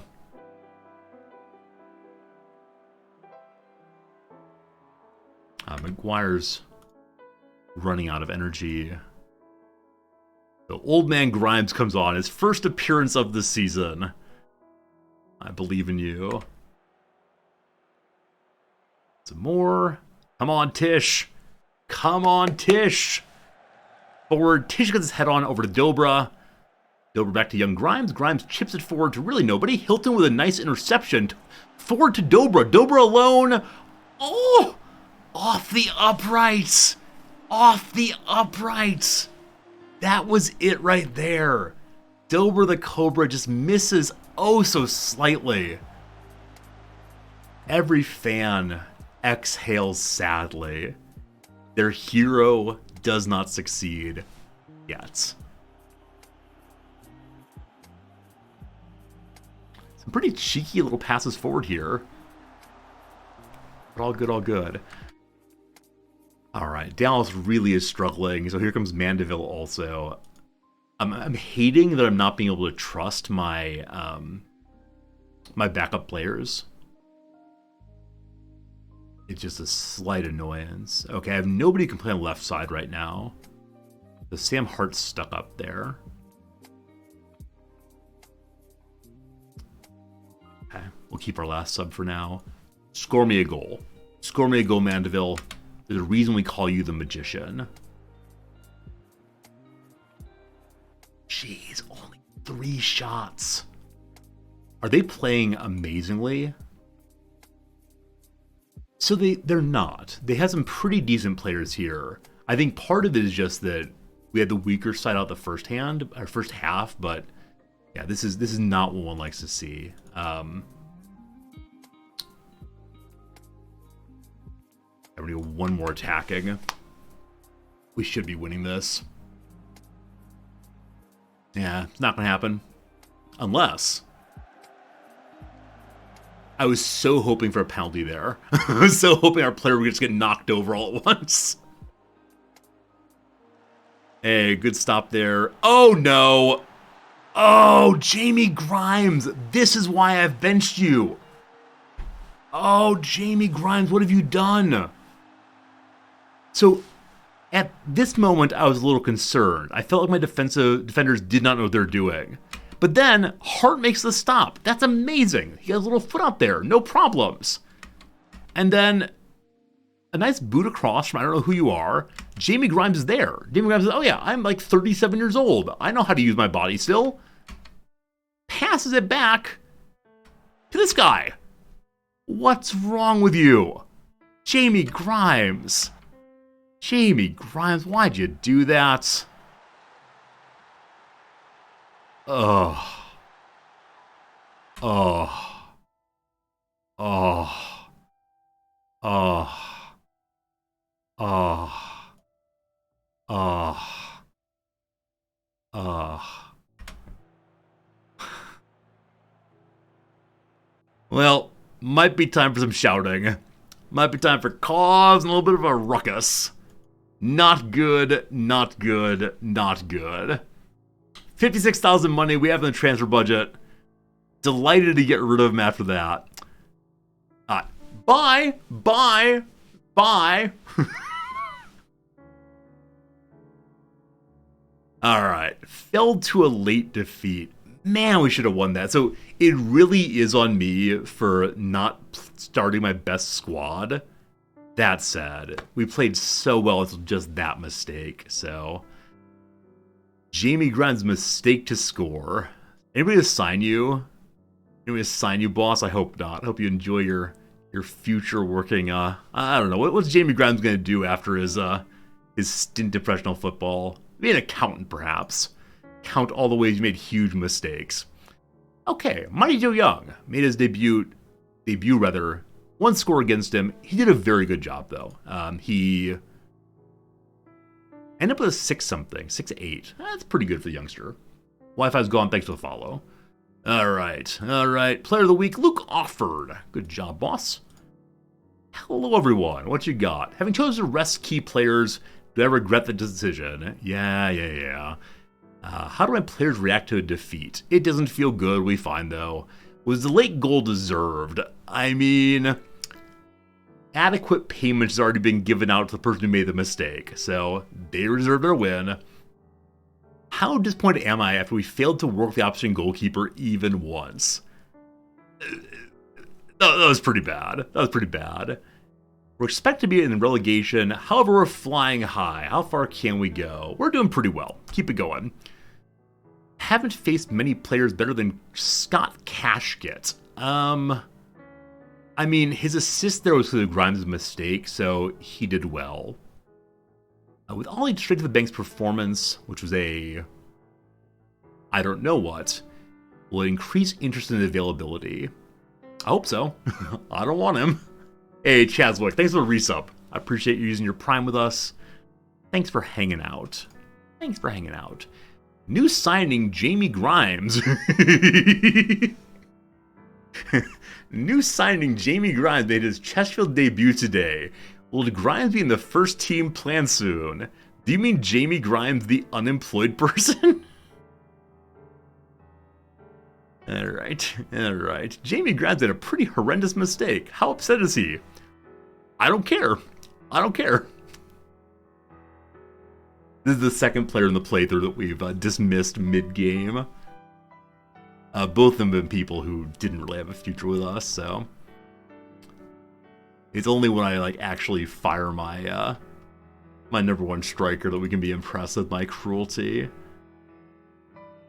All right, so cool to see that Mariah Welsh, our attacking center midfielder, scored at the international level. Gotta feel good about that. Under pressure, did not do well on passes, lost the match, were terrible, scored none of the shots. Hutchinson is perfect his ability to play attacking midfield. He's training as center, correct? Yeah. I may have too many people playing as center midfield. We gotta readjust that at some point. Probably at mid-season we'll look at that. Still in 5th position, though, with the game in hand. So that's just swell. Paulette is now 17. So he's on a contract the rest of the season. Probably not going to work out, unfortunately. Might become just as good as our left fullback.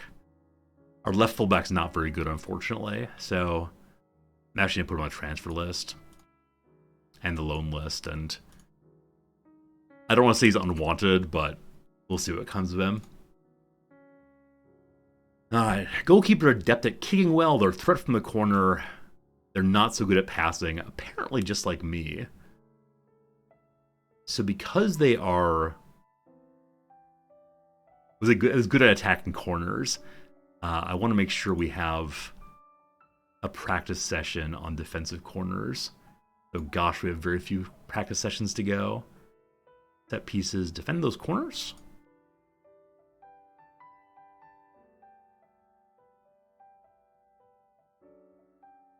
That was a home match too, man. A whole bunch of offers for the youngster here.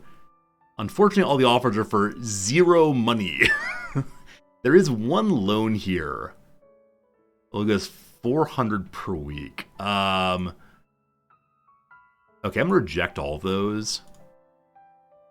And I'm gonna offer him out for something else. So he's worth 20,000 money, and they offered literally nothing. So we'll see what we can do on 20,000 and also profit from next sale. Oh. I said I have to go, don't I? It's after 1 o'clock now. Hey, Danny Rowe scored. Good job, Danny Rowe. Good job. Have you marked yourself as I'm retiring yet? No, he's still staying in the game. He is considering retirement, though. So he hasn't declared it, but he is giving it a thought. Hello, folks. Mariah Welsh might need some more training. Tish is no longer improving at crossing and technique. He didn't improve at crossing at all. We took him off of aerial before to work on crossing. Coach report still says he is bad at crossing. Yeah, I think Tish is probably not going to improve in any real way, unfortunately.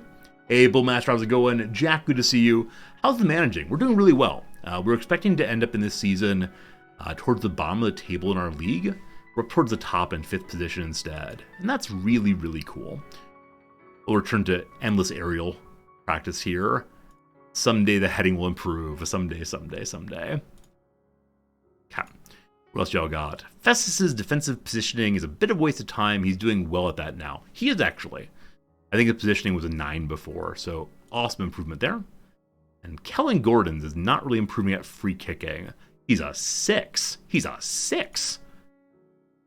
Tyrone Williams is a regular starter. We can move him down to fringe player.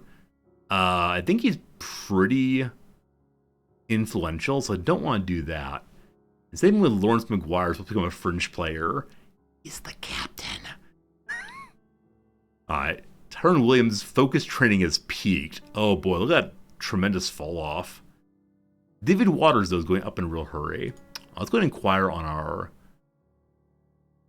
better overall coach. Yeah, same thing. Saying Williams has fallen off and Waters is still going up. Yeah. Probably in the transfer window, we'll think about getting rid of him. Probably for next season, we'll go ahead and pull the trigger on that one. The squad are pretty happy. That's good. Yassi's ability has dropped off also. Yeah, he's previously a leading winger, and we thought he might get up to the level of League One, but seems like maybe not. That said, we have him through the end of the year. I'm curious if Erfurt would like to hire him on permanently. They're semi-professional, though, so probably not.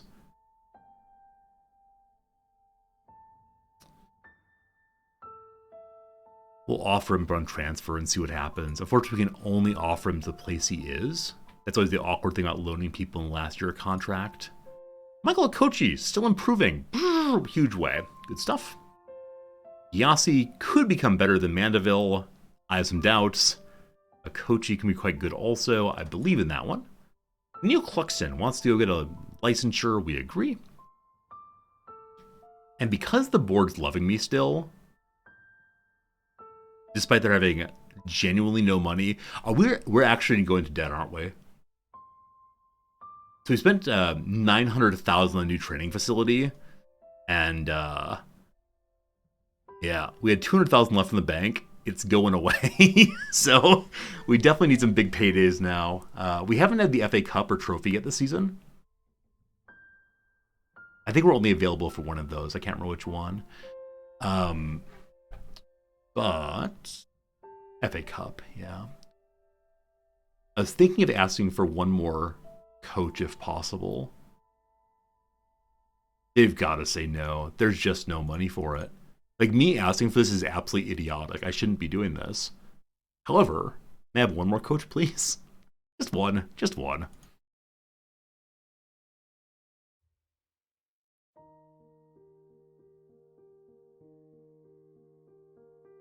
They said yes.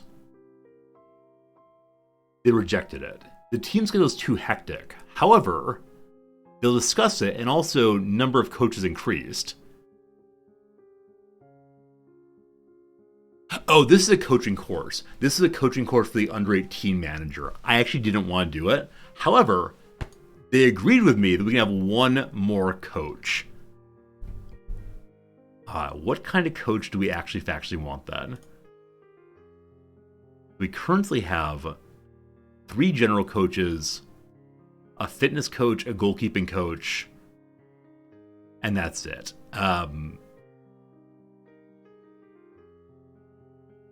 It might be nice to have 2 goalkeeping coaches, one for the handling and one for shot stopping.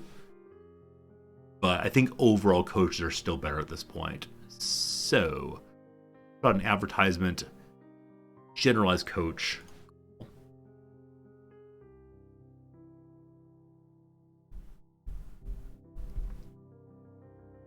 Today's been a pretty productive stream. Though we have fallen down from second position where we started, we still won a lot of games and didn't lose some, and lost some also. What does this change? Oh, it's changed absolutely everyone because someone played a weaker side last time. So this is the game in hand coming up tomorrow. We should win it apparently, despite the fact that we have kind of a up and down recent form. Okay. Whole bunch of players at a high risk of injury. I feel like we're going to high risk of injury very, very quickly. And I don't quite know how to fix that. Maybe just more pure rest would do it. Preparation is everything. Do we know what to expect from Barrow? Oh, I'm sure we do. Mariah Welsh scored a goal. Good job. How valuable is Dober the Cobra? He's great. His nickname. How good is Liam the Magician Mandeville? Also great. Is Kellen Gordon playing well? I don't really know who he is. Like, I know he's on my team. I know I signed him last season, but he's fine. He's fine. All right, folks. Unfortunately, it is the case. I'm going to need to say goodbye now. Having a really good time, but I want to go hang out with Noms. So we've made it through almost the full month of October. I think we started in maybe early mid-September, August, at the start of stream. So we had it for a few months at least. It was a good time. Sliver's good seeing you, and I hope you're enjoying yourself in Vegas for sure. Back tomorrow with some RimWorld. Next week, back to Dwarf Fortress. And then a week from today, more Football Manager. Hate to only play one game a week, but it's always a good time. So I'm going to get a sandwich. I'm going to go get some relaxation. Thanks again for hanging out with us on this special day. Once a week we play this one. I always love it. Thank you for the kind words. Consider joining the Discord. The link's there in stream. Discord, we chat about this, that, and the other thing. And you can tell me what I've done wrong in my playthrough here. I'm sure you have some ideas. Again, I appreciate it. Again, I thank you. Again, I say, goodbye, friends.